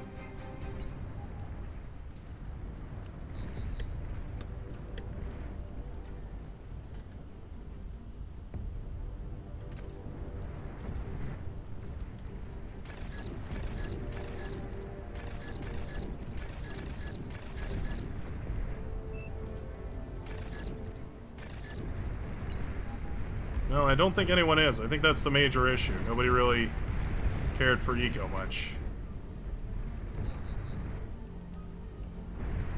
I mean, maybe I'm wrong. Maybe Cage is on top of it.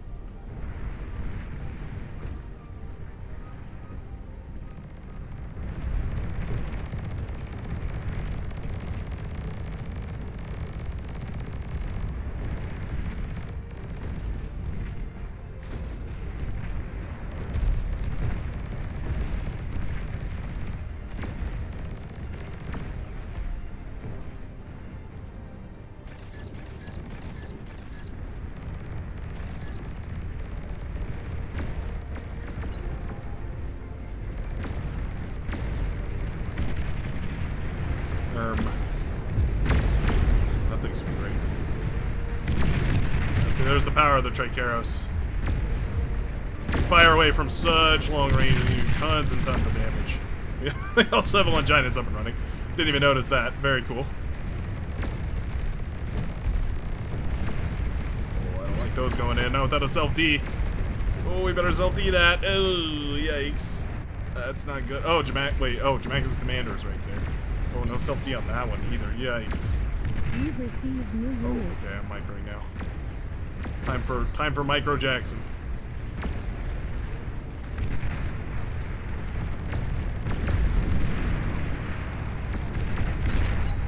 Bunch of stealth tanks. Oh no. This Razorback has to divert course, otherwise we lose. Unless we caught them all with that, actually. They might have caught them. The hero Vanguard that saw it made a fuss about it so everyone could see what was going on.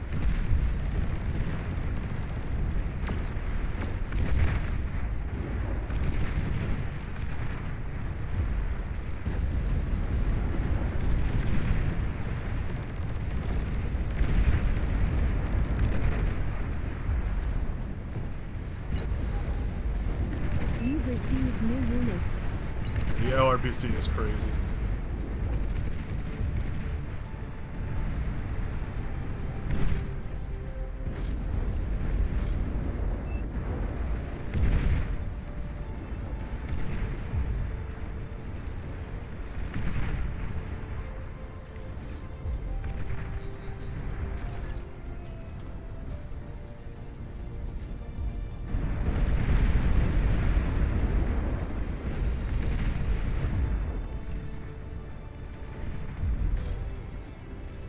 Stop dancing, Commander. This is very serious.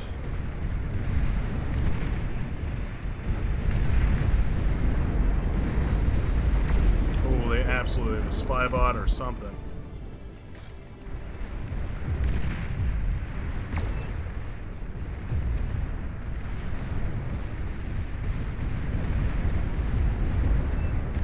Stealthy units detected. Oh, there it is.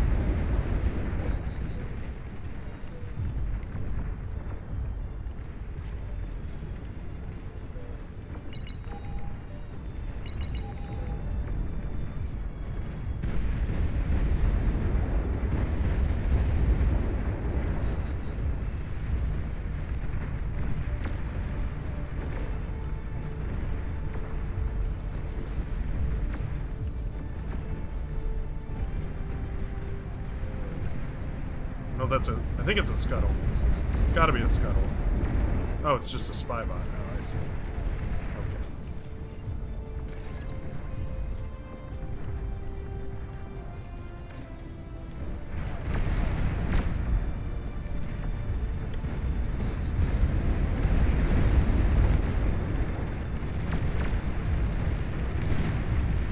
I want to use these Razorbacks, but I don't want them to get degunned. It's the ultimate bummer.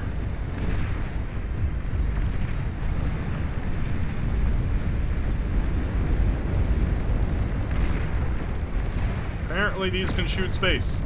I don't know why. I didn't make that rule. Oh, wow. Okay. Incinerator up there. Whatever that's called.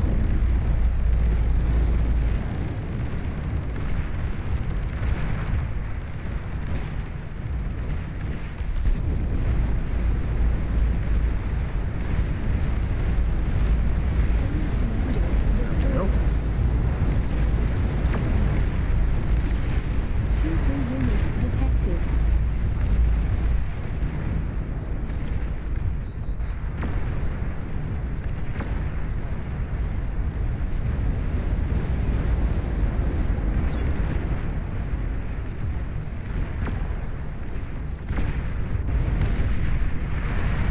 Nice. Looks like we finally made a move. La Bomba. That OP APHIS scaling too. Sheesh. Huge. Win it with space power. The unmatched power of the space. In the palm of my hands. Commander destroyed.